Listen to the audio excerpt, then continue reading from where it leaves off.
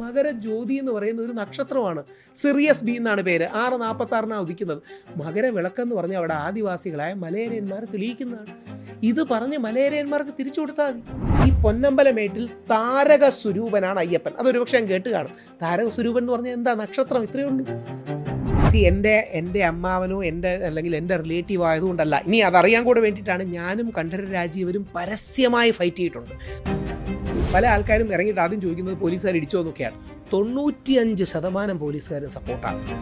Daily paper കൊണ്ടുവരുമ്പോൾ എൻ്റെ വാർത്ത എനിക്ക് തരികയാണെങ്കിൽ ആ വാർത്ത ഫുള്ള് കീറിയിട്ട് തരും.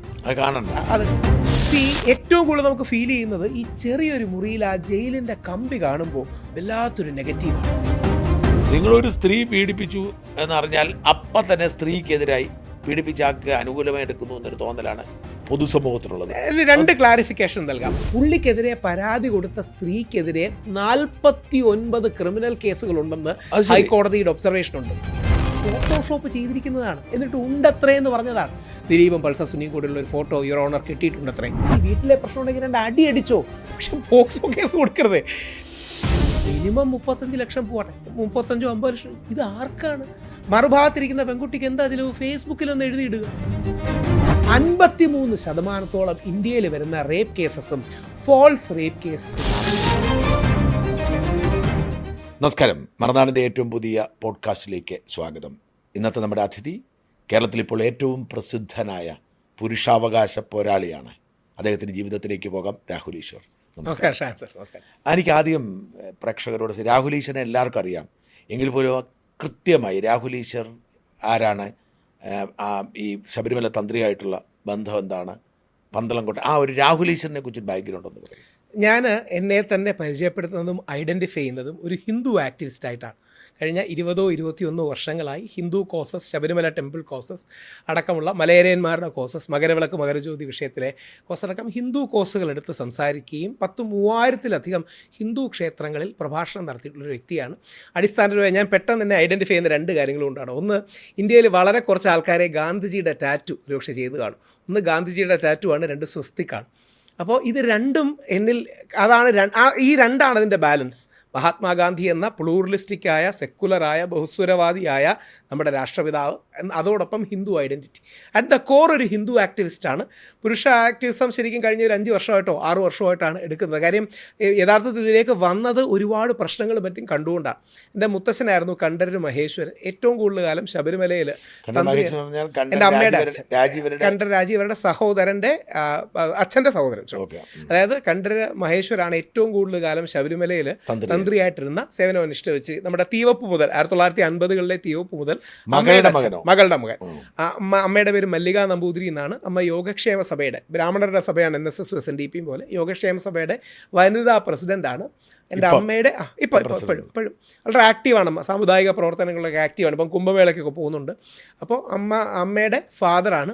ശരിക്കും ചെറിയ പ്രായത്തിൽ എൻ്റെ ഫാദർ മരിച്ചതാണ്. എൻ്റെ അച്ഛൻ്റെ പേര് ഈശ്വരൻ നമ്പൂതിരി എന്നാണ്. മുത്തശ്ശനും മുത്തശ്ശിയും ദേവകി അന്തർജനവും മുത്തശ്ശനും കൂടാണ്, അല്ലെങ്കിൽ അമ്മയും കൂടാണ് എന്നെ വളർത്തിയത്. എൻ്റെ ഏറ്റവും വലിയ ഇൻഫ്ലുവൻസ് മുത്തശ്ശിയാണ്. ശരിക്കും മുത്തശ്ശനുമല്ല, മുത്തശ്ശനാണ്, അമ്മയാണ്, എന്നാൽ അവരെ കാട്ടി മുത്തശ്ശിയാണ് ആദ്യമായിട്ട് ശബരിമല പ്രക്ഷോഭത്തിൽ അറസ്റ്റ് ചെയ്യപ്പെട്ട വ്യക്തി. അന്ന് മുത്തശ്ശിക്ക് 82 വയസ്സുണ്ട്. മുത്തശ്ശിയെയും അമ്മയും പ്രയാർ ഗോപാലകൃഷ്ണൻ സാറിനെയും എന്നെയാണ് ആദ്യമായിട്ട് അറസ്റ്റ് ചെയ്യുന്നത്. അവർ പ്രായമാവേണ്ട അവരെ വിട്ടു, ഞങ്ങളെ ജയിലിൽ അറസ്റ്റ് ചെയ്ത് കൊണ്ടുപോയി. അപ്പോൾ 2018 നമ്മുടെ അതാണ് ഫസ്റ്റ്. അവിടെ കല്ലെറിയലും മറ്റും ഉണ്ടായത് ഈ മുത്തശ്ശി അടക്കം അറസ്റ്റ് ചെയ്തപ്പോഴാണ്. കാര്യം ഇത്രയും പ്രായമായ ഒരു സ്ത്രീയെ അറസ്റ്റ് ചെയ്യുന്ന സത്യം പറഞ്ഞാൽ ഞങ്ങളും വിചാരിച്ചില്ല. പക്ഷേ സുപ്രീം കോടതിയുടെ വിധി, ആ സെൻസിറ്റീവായ സ്പേസ് അതൊക്കെ ആയതുകൊണ്ടാണ്. മുത്തശ്ശി അവിടെയാണ് എന്നെ അറസ്റ്റ് ചെയ്ത് ഞങ്ങളെ കായംകുളം ജയിലിലേക്ക് കൊണ്ടുപോയി. അപ്പോൾ അടിസ്ഥാനപരമായൊരു ഹിന്ദു ആക്ടിവിസ്റ്റാണ്. എന്നാൽ ഞാൻ പലപ്പോഴും സാറിൻ്റെ ലൂസ് ടോക്കിൽ ഒരിക്കൽ മെൻഷൻ ചെയ്തതുപോലെ, സാറിൻ്റെ അവിടെ ഗാന്ധിജി ഇരിക്കുന്നത് പോലെ, ശരിക്കും സാർ ആലോചിച്ച് നോക്കണം, ഞാനും സാറും ഒക്കെ സ്കൂളിൽ പഠിച്ചത് കള്ളമാണ്. ഗാന്ധിജി എഴുതി വെച്ചിട്ടുണ്ട്, ഈ കാവി അല്ലെങ്കിൽ കുങ്കുമം ഹിന്ദുക്കളെ, വെള്ള ക്രിസ്ത്യാനികളെയും മറ്റു ന്യൂനപക്ഷങ്ങളെയും പച്ച മുസ്ലിങ്ങളെയും. ഏപ്രിൽ 13, 1921 യങ് ഇന്ത്യയിൽ രാഷ്ട്രപിതാവായ മഹാത്മാഗാന്ധി എഴുതി വെച്ചതാണ്. അതായത് മഹാത്മാഗാന്ധിയുടെ ഒരു പ്രസംഗത്തെ കോട്ട് ചെയ്ത് വ്യാഖ്യാനിക്കുന്നതല്ല. നമ്മുടെ ChatGPT പോയി ചോദിച്ചാൽ ഒറിജിനൽ ടെക്സ്റ്റ് കിട്ടും. ഇത് ഹിന്ദു, ഇത് Christian plus other religions, Parsi, ജൂതന്മാരും എല്ലാവരും, ഇത് പച്ച നമ്മുടെ മുസ്ലിം. ഈ ബാലൻസ് പിടിച്ചാൽ മതി. ഈ ബാലൻസ് ഇന്ത്യക്ക് നഷ്ടമാകുന്നതാണ് ഇന്ത്യയുടെ പ്രശ്നം. RSS BJP, ഇപ്പോൾ എൻ്റെ അമ്മ BJPക്ക് വേണ്ടി ക്യാമ്പയിനൊക്കെ പോയിട്ടുള്ള ആളാണ്. രാജീവ് ചന്ദ്രശേഖർജിക്ക് വേണ്ടി അടക്കം അമ്മ ക്യാമ്പയിന് പോയിട്ടുള്ള ആളാണ്. ഞാൻ ശശി തരൂരിനാണ് വോട്ട് ചെയ്യുന്നത്. എനിക്കിത് പറയുന്നത് മടിയൊന്നുമില്ല. അമ്മ രാജീവ് ചന്ദ്രശേഖർക്ക് വേണ്ട വോട്ട് ചെയ്യുന്നത്. ഞാൻ BJPയിലെ സുഹൃത്തുക്കളോടും പറയും, ബാലൻസ് പിടിച്ചാൽ മതി. മറുഭാഗത്ത് മുസ്ലിങ്ങളെ വെറുപ്പിക്കാതിരുന്നാൽ മതി. ഇപ്പം ക്രിസ്ത്യാനികളെ കൂടെ നിർത്താൻ നല്ല ശ്രമങ്ങൾ നടത്തുന്നുണ്ട് ശ്രീ സുരേഷ് ഗോപിയും രാജീവ് ചന്ദ്രശേഖർജിയും ഒക്കെ. നമ്മുടെ രാജ്യം എല്ലാവർക്കും ഉള്ളതല്ലേ, ഒരുമിച്ച് പൊക്കൂടെ? ഈ ലൈൻ പിടിക്കുന്ന ഒരു ഗാന്ധിയനായ ഹിന്ദു ആക്ടിവിസ്റ്റാണ്. എന്നാൽ ഹിന്ദു ആക്ടിവിസ്റ്റ് എന്ന് പറഞ്ഞു കഴിഞ്ഞാൽ ഹിന്ദു കോസുകൾ സംരക്ഷിക്കണം, ഹിന്ദു പക്ഷേ മതേതരമാണ്, മതസൗഹാർദ്ദമാണ്. ഞാൻ സത്യം പറഞ്ഞാൽ ഞാൻ മതേതരത്വത്തിൽ വിശ്വസിക്കാത്ത വ്യക്തിയാണ്. ഞാൻ സെക്കുലർ അല്ല, ഞാൻ പ്ലൂറലിസ്റ്റിക് ആണ്. ഞാൻ മതേതരനല്ല, മതസൗഹാർദ്ദവാദിയാണ്. ആലങ്കാരികമായി ഞാൻ പറയാറുണ്ട്, ഞാനൊരു ആര്യ ബ്രാഹ്മണ സവർണ ഹിന്ദു വലതുപക്ഷ ആക്ടിവിസ്റ്റാണ്. അപ്പോൾ അവർണരോട് താല്പര്യം ഒരു താല്പര്യക്കുറവില്ല. യഥാർത്ഥത്തിൽ നമ്മുടെ നാട്ടിലെ ഏറ്റവും വലിയ സവർണ ഹിന്ദു ആക്ടിവിസ്റ്റായ മഹാത്മാഗാന്ധിയാണ് ഏറ്റവും കൂടുതൽ അവർണ സമുദായങ്ങളുടെ കോസിന് വേണ്ടി ഫൈറ്റ് ചെയ്യുന്നത്. എന്തുകൊണ്ടാണ് ഞാൻ എൻ്റെ ഐഡൻറ്റിറ്റി പറഞ്ഞ് ഫൈറ്റ് ചെയ്യുന്നതെന്നറിയാമോ? ഞാൻ മതേതര സ്പേസിൽ നിന്നല്ല. ഞാൻ പലപ്പോഴും നമ്മുടെ ദളിത് ചിന്തകരോട് നിൽക്കുമ്പം തുറന്നു തന്നെ പറയാറുണ്ട്, ചരിത്രത്തിൽ എൻ്റെ പൂർവികർ നിങ്ങളോട് തെറ്റിയിട്ടുണ്ട്, ഞങ്ങൾ ക്ഷമിക്കണം. ഉണ്ടല്ലോ, അതുകൊണ്ടല്ലേ വിവേകാനന്ദൻ നിനക്കൊക്കെ ഭ്രാന്താണ് എന്ന് ഈ നാട്ടിൽ വന്നിട്ട് പറഞ്ഞത്. അപ്പോൾ നമ്മുടെ പൂർവികർക്ക്, പ്രത്യേകിച്ച് എൻ്റെ പൂർവികർക്ക് തെറ്റ് പറ്റിയിട്ടുണ്ട്. അത് ഓണപ്പ് ചെയ്യണമെങ്കിൽ ആ ഐഡൻറ്റിറ്റി എടുത്തല്ലേ എനിക്ക് പറയാൻ പറ്റൂ. അപ്പോൾ 100% ആ ബ്രാഹ്മണ സ്പേസിൽ നിൽക്കുന്നതിൻ്റെ, ഹിന്ദു സ്പേസിൽ നിൽക്കുന്നതിൻ്റെ കാരണം ഹിന്ദു സ്പേസിൽ നിന്നാലേ ഹിന്ദു മുസ്ലിം ഐക്യം എന്ന ആംഗിൾ നമുക്ക് എടുക്കാൻ പറ്റും, മതേതര സ്പേസിലല്ല. അങ്ങേക്ക് കൗതുകം തോന്നുന്നൊരു കാര്യം കൂടെ പറയാം, ക്രോസ് ചെക്കും കൂടെ ചെയ്യണം. 1947 ഓഗസ്റ്റ് 15 സ്വാതന്ത്ര്യം കിട്ടുന്ന ദിവസം ഗാന്ധിജിയെ കമ്മ്യൂണിസ്റ്റ് നേതാക്കൾ പോയി കാണുന്നുണ്ട്. ജ്യോതി ബസുവും PC ജോഷി അടക്കമുള്ള ആൾക്കാരുണ്ട്. അതൊരു വളരെ ഉച്ചയ്ക്ക് 2 മണിക്കോ 1 മണിക്കോ എന്തോ ആണ്. ഗാന്ധിജിയുടെ ലൈഫിൽ റെക്കോർഡഡ് ആണല്ലോ. ഗാന്ധിജി അവരോട് പറയുന്നുണ്ട്, കമ്മ്യൂണിസ്റ്റുകാരോട് പറയുന്നുണ്ട്, നിങ്ങൾ കമ്മ്യൂണിസ്റ്റാണ്, ഞാൻ സോഷ്യലിസ്റ്റാണ്. പക്ഷേ നമ്മൾ രണ്ടും ഹിന്ദു മുസ്ലിം ഐക്യം ഉയർത്തിപ്പിടിക്കണം. മതേതരത്വം ഉയർത്തിപ്പിടിക്കണമെന്നല്ല, ഹിന്ദു മുസ്ലിം ഐക്യം ഉയർത്തിപ്പിടിക്കണം, കമ്മ്യൂണൽ ഹാർമണി ഉയർത്തിപ്പിടിക്കണം. നമ്മുടെ മതേതരത്വം നെഹ്റൂവിയൻ സെക്കുലറിസമാണ്. നെഹ്റൂവിയൻ സെക്കുലറിസം ഇൻ ഇഫക്റ്റ് ഞങ്ങൾ ഹിന്ദുക്കൾ പണിയെ തരുമെന്ന് പറഞ്ഞാൽ നെഗറ്റീവ് അർത്ഥത്തിലല്ല, ആത്യന്തികമായി ഹിന്ദു താല്പര്യങ്ങൾ ബലി കഴിക്കും. പകരം ഗാന്ധിയൻ സെക്കുലറിസം മതി, അല്ലെങ്കിൽ പ്ലൂറലിസം മതി. ഞാൻ ഹിന്ദുവാണ്, എന്നാൽ നമുക്ക് ഹിന്ദുവും ക്രിസ്ത്യാനിയും മുസ്ലിമും ഒരുമിച്ച് പോകണം. അങ്ങേക്ക് അറിയാവുന്നറിയില്ല, ഇന്ത്യയിലെ ഏറ്റവും വലിയ യേശു ക്രിസ്തുവിൻ്റെ ഫേസ് വാൾ പെയിൻറ്റിങ്, ചുമർ ചിത്രം എൻ്റെ വീട്ടിലാണ്. 140 സ്ക്വയർ ഫീറ്റ് ഉണ്ട്. എനിക്ക് അത്യാവശ്യം വലിയ പാണ്ഡിത്യമൊന്നുമില്ല, അത്യാവശ്യം ബൈബിൾ അറിയാം. അത് യേശു ക്രിസ്തുവിനോടുള്ള ജെനുവിൻ ആദരവ് കാരണമാണ്. അല്ലെങ്കിൽ ഞാൻ സ്ഥിരം പറയാറുണ്ട്, ഈ വിവേകാനന്ദൻ, അത് കേട്ടിരിക്കേണ്ട പ്രസംഗമാണ്. വിവേകാനന്ദൻ കാലിഫോർണിയയിൽ 1901 ഷേക്സ്പിയർ ക്ലബ്ബാണെന്നാണ് എൻ്റെ ഓർമ്മ, പോയൊരു പ്രസംഗം നടത്തുന്നുണ്ട്. 4 ലോക ഗുരുക്കന്മാരെയാണ് പരിചയപ്പെടുത്തുന്നത്. ലോക ചരിത്രത്തിൽ 4 ലോക ഗുരുക്കന്മാർ: കൃഷ്ണൻ, ബുദ്ധൻ, ക്രിസ്തു, മുഹമ്മദ്. ഇത് കേൾക്കാൻ ഒരു മുസ്ലിം പോലും ഇല്ല. അതാണ് അതിലെ പോയിന്റ്. അതായത് അവിടെ ഇരിക്കുന്ന മുസ്ലിങ്ങൾക്ക് കുറച്ച് മതേതരത്വത്തു കൂടി ഇരിക്കട്ടെ, നിങ്ങൾക്കും കൂടെ സുഖിക്കട്ടെ, 27% മുസ്ലിങ്ങൾ വോട്ടുണ്ടല്ലോ എന്ന് വിചാരിച്ചിട്ടല്ല. കാലിഫോർണിയയിൽ നിന്ന് എന്നിട്ട് അവിടെ ഒരാൾ എണീച്ച് ഒന്ന് ചോദിക്കുന്നുണ്ട്, അവിടുത്തെ ജൂതനോ ആരും ആയിരിക്കണം, കമ്മ്യൂണിറ്റി മെൻഷൻഡ് അല്ല, ഈ മുസ്ലിങ്ങൾ സ്ത്രീകളെയൊക്കെ, അതായത് മുസ്ലിം മതത്തെക്കുറിച്ച് കുറച്ച് മോശം പറയുന്നുണ്ട്. വിവേകാനന്ദൻ അവരോട് വേദിയിൽ നിന്ന് പറയുന്നുണ്ട്, നിങ്ങൾക്ക് മുസ്ലിങ്ങളെ ഇഷ്ടമല്ലാത്തതുകൊണ്ടാണ് നിങ്ങൾ അവരുടെ കുറ്റം കണ്ടെത്തുന്നത്. അങ്ങനെയല്ല, എല്ലാ മതങ്ങളിലും ശരിയും തെറ്റുമുണ്ട്. ഞാൻ ഇസ്ലാം മതവും പഠിച്ചിട്ടുണ്ട്. എല്ലാ മതങ്ങളും ആത്യന്തികമായി നല്ലതാണ്. അവയെ രാഷ്ട്രീയത്തിന് വേണ്ടി ദുരുപയോഗം ചെയ്യാതിരുന്നാൽ മതി.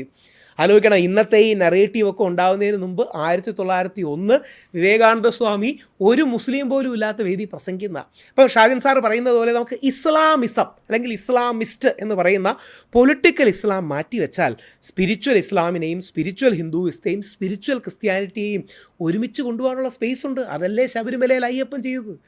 അയ്യപ്പനെ കാണാൻ ദ്രൗപദി മുർമു എന്ന ഇന്ത്യൻ പ്രസിഡൻറ്റ് വരുമ്പോഴും വാവൂർ സ്വാമിയെ തൊഴുതിട്ടാണ് പോകുന്നത്. ആ വാവൂർ സ്വാമി ഒരു കാര്യമില്ലാതെ വാവൂരിനാണെന്ന് പറയുന്ന നമ്മുടെ തീവ്ര ഹിന്ദുത്വവാദികളെ എന്ത് പറയണം? ഇന്ത്യൻ പ്രസിഡൻറ്റ്, അതായത് RSSും BJPയും പ്രസിഡൻ്റാക്കിയ ദ്രൗപദി മുർമുജി പോലും വന്ന് അലിയുടെയും പാത്തുമ്മയുടെയും മകനായ വാവൂർ സ്വാമിക്ക് ആദരമർപ്പിച്ചിട്ടാണ് അയ്യപ്പനെ കാണാൻ പോകുന്നത്.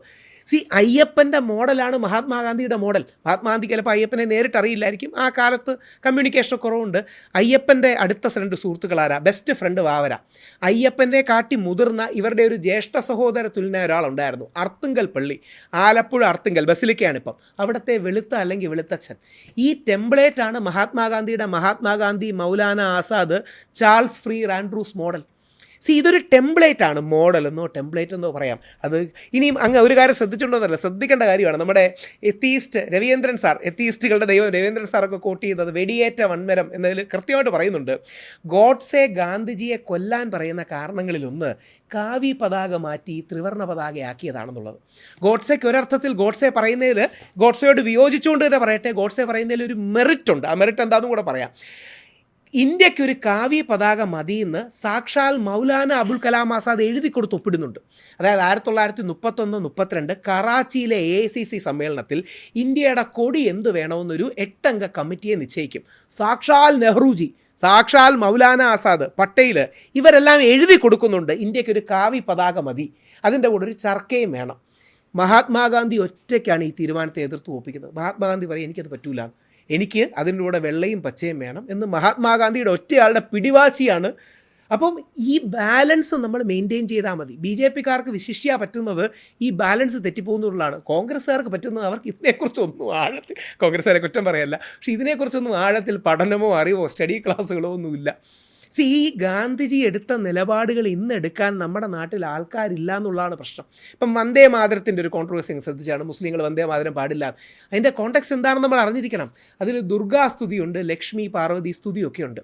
അപ്പോൾ ഒരുപാട് പേര് മഹാത്മാഗാന്ധിയോടക്കമുള്ള ആൾക്കാരോട് പറഞ്ഞു, മുസ്ലിങ്ങൾക്കും ക്രിസ്ത്യാനികൾക്കും ഒരു ദൈവവിശ്വാസം വ്യത്യാസമാണല്ലോ, അപ്പം നമ്മുടെ ദുർഗാ ലക്ഷ്മി സ്തുതിയൊക്കെ വന്നാൽ അവർക്കത് അൺകംഫർട്ടബിൾ ആവും. ഒരു മുസ്ലിമും ഔദ്യോഗികമായിട്ട് റേസ് ചെയ്തിട്ടില്ല.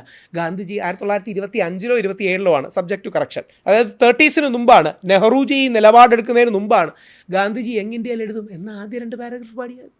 ഇതല്ലേ രാജ്യം മുമ്പോട്ട് പോകുന്നത്. ആ വന്ദേമാതരം നമ്മളെ വീണ്ടും പാടിച്ച AR റഹ്മാനല്ലേ. ഈ ബാലൻസ് നമ്മൾ വിട്ടുപോയി. ഗാന്ധിജിയോട് പറയാം, ഗാന്ധിജി എന്ത് പറയണം, ഇല്ല നിങ്ങളെല്ലാം ദുർഗാസ്തുതി പാടണമെന്ന് പറയൂ. ഇപ്പോഴും RSSകാർ ആ ദുർഗാസ്തുതി പാടുന്നവരാണ്. ഗാന്ധിജി പറഞ്ഞു നമുക്ക് ആദ്യ 2 പാരഗ്രാഫ് മതി. ഇതാണ് രാഷ്ട്രനിർമ്മാണം. അല്ലാതെ രാഷ്ട്രനിർമ്മാണം ഒരു റോക്കറ്റ് സയൻസ് ഒന്നുമല്ല. ഈ രാഷ്ട്രനിർമ്മാണം മുമ്പോട്ട് കൊണ്ടുപോകണം. ഞാൻ അങ്ങേക്ക് ലൈവായിട്ട് അങ്ങയുടെ ഓർമ്മയിലുള്ളൊരു കാര്യം പറയാം. നമ്മുടെ മകരവിളക്ക് മകരജ്യോതി വലിയ കോൺട്രവേഴ്സി ആയിരുന്നു. നമ്മുടെ സ്റ്റേറ്റ് ഭരണകൂടം ലെഫ്റ്റും കോൺഗ്രസും ഒരേപോലെ മറച്ചു വെച്ച് 75 വർഷങ്ങളായിട്ട് അവിടെ പോലീസുകാരെ ഉപയോഗിച്ചാണ് മകരവിളക്ക് കത്തിക്കുന്നത്. സാറിനടക്കം എല്ലാവർക്കും അറിയാം. പക്ഷേ നമ്മളെല്ലാം ഒരു മര്യാദയുടെ പുറത്തും മാന്യതയുടെ പുറത്തും വെളിയിൽ പറയാത്തതാണ്. എല്ലാവർക്കും അറിയാവുന്ന പരസ്യമായ രഹസ്യമായിരുന്നു ഈ സാധനം. ഞാൻ ഈ വിഷയം പഠിച്ചപ്പോൾ എനിക്ക് മനസ്സിലായി, മകരജ്യോതി എന്ന് പറയുന്ന ഒരു നക്ഷത്രമാണ്. സിറിയസ് ബി എന്നാണ് പേര്. 6:46 ഉദിക്കുന്നത്. മകരവിളക്കെന്ന് പറഞ്ഞാൽ അവിടെ ആദിവാസികളായ മലയരയന്മാർ തെളിയിക്കുന്നതാണ്. ഇത് പറഞ്ഞ് മലയരയന്മാർക്ക് തിരിച്ചു കൊടുത്താൽ മതി. എന്നെ സനൽ എഡമർഗ്, ഏറ്റവും പ്രമുഖനായ എത്തീസ്റ്റായ സനൽ എഡമർഗ് കണ്ടപ്പോൾ ഞങ്ങളുടെ ഒരു ചർച്ചയിൽ പറഞ്ഞു, രാഹുൽ ചെയ്തത് നല്ല കാര്യമാണ്, ഒരു മധ്യപാത എടുത്തു, വിശ്വാസത്തെ രക്ഷിക്കുകയും ചെയ്തു, എന്നാൽ അതിലൊരു യുക്തിയും ശാസ്ത്രത്തിൻ്റെ ചിന്തയും കൊണ്ടു. ഈ ബാലൻസ് നമ്മുടെ നാട്ടിൽ എടുക്കാതെ തീവ്ര ഇടതിലേക്കും തീവ്ര വലതിലേക്കും പോകുന്നതാണ് പ്രശ്നം. ഈ മധ്യം പിടിക്കുന്ന ഒരാളാണ് രാഹുൽ ഈശ്വർ എന്നുള്ളതാണ് ഞാൻ എന്നെക്കുറിച്ച് കാണുന്ന എൻ്റെ ഐഡൻറ്റിറ്റി. മധ്യമാർഗം, സെൻട്രിസ്റ്റ് പാത്ത്, മിഡിൽ പാത്ത്, ബുദ്ധനൊക്കെ മാധ്യം അല്ലെങ്കിൽ മധ്യമാർഗം എന്ന് പറയുന്നതാണ്. ഈ പാത എടുക്കാൻ നമ്മുടെ നാട്ടിൽ ഒരാൾ വേണം. ഈ മകരവിളക്കിനെ കുറിച്ച് പറഞ്ഞപ്പോഴാണ്, ഈ മകരവിളക്ക് പക്ഷേ അത് കാണാനാണല്ലോ ഭക്തർ മുഴുവൻ ഈ ആന്ധ്രയിൽ നിന്നൊക്കെ എത്തുന്നത്. കറക്റ്റ്. അത് പക്ഷെ നമ്മൾ തുറന്ന് സമ്മതിക്കാറില്ലല്ലോ ഇപ്പോഴും. അങ്ങനെ അത് കത്തിക്കുകയാണെന്ന് പറയാറില്ലല്ലോ. ഞാൻ ഇത് എടുക്കുന്ന സാറിനെ തന്നെ കാണിക്കാൻ വേണ്ടിയാണ്. നമ്മുടെ മലയാളികളുടെ കുറച്ചൊരു സ്യൂഡോ അഭിമാനത്തിൻ്റെയും കൂടെ പ്രശ്നമാണ്. അതായത് എന്താ വിഷയമെന്ന് കേൾക്കുമ്പോൾ അങ്ങേക്ക് കൗതുകം തോന്നുന്നത്. ഇത് എനിക്കറിയില്ല അവിടെ നിന്ന് കാണാൻ പറ്റുമെന്ന്. ഇത്രയുള്ള സംഭവം. ഈ താഴെ കത്തിക്കുന്നത് മകരവിളക്ക്, മേളി കത്തിക്കുന്നത്, മേളി വരുന്നത് മകരജ്യോതി. എന്താണെന്നറിയാമോ ഈ 3 പ്രാവശ്യം കത്തിക്കുന്നത്? കേൾക്കുമ്പോൾ നിങ്ങൾക്ക് ചിരി വരും. ദീപാരാധന ഒഴിയുകയാണ്. പണ്ട് മലയരയന്മാർ 900 വർഷങ്ങളായിട്ട് സാർ അമ്പലത്തിൽ പോകുമ്പോൾ കണ്ടിട്ടുണ്ടോ? ആരതി ഒഴിയുന്നതാണ് ഈ 3 പ്രാവശ്യം. ഇന്ന് പോലീസുകാർ ചാക്കിട്ടാണ് ചെയ്യുന്നത്. ഇന്ന് പോലീസുകാർ അതിൻ്റെ പുറത്ത് ചാക്കിടും, ചാക്ക് മാറ്റും. എത്ര മോശമായിട്ടാണ് ചെയ്യുന്നത് എന്നുള്ള മറ്റൊരു വിഷയം. യഥാർത്ഥ വിഷയം എന്താ? 1950കളിൽ ഈ സ്ഥലം KSEBയും ദേവസ്വം ബോർഡും ഒക്കെ കയ്യേറി. ഈ സ്ഥലം കയ്യേറി അവിടുത്തെ മലയരയന്മാരെന്ന് പറയുന്ന അതിപ്രാചീന ST വിഭാഗത്തെ, ഷെഡ്യൂൾഡ് ട്രൈബാണ്, കാസ്റ്റ് പോലുമല്ല, ഷെഡ്യൂൾഡ് ട്രൈബ് വിഭാഗത്തെ അവിടെ നിന്ന് പുറത്താക്കി. അവരുടെ അവകാശങ്ങൾ ഇവർ കവർന്നെടുത്തു. അപ്പോൾ ഇവരെല്ലാ വർഷവും റിക്വസ്റ്റ് വരുമ്പോൾ ഇവരെ മാറ്റി പോലീസുകാർ ചെയ്തു തുടങ്ങി. ഇത്രയുള്ള സംഭവം. ഈ സിമ്പിൾ സാധനം അങ്ങ് അറിയണം. ഇതുവരെ കേരള ഗവൺമെൻറ് ഔദ്യോഗികമായിട്ട് അംഗീകരിച്ചിട്ടില്ല. ഞാൻ എൻ്റെ മുത്തശ്ശനെ കണ്ടുവന്ന്, അദ്ദേഹമായിരുന്നു തന്ത്രി, പന്തളം റോയൽ ഫാമിലിയെ കണ്ടു, തിരുവിതാംകൂർ രാജകുടുംബത്തെ കണ്ടു. അവരെല്ലാം പോസിറ്റീവാണ്. അവരെല്ലാം ഇത് കൊടുക്കണമെന്നുള്ള അവകാശ സ്റ്റാൻഡുകാരാ. ആദിവാസികൾക്ക്, മലയരയർക്ക് തിരിച്ചു കൊടുക്കണം. അതിൻ്റെ കേസ് നടക്കുക ഇപ്പോൾ ഹൈക്കോടതിയിൽ. ഞാൻ SC/ST കമ്മീഷനിൽ പോയി. വിജയകുമാർ സാറായിരുന്നു അന്നത്തെ SC/ST കമ്മീഷണർ. ആദ്യം ഒരു തർക്കം ഉണ്ടായിരുന്നു, ബ്രാഹ്മണനായ രാഹുൽ ഈശ്വറിന് SC/ST കമ്മീഷനിൽ എങ്ങനെ പോകാൻ പറ്റുമെന്ന്. പക്ഷേ പുള്ളി പറഞ്ഞു ഇത് SC/STക്കാർക്ക് വേണ്ടിയുള്ള പെറ്റീഷൻ പൊളിറ്റീഷ്യനാണ്, അതുകൊണ്ട് കാസ്റ്റ് നോക്കേണ്ടത്. ഞാൻ പോയി, അദ്ദേഹം നമുക്ക് അനുകൂലമായി വിധി തന്നു. വനം വകുപ്പ് പോയി, സി പി ഐ ആണെന്ന് തോന്നുന്നു, ഇടതുപക്ഷം ഇരിക്കുന്ന വനം വകുപ്പ് പോയി ഹൈക്കോടതി ബ്ലോക്ക് ചെയ്തു. പറഞ്ഞ കള്ളം എന്താ അറിയാമോ? പുലികൾ മേറ്റ് ചെയ്യുന്ന സ്ഥലമാണ്, അതുകൊണ്ട് നമുക്ക് അവിടെ ആളെ വിടാൻ പറ്റില്ല. ഒന്നുമില്ല, കള്ളം പറയുന്നതിനൊരു മടിയില്ലാത്തതുകൊണ്ടാണ്. ഇന്നും മലേറിയന്മാർക്ക് കിട്ടിയിട്ടില്ല. 900 വർഷം മലേറിയന്മാർ തെളിയിച്ച ദീപമാണ്. അത് സിമ്പിൾ ഇത്രയേ ഉള്ളൂ. അതായത് ശബരിമല താഴെയാണ്, പൊന്നമ്പലമേടാണ് മേളിൽ. ഈ പൊന്നമ്പലമേട്ടിൽ താരക സ്വരൂപനാണ് അയ്യപ്പൻ. അതൊരു പക്ഷേ ഞാൻ കേട്ട് കാണും. താരക സ്വരൂപൻ എന്ന് പറഞ്ഞാൽ എന്താ? നക്ഷത്രം, ഇത്രയേ ഉള്ളൂ. അതായത് അയ്യപ്പൻ ഈ 6:46 നക്ഷത്രമായി വരുന്നു എന്നാണ് വിശ്വാസം. അപ്പോൾ അവർ മേളിൽ ദീപാരാധന 3 തവണ ഒഴിയും, താഴെ ഇത് കണ്ട് പൂജ തുടങ്ങും. ഈ ഒരു തവണ മാത്രമേ നക്ഷത്രം ഉണ്ടാവുള്ളൂ? അല്ല, നക്ഷത്രം ഉദിക്കുന്നതാണ്, നമ്മുടെ സൂര്യൻ ഉദിക്കുന്നത് പോലെ. എന്തുണ്ടാവും? സൂര്യൻ ഉദിക്കുന്ന പോലെയേ ഉള്ളൂ. അതായത് സിംബോളിക്കായിട്ട് നമ്മുടെ പഴയ ആൾക്കാർ മരിച്ചവർ നക്ഷത്രമായിട്ടോ നമ്മളെ വിട്ടുപിരിഞ്ഞവർ നക്ഷത്രമായിട്ടോ വരുമെന്നുള്ള വിശ്വാസമുണ്ട്. 6:46 ഈ നക്ഷത്രം ഉദിക്കുന്നത്, 6:46. അതായത് നമ്മുടെ സൂര്യൻ ഉദിക്കുന്ന സമയം പോലെ തന്നെ നക്ഷത്രം ഉദിക്കും. സൂര്യൻ കഴിഞ്ഞാൽ നഗ്ന നേത്രങ്ങൾ കൊണ്ട് ഏറ്റവും കൂടുതൽ കാണാൻ കഴിയുന്നതാണ് സിറിയസ് ബി എന്ന ഈ നക്ഷത്രം. പണ്ടത്തെ ആൾക്കാർ, ഞാൻ ഇനി വിശ്വാസി അല്ലാതെ പറയാം, പണ്ടത്തെ ആൾക്കാർ നമ്മുടെ അയ്യപ്പനാണ് ആകാശത്ത് വന്നിരിക്കുന്നതെന്ന് പറഞ്ഞു, അല്ലെങ്കിൽ ധർമ്മശാസ്താവ് നക്ഷത്രമായിട്ട് വരുന്നു എന്ന് പറഞ്ഞു. അവർ തൊഴുതു, അവർ പൂജിച്ചു, താഴെ കണ്ടു തുടങ്ങി. ഈ സിമ്പിളായ കാര്യമാണ് സ്റ്റേറ്റ് സീക്രട്ടായി മറച്ചു വെച്ച് ADGP അടങ്ങുന്നൊരു സംഘമാണ് ഇതിന് കാവൽ നിൽക്കുന്നത്. ഞാൻ പോലീസുകാരോട്, പേര് പറയാൻ പറ്റില്ലാത്തതുകൊണ്ട് സീനിയർ ആൾക്കാർ സംസാരം, എന്തിനാണ് ഇത് ചെയ്യുന്നത്? ആ മലയരയന്മാർക്ക് തിരിച്ചു കൊടുത്തുകൂടെ? അവിടെയാണ് ഞാൻ ബ്രാഹ്മണ സമൂഹത്തിന് ഏറ്റവും നന്മ പറയുന്നത്. CPM ദേവസ്വം ബോർഡ് പറഞ്ഞു, ഇല്ല, ബ്രാഹ്മണ പൂജാരി ചെയ്താൽ മതിയെന്ന്. നമ്മൾ നമ്മുടേതായൊരു പൂജാരിയാണ്, മുത്തശ്ശൻ പറഞ്ഞു അത് പാടില്ല, ചെയ്യരുത്. അത് മലയരയന്മാരുടെ പൂജയാണ്, അവരുടെ അവകാശമാണ്. അയ്യപ്പൻ ശബരിമല ചെയ്തത് എന്താ? ഈ ബാലൻസാണ്. അയ്യപ്പന് 2 നായർ പട്ടാളമുണ്ട്, അതാണ് അമ്പലപ്പുഴ, ആലങ്ങാട്. അയ്യപ്പൻ പഠിച്ചത് ഈഴവക്കളരിയിലാണ്, അതാണ് ചീരപ്പഞ്ചിറ എന്ന് പറയുന്ന ഈഴവക്കളരി. അയ്യപ്പൻ്റെ മറ്റൊരു സൈന്യമാണ് ഷെഡ്യൂൾഡ് ട്രൈബായ മല അരയന്മാർ. ഇതിനെക്കുറിച്ച് ബ്രിട്ടീഷുകാരുടെ റിപ്പോർട്ടിൽ, ward and corner report, volume 2, page number 136, 137 reference ഉണ്ട്, നെറ്റിലൊക്കെ അവൈലബിൾ ആയ റെഫറൻസാണ്. അയ്യപ്പൻ്റെ ഏറ്റവും അടുത്ത ഫ്രണ്ട് ഒരു മുസ്ലിമാണ്. അയ്യപ്പൻ്റെ ഗുരുസ്ഥാനീയനായ, എൻ്റെ മോൻ സെൻറ് തോമസിലാണ് പഠിക്കുന്നത്. ഞാൻ എപ്പോഴും ആലങ്കാരികമായി പറയും, നമ്മൾ ഏറ്റവും കൂടുതൽ പഠിച്ചത് ക്രിസ്ത്യൻ സ്കൂൾസിലാണ്. എൻ്റെ അമ്മ ക്രിസ്ത്യൻ കോളേജിലാണ് പഠിച്ചത്, ഞാൻ പഠിച്ചത് വലിയൊരു ശതമാനം ക്രൈസ്തവ നഗറിലാണ്, മുത്തശ്ശി പഠിച്ചത് ബാലികാ മഠത്തിലാണ്. അന്ന് അയ്യപ്പൻ അഡ്മിഷൻ എടുത്തു കൊടുത്തത് ഈ വെളുത്തെയാണ്, അവിടുത്തെ ചീരമ്പിച്ചരം കളരിയിൽ. ആ അയ്യപ്പൻ്റെ ചേട്ടനോ അങ്ങനെ ഒരു ഇവരെക്കാട്ടി മുതിർന്ന ഒരാളാണ്.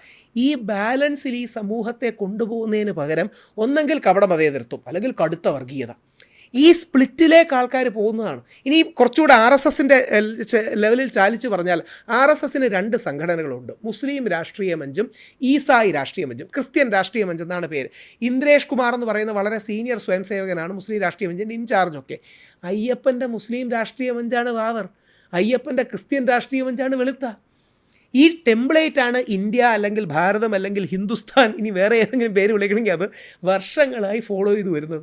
ഈ ടെംപ്ലേറ്റ് ഓണസ്റ്റ്ലി പറയാതെ തീവ്ര വലതുപക്ഷക്കാർ വാവരില്ല, വാപുരനാണ്, ഒരു എന്താ പറയുക, കണ്ണിൻ്റെ മുമ്പ് ഇരിക്കുന്ന കാര്യങ്ങളെക്കുറിച്ച് കള്ളം പറയും. നേരെ മറിച്ച് കമ്മ്യൂണിസ്റ്റുകാർ എന്ത് പറയുന്നറിയാം, ഇതൊക്കെ ഇല്ല, ഇതൊക്കെ കെട്ടുകഥകളാണ്, അയ്യപ്പനൊന്നുമില്ല, അതൊക്കെ വെറും കഥകളാണെന്ന് പറയും. അയ്യപ്പൻ 900 വർഷം മുമ്പ് ജീവിച്ചിരുന്ന വ്യക്തിയാണ്. നമുക്ക് അയ്യപ്പൻ പാട്ടുകളുണ്ട്, ചെമ്പ് പട്ടയങ്ങളുണ്ട്. അതായത് അയ്യപ്പനല്ല, വാവർക്ക് ചെമ്പ് പട്ടയങ്ങളുണ്ട്. പിന്നെ ഭൂതനാഥ സർവസ്വത്തിൽ അടക്കം റെഫറൻസുകളുണ്ട്. എസ് കെ നായരുടെ റെഫറൻസ്, രാമവർമ്മ രാജയുടെ പുസ്തകം, ഇതെല്ലാം നമുക്കുണ്ട്. ഈ സാധനങ്ങൾ ഹിന്ദുക്കൾ പഠിക്കുന്നില്ല എന്നുള്ളതാണ് ഞങ്ങളുടെ പ്രശ്നം. ഈ തന്ത്രി കുടുംബത്തിൻ്റെ, നിങ്ങളുടെ കുടുംബത്തിൻ്റെ നിലപാട് ഇതാണോ ഈ നിലപാട് ഈ വിഷയം? 100%. അദ്ദേഹം പരസ്യമായിട്ട് വന്നു, രഹസ്യമൊന്നുമല്ല, പരസ്യമായിട്ട് വരികയും അങ്ങക്ക് അറിയുമ്പോൾ ഒരു കൗതുകം തോന്നും. കടകംപള്ളി സുരേന്ദ്രൻജി ദേവസ്വം മന്ത്രി on the floor of the house അത് മലയരയന്മാർക്ക് തിരിച്ചു കൊടുക്കാൻ അംഗീകരിച്ചാണ്. ഞാൻ വ്യക്തിപരമായി ശ്രീ പിണറായി വിജയൻ അവർകളെ, ഞാനും PC ജോർജ് സാറും കൂടെയാണ് പോയി കണ്ടത്. ശ്രീ പിണറായി വിജയൻ പറഞ്ഞു, വിഷയം വളരെ വലുതും സെൻസിറ്റീവാണ്, ഞാൻ ഇടപെടുന്നില്ല, കടകംപള്ളിയെ കാണുമെന്ന് പറഞ്ഞു. ഞങ്ങൾ കടകംപള്ളി സാറിനെ പോയി. രാജഗോപാൽ സാറിൻ്റെ ചോദ്യത്തിനും PC ജോർജ് സാറിൻ്റെ സബ്മിഷനെയും മറുപടിയായിട്ട് ഇത് മലയരയന്മാർക്ക് കൊടുക്കാമെന്ന് പറഞ്ഞതാണ്. നമ്മുടെ നാട്ടിൽ ഈ സാധനം എന്താ പറയണേ, ഹൈലൈറ്റ് ചെയ്യാനുള്ള സ്പേസുകൾ കുറവാണ്. ഇത് ഇന്നും, അതായത് ഇന്നും എന്ന് പറഞ്ഞാൽ ഈ കഴിഞ്ഞ ജനുവരി 14 പോലീസ് തന്നെയാണ് ചെയ്തത്. ഇത് മലയരയന്മാർക്ക് കൊടുത്താൽ മതി. ഇത് നമുക്ക് ഓണസ്റ്റി ഇല്ല. മലയാളികളെ എനിക്ക് അഭിമാനമാണ്, പക്ഷേ നമ്മൾ മലയാളികൾക്ക് പൊളിറ്റിക്കൽ ഓണസ്റ്റിയും ഇത്തരം കാര്യങ്ങളിലൊരു ഒരു സത്യസന്ധത പലപ്പോഴും കുറവാണ്. എല്ലാവരും എല്ലാവരുടെയും ആശയങ്ങൾ സ്മഗിൾ ചെയ്യാൻ നോക്കുകയാണ്. കള്ളക്കടത്തിലൂടെ സ്വന്തം ആശയങ്ങൾ എടുത്തു കൊടുക്കാനാണ് പറയുന്നത്. തീവ്ര ഇസ്ലാമിസ്റ്റുകൾ മതേതരത്വത്തിൻ്റെ അംബേദ്കറിനെ മുമ്പൂടി വെച്ചാണ് പോകുന്നത്. തീവ്ര ഹിന്ദുത്വവാദികൾക്ക് ഭയങ്കര അംബേദ്കർ സ്നേഹം തുടങ്ങിയിട്ടുണ്ട്. വേറെ കൊണ്ടല്ല, അംബേദ്കർ മുസ്ലിങ്ങളെക്കുറിച്ച് കുറച്ച് നെഗറ്റീവായ കാര്യങ്ങൾ പറഞ്ഞിട്ടുണ്ട്. അതൊന്ന് ഹൈലൈറ്റ് ചെയ്ത് അടിക്കാം. കുറേ കൂടെ ആത്മാർത്ഥമായി ഗാന്ധിജിയുടെ നിലപാടെടുത്താൽ നമുക്കൊരു ഇൻ്റഗ്രേഷൻ പോസിബിളാണ്. സവർണനും അവർണനും, ഹിന്ദുവും മുസ്ലിമും ക്രിസ്ത്യാനിയും, വിശ്വാസിയും അവിശ്വാസിയും. നെഹ്റുജി അവിശ്വാസിയായിരുന്നല്ലോ, നെഹ്റുജി നിരീശ്വരവാദിയായിരുന്നു, പക്ഷേ ഗാന്ധിജി വിശ്വാസിയായിരുന്നു. ഈ ബാലൻസ് പിടിക്കാൻ നമുക്ക് ഇന്ത്യക്ക് കഴിയുന്നില്ല. പക്ഷേ ബാലൻസ് പിടിക്കണമെങ്കിൽ ആത്മാർത്ഥമായി ഈ വ്യത്യസ്തതകളുണ്ടെന്ന് അംഗീകരിക്കണം. ഇപ്പം നമ്മുടെ രാഷ്ട്രീയത്തിൽ എടുത്ത് ഞാൻ പറയാം, Shri V D Satheesan centre ലെഫ്റ്റാണ്. ഇടതുപക്ഷം എന്ന അർത്ഥത്തിലല്ല, സെൻറ്റർ ടു ലെഫ്റ്റ് നിൽക്കുന്ന സ്പേസാണ്.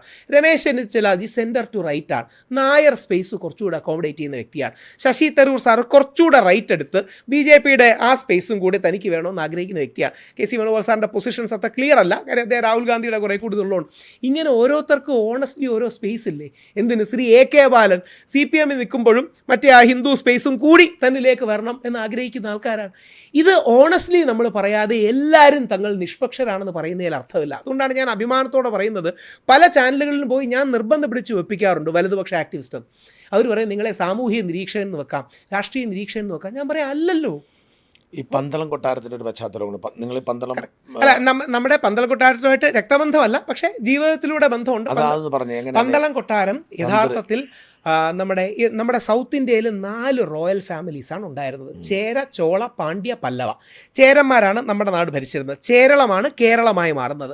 ചോഴന്മാർ അല്ലെങ്കിൽ ചോളന്മാരാണ് പൊന്നിയൻ സെൽവൻ, നമ്മുടെ PS1 PS2 ഒക്കെ, രാജരാജ ചോളൻ, രാജേന്ദ്ര ചോളൻ, ഗംഗൈക്കൊണ്ട ചോളൻ, ഇവരൊക്കെ ഉണ്ടാകുന്നത്. പല്ലവനാണ് ബോധിധർമ്മൻ. സൂര്യയുടെ ഒരു സിനിമ പലർക്കും ഓർമ്മയാണ്, 7ാം അറിവ്. മറ്റേ പല്ലവന്മാർ ബ്രാഹ്മണരും കൂടെയാണ് ഒരുപാട് പേർ. അവരാണ് കുങ്ഫു ഒക്കെ, നമ്മുടെ കളരിപ്പയറ്റാണ് അവരുടെ കുങ്ഫു, അതാണ് പല്ലവൻ. അതേപോലാണ് പാണ്ഡ്യൻ. ഈ അയ്യപ്പൻ്റെ അമ്മ മായ ഈ പാണ്ഡ്യ റോയൽ ഫാമിലിയുടെ ഭാഗമായിട്ട് വരുന്നതാണ്. പാണ്ഡ്യന്മാർ ഏകദേശം 950-1000 റേഞ്ചിൽ മധുരയിൽ നിന്ന് ഇങ്ങോട്ട് വരികയും മധുര മീനാക്ഷി അടക്കമുള്ള അവരുടെ കുലദേവതയെ കൊണ്ടുവരികയും കൈപ്പുഴ തമ്പാൻ എന്നൊരാളുടെ നിന്ന് സ്വത്ത് മേടിച്ച്, ചില ആൾക്കാർ പറയുന്നത് പാണ്ഡ്യ അളം അതാണ് പന്തളമായി മാറിയെന്നാണ്. പാണ്ഡ്യളം അതാണ് പന്തളമായി മാറിയെന്നാണ്. അങ്ങനെ ഒരു തിയറിയുണ്ട്. അവിടെ സ്വരൂപം അല്ലെങ്കിൽ കോവിലകം അല്ലെങ്കിൽ കൊട്ടാരം സ്ഥാപിച്ചു. അവിടെ ജനിച്ച രാജശേഖരൻ്റെ സഹോദരിയായ മായയുടെ മകനാണ് മിസ്റ്റർ മണികണ്ഠൻ. ഞാൻ ദൈവമാണ്, എനിക്ക് അത് വേറെ, ഞാൻ ചരിത്രത്തിൻ്റെ ഭാഷയെ പറയുകയാണ്. മിസ്റ്റർ മണികണ്ഠൻ. ഈ മിസ്റ്റർ മണികണ്ഠൻ ജനിച്ച കാലത്ത് ഹിന്ദു മുസ്ലിം സ്പർദ്ധ പോലെ ശൈവരും വൈഷ്ണവരും തമ്മിൽ വലിയ അടിയായിരുന്നു. അതാണ് സാറിന് ഓർമ്മ കാണും, ദശാവതാരം എന്നൊരു സിനിമയുണ്ടായിരുന്നു കമലഹാസൻ്റെ. കമലഹാസൻ വൈഷ്ണവൻ, നെപ്പോളിയൻ ശൈവൻ, ഇവർ തമ്മിലുള്ള ക്ലാഷാണ് കാണിക്കുന്നത്. അയ്യപ്പനാണ് ഈ വിഷയം സോൾവ് ചെയ്തത്. മണികണ്ഠനെ അങ്ങനെയാണ് അയ്യപ്പൻ എന്ന് വിളിച്ചത്. ശരിക്കും പുള്ളിയുടെ പേര് അയ്യപ്പൻ എന്നല്ല. അയ്യൻ എന്ന് പറഞ്ഞാൽ വിഷ്ണു, അപ്പൻ എന്ന് പറഞ്ഞാൽ ശിവൻ. അയ്യനെയും അപ്പനെയും ഒന്നിപ്പിച്ചവൻ, അതാണ് അയ്യപ്പൻ. അതുകൊണ്ടാണ് ശബരിമല തന്ത്രിമാരെ നോക്കിയാൽ ഭസ്മവും ചന്ദനവും കുങ്കുമവും ഇടുന്ന കാണാം. ഭസ്മം ശൈവമാണ്, ചന്ദനം വൈഷ്ണവമാണ്, കുങ്കുമം ശാക്തേയമാണ്. എൻ്റെ മുത്തശ്ശനൊക്കെ അത് വിടും. പിന്നെ ഗാണപതയം വന്നപ്പം കറുപ്പും കൂടെ തൊടും. ഈ സിന്തസിസാണ് സ്വാമി അയ്യപ്പൻ. എന്നിട്ട് അയ്യപ്പൻ പറഞ്ഞു, നിങ്ങൾ ശിവൻ്റെയും വിഷ്ണുവിൻ്റെയും പേര് അടി കൂടണ്ട, നമുക്ക് ഒരുമിച്ച് നിൽക്കണം. അങ്ങനെ അയ്യനെ അപ്പനെ ഒന്നിപ്പിച്ചുകൊണ്ട് പുള്ളി അയ്യപ്പനായി. അതുകൊണ്ടാണ് നമ്മൾ വിളിക്കുന്നത് ശിവനും വിഷ്ണുവും കൂടെ കല്യാണം കഴിച്ച് കുട്ടിയുണ്ടായി. അതാണ് ഈ ഹരിഹരസുതൻ എന്നൊരു കഥ നമ്മൾ കേൾക്കുമല്ലോ. അതിനെ പിള്ളേർക്ക് മനസ്സിലാക്കാനും ബാലരമാമർ ചിത്രകഥ രൂപത്തിൽ പറഞ്ഞിട്ടാണ് ഈ മോഹിനിയുടെ കഥയൊക്കെ വരുന്നത്. സിമ്പിളായിട്ട് ഇത്രയേ ഉള്ളൂ. ശൈവരും ഉണ്ട് വൈഷ്ണവരും ഉണ്ട്. നമ്മുടെ മണികണ്ഠൻ അത് ഇടപെട്ട് സോൾവ് ചെയ്തു. അതുകൊണ്ട് പുള്ളി അയ്യപ്പൻ എന്ന് വിളിച്ചു. ശിവൻ്റെയും വിഷ്ണുവിൻ്റെയും ചൈതന്യം. ഇന്നും പലർക്കും അറിയാത്ത കൗതുകമുള്ളൊരു കാര്യമുണ്ട്. ശബരിമല അടിസ്ഥാനപരമായി മൗലികപരമായി എടുത്താൽ ഒരു ശൈവക്ഷേത്രമാണ്. ഇന്നും അതായത് 2025 ശൈവ ആഗമങ്ങളെക്കുറിച്ചുള്ള അറിവാണ് മേൽശാന്തി സെലക്ഷന് ക്വസ്റ്റ്യനായി ചോദിക്കുന്നത്. ഞാൻ മുത്തശ്ശൻ്റെ കൂടെ ഇരുന്നിട്ടുണ്ട്, മീൻസ് ഇൻ്റർവ്യൂവിന് മുത്തശ്ശനെ സഹായിക്കാൻ ഇരുന്നിട്ടുണ്ട്. അപ്പോൾ ഇത്രയുള്ള സംഭവം. എങ്ങനെയാണ് തന്ത്രി കുടുംബം അവിടെ എത്തപ്പെടുന്നത്? 2 ബ്രാഹ്മൺ ഫാമിലീസിനെയാണ് പരശുരാമൻ കൊണ്ടുവന്നത്. പരശുരാമൻ കേരളത്തിലേക്ക് കൊണ്ടുവന്നത് താഴമണ്ണും തരണനെല്ലൂരും. അതിൽ കൂടുതൽ ശൈവക്ഷേത്രങ്ങൾ താഴമണ്ണിനാണ് കൊടുത്തത്, മറ്റേത് തരണനെല്ലൂർ. അവർക്കാണ് കൂടുതൽ വൈഷ്ണവ ക്ഷേത്രങ്ങളൊക്കെ കിട്ടിയിട്ടുള്ളത്. ആന്ധ്രയുടെ തീരത്ത് നിന്നാണ് വരുന്നത്. അങ്ങനെയാണ് ഈ കണ്ഠരര് എന്ന് പറയുന്ന സാധനം വരുന്നത്. നമ്മൾ രാമൻ എന്ന് വിളിക്കും, ഹിന്ദിക്കാർ രാം എന്ന് വിളിക്കും, തെലുങ്കർ രാമർ എന്ന് വിളിക്കും. അപ്പോൾ അത് രാമർ പിള്ളയെ ഓർമ്മ കാണും, നമ്മുടെ പച്ചില പെട്രോൾ രാമനെ രാമർ എന്ന് വിളിക്കും. അതാണ് കണ്ഠരർ എന്ന് പറയുന്നത്. ആ കണ്ഠരർ ഫാമിലിയിൽപ്പെട്ട കണ്ഠരർ മഹേശ്വരുടെയും ഇതേപോലെ പെരിയമന ഇല്ലം, എൻ്റെ അച്ഛൻ്റെ പേര് ഈശ്വരൻ നമ്പൂതിരി എന്നാണ്, പെരിയമന ഇല്ലം കുറേ കൂടെ വിദ്യാഭ്യാസം, ഉപനിഷത്ത് പഠനം, വേദാന്തം, ഇവർ പഠിക്കുന്നത് പൂജയാണ്. അച്ഛൻ്റെ ഫാമിലീസിന് കൂടുതലുള്ളത് വേദാന്തവും പഠനവുമാണ്. ഇത് രണ്ട് സ്ട്രീമാണ്. ഞാനൊക്കെ ചെറിയ പ്രായത്തിൽ കുറച്ചുകൂടെ അഭ്യസിക്കുന്നത് വേദാന്തവും ഉപനിഷത്തുമാണ്, ഫിലോസഫി. മറ്റവർ റിലീജിയൻ, റിച്വൽ. ഇതാണ് എൻ്റെ ക്ലിയർ. എവിടെയാണ് ജനിച്ചു വളർന്നത്? ഞാൻ അച്ഛൻ ബാങ്കിലായിരുന്നു. അച്ഛൻ കമ്മ്യൂണിസ്റ്റുകാരനും ഇടതുപക്ഷ ഒരു താല്പര്യമുള്ള ആദ്യകാലത്തായിരുന്നു. പിന്നീട് അവസാന ആത്മീയതയിലൊക്കെ നമ്മുടെ മലയാളികൾ സ്ഥിരം എത്തുന്നത് പോലെ ആദ്യകാലത്തെ ഇടതുപക്ഷ താല്പര്യമൊക്കെ മാറി പിന്നീട് ഒരു സ്പിരിച്വാലിറ്റിയിലേക്കും ഇന്ത്യൻ ഫിലോസഫിയിലേക്കും ഒക്കെ എത്തുകയുണ്ടായി. അച്ഛൻ ഫെഡറൽ ബാങ്കിലായിരുന്നു. ഇപ്പം ഡൽഹിയിലായിരുന്നു, ബാംഗ്ലൂരായിരുന്നു, പല സ്ഥലങ്ങളിലാണ് എനിക്ക് പഠിക്കാൻ അവസരം കിട്ടിയത്. അപ്പോൾ അടിസ്ഥാനപരമായി എവിടെയാണ് കുടുംബം? അച്ഛൻ്റെ ആറ്റിങ്ങലാണ്, അമ്മയുടെ ചെങ്ങന്നൂർ. പക്ഷേ ഞങ്ങൾ കേരളത്തിൻ്റെ പല ഭാഗങ്ങളിലും ഇന്ത്യയുടെ പല ഭാഗങ്ങളിലുമാണ് തിരുവനന്തപുരം താമസം. ഞാൻ ഇപ്പം തിരുവനന്തപുരത്തോട്ട് വന്നത് 1990-കളിലാണ്, 90-91 കാലഘട്ടത്തിലാണ്. അച്ഛന് ട്രാൻസ്ഫർ ആയി. അന്ന് അമ്മയ്ക്ക് ജോലി ഇല്ലായിരുന്നു. അപ്പം മുതൽ തിരുവനന്തപുരത്താണ്. പിന്നെ അച്ഛൻ ഇടയ്ക്ക് ഡൽഹിയിൽ പോയി. അപ്പം അച്ഛൻ ഡൽഹിയിൽ പോയി, ഇടയ്ക്ക് ബാംഗ്ലൂർ ഉണ്ടായിരുന്നു. തിരുവനന്തപുരത്ത് എവിടെ താമസം? തിരുവനന്തപുരത്ത് ഇപ്പം പൗഡിക്കോണത്താണ് താമസം. അമ്മ കൂടെയാണോ? അമ്മയുടെ കൂടെയാണ്. അച്ഛൻ മരിച്ചപ്പോൾ അച്ഛൻ്റെ ജോലി, എനിക്ക് ബാങ്കിലെ ജോലിയൊന്നും താല്പര്യമില്ല, അതുകൊണ്ട് അമ്മ മറ്റേ കമ്പാഷനേറ്റ് ഗ്രൗണ്ടിൽ അമ്മ ആ ജോലിക്ക് കയറി. അമ്മ ഇപ്പോൾ ആക്റ്റീവായിട്ട്, മല്ലിക നമ്പൂതിരി എന്നാണ് പേര്, ആക്റ്റീവായിട്ട് സാമുദായിക പ്രവർത്തനവും. അപ്പോൾ രാഹുൽ എന്താണ്? ഞാൻ ഒരു എഡ്യൂക്കേഷനിസ്റ്റാണ്. 18 വർഷമായിട്ട് പലർക്കും എൻ്റെ പേഴ്സണൽ പ്രൊഫൈൽ അറിയുമ്പോൾ കൗതുകം തോന്നും. എഡ്യൂക്കേഷൻ ഫീൽഡിലാണ്. ഞങ്ങൾ ഫിൻലാൻഡ് എഡ്യൂക്കേഷനാണ് വേൾഡിലെ ബെസ്റ്റ് എഡ്യൂക്കേഷനായിട്ട് അറിയപ്പെടുന്നത്. Happiest nation, most educated. Finland എഡ്യൂക്കേഷൻ്റെ ഭാഗമായിട്ട് ഇന്ത്യയിൽ നിന്ന് സം ഓഫ് ദി ബെസ്റ്റ് സ്റ്റുഡൻസിനെ ലേണിംഗ് ആൻഡ് ഡെവലപ്മെൻറ്റിന് വേണ്ടി ഫിൻലാൻഡിലടക്കം കൊണ്ടുപോവുകയും മറ്റും ചെയ്യും. എഡ്യൂക്കേഷനാണ് അതിൻ്റെ ഒരു കോർ ആസ്പെക്റ്റ്. അല്ലാതെ തൊഴിലായിട്ട് കഴിഞ്ഞ 18 വർഷമായിട്ട് ഒരു കമ്പനിയുണ്ട്, സെപ്റ്റാമിലെ എന്നാണ് കമ്പനിയുടെ പേര്. അതിൻ്റെ ഡയറക്ടർ അതാണ് ടെക്നോ പാർക്കിലുള്ളത്. അതിൻ്റെ ഉടമസ്ഥന്മാരിൽ ഒരാളാണ്, അതിൻ്റെ ഡയറക്ടേഴ്സിൽ ഒരാളാണ്. അതിൻ്റെ ശ്രീ പ്രവീൺ പരമേശ്വർ എന്നൊരാളാണ് അതിൻ്റെ CEO. ബ്രില്യൻ, പരിചയപ്പെടേണ്ട ഒരു വ്യക്തിയാണ് ശ്രീ പ്രവീൺ പരമേശ്വർ. സെപ്റ്റാമിലെ 7 മൈൽസ് എന്നാണ് ലൈഫോളജി. അതെ, ടെക്നോ പാർക്ക്. എത്ര ഡയറക്ടർമാരെ? ഞങ്ങൾ 3 ഡയറക്ടർമാരാണ് അതിനകത്തുള്ളത്. പിന്നെ കുറേ എംപ്ലോയീസും കാര്യങ്ങളൊക്കെ ഉണ്ട്. പല ഇന്ത്യയിലെ some of the best schools, ദുബായിൽ മികച്ച സ്കൂൾസ്, ഇവരുമായിട്ടൊക്കെ നമുക്ക് കൊളാബറേഷൻ ഉണ്ട്. സാറിനൊക്കെ ഒരുപക്ഷെ കേട്ടിട്ടുള്ള അസാപ്പ് എന്നൊരു പ്രോജക്റ്റ് ഉണ്ട്. അസാപ്പിൻ്റെ ആദ്യ 4 വർഷം ഞങ്ങളാണ് എടുത്തത്. CBSEയുടെ പാർട്ട്നേഴ്സാണ്. 2 ഗവൺമെൻറ്റിലും. ഇത് രാഷ്ട്രീയമൊന്നും ഇല്ലാത്തതുകൊണ്ട് 2 ഗവൺമെൻറ് CBSEയുടെ ഒക്കെ പാർട്ട്നേഴ്സാണ്. ഞാൻ നാളെ കഴിഞ്ഞാൽ അഹമ്മദാബാദിലോട്ട് പോകണം. CBSEയുടെ അതുകൊണ്ടാണ് ഈ യാത്രകൾ ചെയ്യുന്നത്. എല്ലാം വർക്ക് റിലേറ്റഡ് യാത്ര. അല്ലെങ്കിൽ ടെക്നോ പാർക്കിൽ ഉണ്ടാവുമോ? ടെക്നോ പാർക്കിലാണ് ഉണ്ടാവുന്നത്. ഈ ടെക്നോ പാർക്കിൽ രാവിലെ 10 തൊട്ട് വൈകിട്ട് 7 വരെ ഇരുന്നതിന് ശേഷമാണ് ഈ ചർച്ചകളും കാര്യങ്ങളും എല്ലാം ചെയ്യുന്നത്. ആളുകൾക്ക് ഇപ്പോഴും ധാരണയില്ല. അതെ. അത് ഒരർത്ഥത്തിൽ അങ്ങനെ വെക്കുന്നതിൻ്റെ റീസണേ ഇല്ലെങ്കിൽ പലപ്പോഴും നമ്മുടെ ഒരിക്കൽ ശ്രീത് പണിക്കർക്കൊക്കെ പറ്റിയ പോലെ ശ്രീത്തിനോടുള്ള ദേഷ്യം കമ്പനിയുടെ പ്രൊഫൈൽ കയറി തീർക്കും. പല ആൾക്കാർക്കും അത് പറ്റും. നമ്മൾ എടുക്കുന്ന ഒരു നിലപാടിനോട് ചില ആൾക്കാർക്ക് ദേഷ്യം കാണും. അതുകൊണ്ട് നമ്മുടെ കമ്പനി പ്രൊഫൈലും പേഴ്സണൽ പ്രൊഫൈലും വേറെ, അല്ലെങ്കിൽ സോഷ്യൽ പ്രൊഫൈലും വേറെ വെക്കുന്നത് കമ്പനിയുടെ കാര്യത്തിൽ അല്ലെങ്കിൽ ആ പ്രശ്നങ്ങളൊക്കെ ഉണ്ടാവും. അങ്ങനെ 2-3 രസകരമായ അനുഭവം ഉണ്ടായിട്ടുണ്ട്. ഞാനും ഈ പ്രവീണും കൂടെ ഒരു സ്ഥലത്ത് പോയപ്പോൾ, ഈ അസാപ്പിൻ്റെ ട്രെയിനിങ്ങിൽ നിന്ന് പോയപ്പോൾ, പ്രവീൺ ദൂരദർശനിൽ പരിപാടി ചെയ്യുന്നുണ്ടായിരുന്നു. പ്രവീൺ ഏതോ ഒരു പരിപാടിക്ക് മലയാളി ദിവസം ഞാൻ പോയി എന്ന് പറഞ്ഞ് പ്രവീൺ എന്നെ വലിച്ചു കയറുന്നൊരു രംഗമുണ്ട്. അപ്പോൾ ഞങ്ങൾ അസാപ്പ് എടുത്തുകൊണ്ടിരിക്കുമ്പോൾ ഗവൺമെൻറ് പരിപാടിയാണ്. അപ്പോൾ ഒരു പയ്യൻ വന്നിട്ട്, സാറേ ആ രാഹുൽ ഈശ്വരനെ ഞങ്ങൾ വലിച്ചു കയറിയില്ലേ, നന്നായി, പുള്ളിക്ക് അറിയില്ല ഞാൻ ഈ കമ്പനിയിലാണ് വർക്ക് ചെയ്യുന്നത്, ഭയങ്കര കൺഗ്രാലേഷൻസ് ഒക്കെ പറഞ്ഞ് തിരിഞ്ഞു നോക്കിയപ്പോൾ എന്നെ കണ്ടു. അപ്പം പുള്ളി പ്രവീണോട് ചോദിച്ചു, പുള്ളി എന്താ ഇവിടെ? പുള്ളി പറഞ്ഞു, രാഹുൽ ഈശ്വരാണ് നിങ്ങൾക്ക് ട്രെയിനിങ് എടുക്കാൻ വരുന്നു. അപ്പോൾ ഈ വർക്ക് പ്രൊഫൈല് നമ്മൾ പലപ്പോഴും മാറ്റി വെക്കുന്നതിൻ്റെ റീസൺ ഇല്ലെങ്കിൽ നമുക്ക് പൊങ്കാല ഇടാൻ തോന്നുമ്പോൾ ഒരു കമ്പനിയുടെ ഓഫീസിൽ കയറി പൊങ്കാല ഇടും. അപ്പം വരുമാനം നല്ലതായിട്ടുണ്ട്. വരുമാനം കോർപ്പറേറ്റ്. ഞാൻ 18 ഇയേഴ്സായിട്ട് ദീപയ്ക്ക്, ഇപ്പം ദീപ ഇതുപോലെ തന്നെ പല ആൾക്കാരും വിചാരിക്കുന്നത് ദീപ മീഡിയ മാത്രമെന്നാണ്. ദീപയ്ക്ക് എന്നെക്കാട്ടി പ്രൊഫൈലുള്ള ഒരു കോർപ്പറേറ്റ് എക്സ്പീരിയൻസ് ഉണ്ട്. കഴിഞ്ഞ 20 ഇയേഴ്സായിട്ട് ദീപ കമ്പനിയിലാണ്. ടെക്നോ പാർക്കിലെ IBSലെ സീനിയർ HR ആയിരുന്നു. ഞാൻ UST ഗ്ലോബലിലായിരുന്നു ആദ്യം. ഇപ്പം ദുബായിലെ ഒരു കമ്പനിക്ക് വേണ്ടി കൺസൾട്ടായി വർക്ക് ചെയ്യുക. 2 മക്കളായതുകൊണ്ട് ഒരു 2 വീക്സ് അല്ലെങ്കിൽ 10 ഡേയ്സ് ദുബായിൽ നിന്നിട്ട് വരും, ബാക്കി അവരുടെ കൂടെ സ്പെൻഡ് ചെയ്യാൻ വേണ്ടിയിട്ട്. സോ ഞങ്ങൾക്ക് 2 പേർക്കും കോർപ്പറേറ്റ് പ്രൊഫൈലും എഡ്യൂക്കേഷനുമാണ് അറ്റ് ദി കോർ. ആ പശ്ചാത്തലത്തിലാണ് ജീവിക്കുന്നത്. ഉപജീവനം അതാണ്. വിദ്യാഭ്യാസം ഞാൻ ഫിലോസഫി ആയിരുന്നു. എക്കണോമിക്സ് കഴിഞ്ഞു. നമ്മുടെ കാര്യവട്ടത്തായിരുന്നു ഫിലോസഫി. അമൃതയിൽ MA philosophy. London school of എക്കണോമിക്സിൻ്റെ സമ്മർ സ്കൂളിൻ്റെ ഒരു കോഴ്സ് ചെയ്തിട്ടുണ്ട്. Indian institute. അതുകൊണ്ടാണ് LSE വെക്കുന്നത്. LSE അവിടെ അതും അവിടെ പോയി പഠിച്ചു. ലണ്ടനിലായിരുന്നു. എത്ര കാലം? ലണ്ടനിൽ ഞങ്ങൾ ഒരു 1.5 months കോഴ്സ് ഉണ്ടായിരുന്നു. പിന്നെ ഏകദേശം അവിടെ കുറച്ച് മാസങ്ങൾ, മന്ത്സ് അവിടെ എക്സിക്യൂട്ടീവ് എഡ്യൂക്കേഷൻ ആണല്ലോ, സമ്മർ സ്കൂൾ പ്രോഗ്രാംസ്. അവിടുത്തെ സമ്മർ സ്കൂൾ പ്രോഗ്രാമാണ് IIM അലൂമിനൈ സ്റ്റാറ്റസ് ഉള്ള ഇന്ത്യൻ ഇൻസ്റ്റിറ്റ്യൂട്ട് IIMന്റെ കോഴ്സാണ് അത്. 3T leadership course. അതൊരു ഇന്റർ ഡിസിപ്ലിനറി കോഴ്സാണ്. അഹമ്മദാബാദിലായിരുന്നു. IIM അഹമ്മദാബാദിൽ നിന്ന് തന്നെ ചെയ്തത്. അത് അലൂമിനൈ സ്റ്റാറ്റസ് ഉള്ള കോഴ്സാണ് ഫോർ കോർപ്പറേറ്റ് പ്രൊഫഷണൽസ്. ഞങ്ങളുടെ കൂടെ അഫ്ഗാനിസ്ഥാൻ പ്രസിഡന്റ്, പ്രൈവറ്റ് സെക്രട്ടറി അടക്കം ഉണ്ടായിരുന്നു. അപ്പം അവിടെ താമസിച്ച് പഠിക്കേണ്ട കോഴ്സാണ്. IIMA അലുമിനൈ സ്റ്റാറ്റസ് ഉള്ള കോഴ്സാണ്. ഇപ്പം ഡോക്ടറേറ്റ് കോഴ്സ് ചെയ്ത് ഇപ്പം ഡോക്ടറേറ്റ്. ഇതെല്ലാം അലൂമിനൈ സ്റ്റാറ്റസ് കിട്ടുന്ന കോഴ്സുകളുണ്ട്. അതായത് അലൂമിനൈ സ്റ്റാറ്റസ് കിട്ടുന്ന കോഴ്സുകൾ ചെയ്താലേ അലൂമിനൈ സ്റ്റാറ്റസ് നമുക്ക് വെക്കാൻ പറ്റൂ, ലീഗലി വെക്കാൻ പറ്റും. നിങ്ങൾ ഈ ഫിലോസഫി ഇപ്പം ഡോക്ടറേറ്റ് ചെയ്യുന്നു. ഇപ്പം golden gate university California doctorate ചെയ്യും. നിങ്ങൾ ഈ ഫിലോസഫി പഠിച്ചിട്ട് എങ്ങനെയാണ് ടെക്നോ പാർക്കിൽ? ശരിക്കും ഫിലോസഫി താല്പര്യം തോന്നി പഠിച്ചതാണ്. പക്ഷേ പിന്നീട് HR training and development, learning and development അത് ഗുണം ചെയ്യുകയും ചെയ്യും. ഇവിടെ എന്താ ജോലി ചെയ്യുന്നത് ഈ കമ്പനി? ടെക്നോ പാർക്കിലെ എഡ്യൂക്കേറ്ററാണ്. Training, education, learning and development. കുറച്ചുകൂടെ സ്പെസിഫിക്കലി പറഞ്ഞാൽ life skills, psychometrics, education, core എഡ്യൂക്കേഷനാണ്. നിങ്ങൾക്കൊരു ലീഗൽ ബാക്ക്ഗ്രൗണ്ട് ഉള്ള? ഞാൻ LLB ചെയ്തു. ഞാൻ LLB എൻ്റെ ഷാൻ സാറിന് ജൂനിയർ ആയിരുന്ന കാലഘട്ടത്തിലാണ് ഞാൻ നമ്മുടെ കൊറോണ സമയത്തിൻ്റെ അവിടെ LLBയും ചെയ്തു, എൻറോളും ചെയ്തു. ഒരു കേസും വാദിച്ചു. നമ്മുടെ ജസ്റ്റിസ് ബെച്ചു കുര്യൻ തോമസിൻ്റെ ബെഞ്ചിലായിരുന്നു. നമ്മുടെ അഡ്വക്കേറ്റ് ശാന്തി മായാദേവി ഉണ്ടല്ലോ, ഏതാ ദൃശ്യത്തിലൊക്കെ ഉള്ളത്. ശാന്തി അടുത്ത സുഹൃത്താണ്. അപ്പോൾ ഞാൻ പറഞ്ഞു ശാന്തിയുടെ ജൂനിയറായിട്ട് ഞാൻ കയറിക്കൊള്ളാം എന്ന് പറഞ്ഞു. ശാന്തിയാണ് എൻ്റെ അഡ്വക്കേറ്റ്. ഞാൻ ആലങ്കാരികമായി പറയും ജോർജ് കുട്ടിയുടെ അഡ്വക്കേറ്റും വിജയുടെ അഡ്വക്കേറ്റും എൻ്റെ അഡ്വക്കേറ്റ് ആണെന്ന്. അല്ല, എന്നിട്ട് ആ ഒരു കേസിനെ വാദിക്കാൻ പോയുള്ളൂ? ആ ഒരു കേസിനെ വാദിക്കാൻ പോയോ? അതോ പ്രസന്റ് ചെയ്യാൻ പോയി? ഒന്നുമില്ല. നമുക്ക് ലീഗൽ കൺസൾട്ടൻ്റ് ആയിട്ട്, നമുക്ക് ലീഗൽ പ്രൊഫഷനായിട്ടല്ല. എന്താ ലീഗൽ കൂടുതൽ എടുക്കാതെ?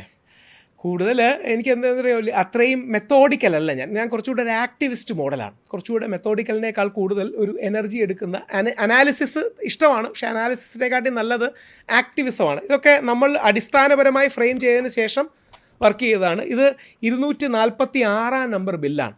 കഴിഞ്ഞ വർഷം നിയമസഭ അവരുടെ അപ്പം ഇതെല്ലാം ഫ്രെയിം ചെയ്ത് എനിക്കങ്ങനെ പോളിസി വൈസ് ഇടപെടാനാണ് ഇഷ്ടം. ഒരു പോളിസി വൈസ് ഇൻ്റർവെൻഷനാണ്. കേസുകളിൽ എന്താ പറയുക, പ്രകടമായിട്ട് താല്പര്യത്തെക്കാട് കൂടുതൽ ഇൻട്രസ്റ്റ് പബ്ലിക് പോളിസിയാണ്. എനിക്കിനി ഹാർവേഡിൽ നിന്നൊരു പബ്ലിക് പോളിസി കോഴ്സ് എടുത്തിട്ടുണ്ട്. അതും കൂടെ ചെയ്യണമെന്നൊരാഗ്രഹമുണ്ട്. ഒരു പബ്ലിക് പോളിസിയിൽ ഏതെങ്കിലും ഒരു സർട്ടിഫൈഡ് കോഴ്സ് ചെയ്യണമെന്ന് ആഗ്രഹമുണ്ട്. നമുക്ക് നമ്മുടെ വിഷയത്തിലേക്ക് കിടക്കാം. ആദ്യം ജയിൽവാസം കേൾക്കാൻ താല്പര്യമുണ്ട്. 16 ദിവസം ജയിലിൽ കിടന്നു. 4 സ്ഥലങ്ങളിലായിട്ടാണ് കിടന്നത്. നമ്മുടെ സബ് ജയിലിൽ കിടന്നു, സെൻട്രൽ പ്രസന്റ് തിരുവനന്തപുരം സബ് ജയിലിൽ തന്നെയാണോ? സെൻട്രൽ ജയിലിൽ കിടന്നു. മറ്റേ നിരാഹാരം ആവുന്നതുകൊണ്ട് നമ്മൾ കോപ്പറേറ്റ് ചെയ്യുന്നില്ല എന്നാണ് നമ്മൾ നിരാഹാരം നടത്തിയാൽ അതിൻ്റെ അർത്ഥം. അങ്ങനെ ആകുമ്പോൾ സെൻട്രൽ പ്രസന്റിലേക്ക് പോകും. അതാണ് കുറച്ച് കടുപ്പം. കാര്യം ഒരു നെഗറ്റീവ് വൈബാണ് അവിടുത്തെ വൈബ്. സബ് ജയിലിൽ അത്രയും കുഴപ്പമില്ല. സബ് ജയിലിൽ അത്രയും കുഴപ്പമില്ല. കുറച്ചുകൂടെ വലിയ മുറികളാണ്. ഞാൻ കുറച്ച് ക്ലോസ്ട്രോഫോബിക്കാണ്. ക്ലോസ്ഡ് സ്പേസസിൽ എനിക്കൊരു ചെറിയ അൺകംഫർട്ടബിലിറ്റി ഉണ്ടാകും. അല്ല, സബ് ജയിലിൽ ഞങ്ങൾ 4 പേരായിരുന്നു. ഒരു സെല്ലിൽ 4 പേരായിരുന്നു. ബാത്റൂം ഒക്കെ ഇങ്ങനെ ജസ്റ്റ് അടച്ചു വെച്ചിരിക്കുന്ന ഒരു ബാത്റൂം. തന്നെയാണ് ബാത്റൂം. ഭയങ്കര അൺകംഫർട്ടബിൾ ആണ്. ജയിൽ എത്ര ഇതൊന്നുമല്ല. 4 പേരും പാവിരിച്ചു കിടക്കും. 4 പേരും താഴെ പാവിരിച്ചു കിടക്കും. തലയണയുണ്ടോ? തലയണയില്ല. നമ്മൾ കൊണ്ടുപോകുന്ന ഡ്രസ്സും എല്ലാം തലയിൽ ഒരു തലയണയായിട്ട് വെക്കാം. നമുക്ക് ഡ്രസ്സൊക്കെ കൊണ്ടുപോകാം. അപ്പോൾ നമുക്ക് ഡ്രസ്സും കാര്യങ്ങളൊക്കെ ഉണ്ടാവും. എന്നെ ഇന്ന് ഈ മുറി കാണും. ടോയ്ലറ്റ് ഉണ്ട്. അതിനകത്ത് തന്നെയാണ് ടോയ്ലറ്റ്. 4 പേരവിടെ കിടക്കും. ഇതാണ് ഏറ്റവും കംഫർട്ടബിൾ. 4 പേരും ആരൊക്കെയായിരുന്നു അവര്? 4 പേരും ബാക്കി ഞാനും 3 പേരും. ആ 3 പേരും വലിയ വിശ്വാസികളും രാത്രി ബൈബിളൊക്കെ വായിച്ച് പ്രാർത്ഥിച്ച് കിടക്കുന്ന 2 പേര് ക്രിസ്ത്യാനികളാണെന്ന് തോന്നുന്നു. ഒരാൾ ഹിന്ദുവാണെന്ന് തോന്നുന്നു. പേര് അവരെങ്ങനെ വന്നവരാ? ഏതെങ്കിലുമൊക്കെ പശ്ചാത്തലത്തിൽ ഇതെല്ലാം ഈ നിങ്ങളെ പോലെ തന്നെ ട്രയലിൽ വന്നവരാ?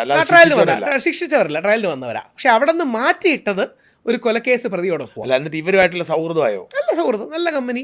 എത്ര ദിവസം അവരോട് കിടന്നു? അവരോട് ഒരു ദിവസം. ഒന്നാം ദിവസം കഴിഞ്ഞപ്പോൾ അവർ റിപ്പോർട്ട് ചെയ്തു നിരാഹാരം നടത്തുകയാണ്. അവിടെ തന്നെ കിടക്കാൻ നമ്മൾ ചെന്ന ദിവസം നമ്മുടെ ഡ്രസ്സിൽ തന്നെ പോലീസുകാർ വലിയ സപ്പോർട്ടാണ്. പല ആൾക്കാരും ഇറങ്ങിയിട്ട് ആദ്യം ചോദിക്കുന്നത് പോലീസുകാർ ഇടിച്ചോ എന്നൊക്കെയാണ്. 95% പോലീസുകാരും സപ്പോർട്ടാണ്. ഒരു തമാശയുണ്ടായി, ഇനി ഇവരുടെ പേര് പറയാൻ പറ്റാത്തതുകൊണ്ട് 2 പോലീസുകാർ എന്നെ അനുകൂലിച്ച് സ്റ്റാറ്റസ് ഇട്ടു വാട്സപ്പിൽ. പോലീസുകാർ തന്നെ അറിയിക്കുകയും ചെയ്തു. എന്നിട്ട് അവരോട് പറഞ്ഞു നിങ്ങൾ ഡിലീറ്റ് ചെയ്യണം, എന്തെങ്കിലും മീഡിയക്കാരടുത്ത് പ്രശ്നം ഉണ്ടാക്കിയാൽ അത് ഇഷ്യൂ ആവുമെന്ന്. 4 പേര് അവിടെ തന്നെ ഫുഡും കാര്യം, ഞാൻ നിരാഹാരമായിരുന്നുകൊണ്ട് ഫുഡ് കഴിച്ചില്ല. ആ 4 പേര് പിന്നെ അവിടെ തന്നെ ബാത്റൂം ഫെസിലിറ്റീസ്. എനിക്ക് എൻ്റെ ഡ്രസ്സ് ഇടാൻ സംഭവിച്ചു. സാധാരണ ഡ്രസ്സ് മാറ്റും, കാര്യം വേറൊന്നും കൊണ്ടല്ല, സാറിന് ഡ്രസ്സ് മാറ്റും. എനിക്ക് 1-2 ദിവസത്തിനുള്ളിൽ ജാമ്യം കിട്ടുമെന്നുള്ള ധാരണ വെച്ച് ചെയ്തില്ല. 2-ാം ദിവസം സെൻട്രൽ ജയിലിലോട്ട് മാറ്റി. അത് കുറച്ചൊരു സെൻട്രൽ ജയിലാണ് നമ്മൾ ഈ സിനിമയിൽ കാണുന്ന ജയിൽ. സിനിമയിൽ കാണുന്ന വലിയ ഗോപുരമുള്ള ജയിലാണ്. അവിടം തൊട്ട് ഇവിടം വരെയുള്ള സ്പേസ് ഞങ്ങൾ 2 പേര്, അതിനകത്തും ഇതേപോലെ സൈഡ് ബാത്റൂം, ഒരു സെല്ലിൽ 2 പേര്, അത് 2 പേര്. അത് പുള്ളി കൊലക്കേസിൽ പ്രതിയിൽ ചെയ്യുന്നതാണ്. ആൾ പാവമാണ്. ആൾ പാവം എന്ന് പറഞ്ഞാൽ വേറൊരർത്ഥത്തിലല്ല, മദ്യപിച്ചിരുന്നപ്പം പുള്ളി അറിയാതെ അടികൂടി എന്തോ പറഞ്ഞ് അങ്ങോട്ടും ഇങ്ങോട്ടും പ്രകോപനായി കുത്തിമറ്റോ മരിച്ചു പോയതാണ്. കൊല്ലണമെന്ന് വേണ്ടി ചെയ്തതല്ല. പുള്ളിക്ക് വിഷമമുണ്ട്, കുറ്റബോധമുണ്ട്. പിന്നെ എന്നാ പറയുക, നിങ്ങൾ അറിയുമായിരുന്നു, രാഹുലിനെ അറിയുമായിരുന്നു? പേഴ്സണലി പറഞ്ഞു കേട്ടു എന്നുള്ള അറിവേ ഉള്ളൂ. പുള്ളി അങ്ങനെ ആക്റ്റീവ്ലി TV കാണുന്ന ആളൊന്നുമല്ല. കാര്യമാണ്, പേരൊക്കെ എനിക്ക് ഓർമ്മയുണ്ട്, പക്ഷേ പേര് പറയുന്നത് ശരിയല്ല എന്നുള്ളതുകൊണ്ടാണ് പേര് പറയാത്തത്. അദ്ദേഹം പിന്നെ ഇടയ്ക്കിടയ്ക്ക് വീട്ടിൽ വിളിക്കും, ഇടയ്ക്ക് പരോള് കിട്ടുന്നുണ്ട്, വളരെ ഡീസൻ്റ് ആയിട്ടെല്ലാം തൂക്കും, വൃത്തിയാക്കും. ജീവിതത്തിൽ പെട്ടുപോയതാണ്. ഇടയ്ക്ക് തമാശയ്ക്ക് ആൾക്കാർ. പക്ഷേ ഞാൻ ചെയ്ത ട്രയലല്ലേ? അല്ലല്ല, ഇത് ട്രയലല്ല. സെൻട്രൽ ജയിൽ ട്രയലൊന്നുമല്ല, ശിക്ഷിച്ചവരാണ് വരുന്നത്. ആ ശിക്ഷിച്ച പ്രതികളോട് നമ്മൾ ശിക്ഷിച്ച പ്രതികൾ കിടക്കുന്നതിൻ്റെ റീസൺ അവർക്ക് എന്നോട് ദേഷ്യമൊന്നും ഉണ്ടായിട്ടല്ല. നിരാഹാരം കിടക്കുമ്പോൾ ജയിൽ അധികൃതർ നമ്മളോട് സഹകരിക്കില്ല. അതിൻ്റെ സിമ്പിളായിട്ട് നമ്മളെ അവിടെ കൊണ്ടിടും. അങ്ങനെയാണ് ഇത് ചെയ്യുന്നത്. അപ്പോൾ എന്നിട്ട് അവിടെ കിടന്നു. അവിടെ 1.5 ദിവസം. അപ്പോൾ പുള്ളിയുടെ കഥയൊക്കെ പറഞ്ഞില്ലേ? പുള്ളിയുടെ കഥയൊക്കെ എത്ര ദിവസം? 1.5 ദിവസം. അവിടെ 2 ദിവസം കിടന്നു. 2 ദിവസം കിടന്നപ്പം താഴെ കിടക്കുമ്പോൾ എനിക്ക് നടുവേദനയുണ്ട്. അത് ശബരിമല പ്രക്ഷോഭത്തിൻ്റെ കാലത്ത് തുടങ്ങിയതാണ്. അല്ല, അവിടെ പാവിരിച്ച് കിടക്കാൻ പറ്റും? പായുള്ളൂ. ഫാനുണ്ടോ? ഫാനുണ്ട്. കൊതുകുണ്ടോ? സെൻട്രൽ ജയിലിനകത്തില്ല, പക്ഷേ അവസാനത്തെ പോയ സ്ഥലത്തുണ്ടായിരുന്നു. എന്നിട്ട് അവിടുത്തെ അറിയേണ്ട കാര്യം, ഈ പലരും ഒരു 50% ആൾക്കാരും സാഹചര്യത്തിൽ പെട്ട് വന്നു പോകുന്നവരാണ്. വിൽഫുള്ളി നമ്മുടെ മെൻസ്രിയ ഒന്നും വെച്ച് ചെയ്യുന്നതല്ല. മെൻസ്രിയ എന്ന് പറഞ്ഞാൽ ഉദ്ദേശത്തോടെ വളരെ കരുതിക്കൂട്ടി ചെയ്യുന്നതൊന്നുമല്ല.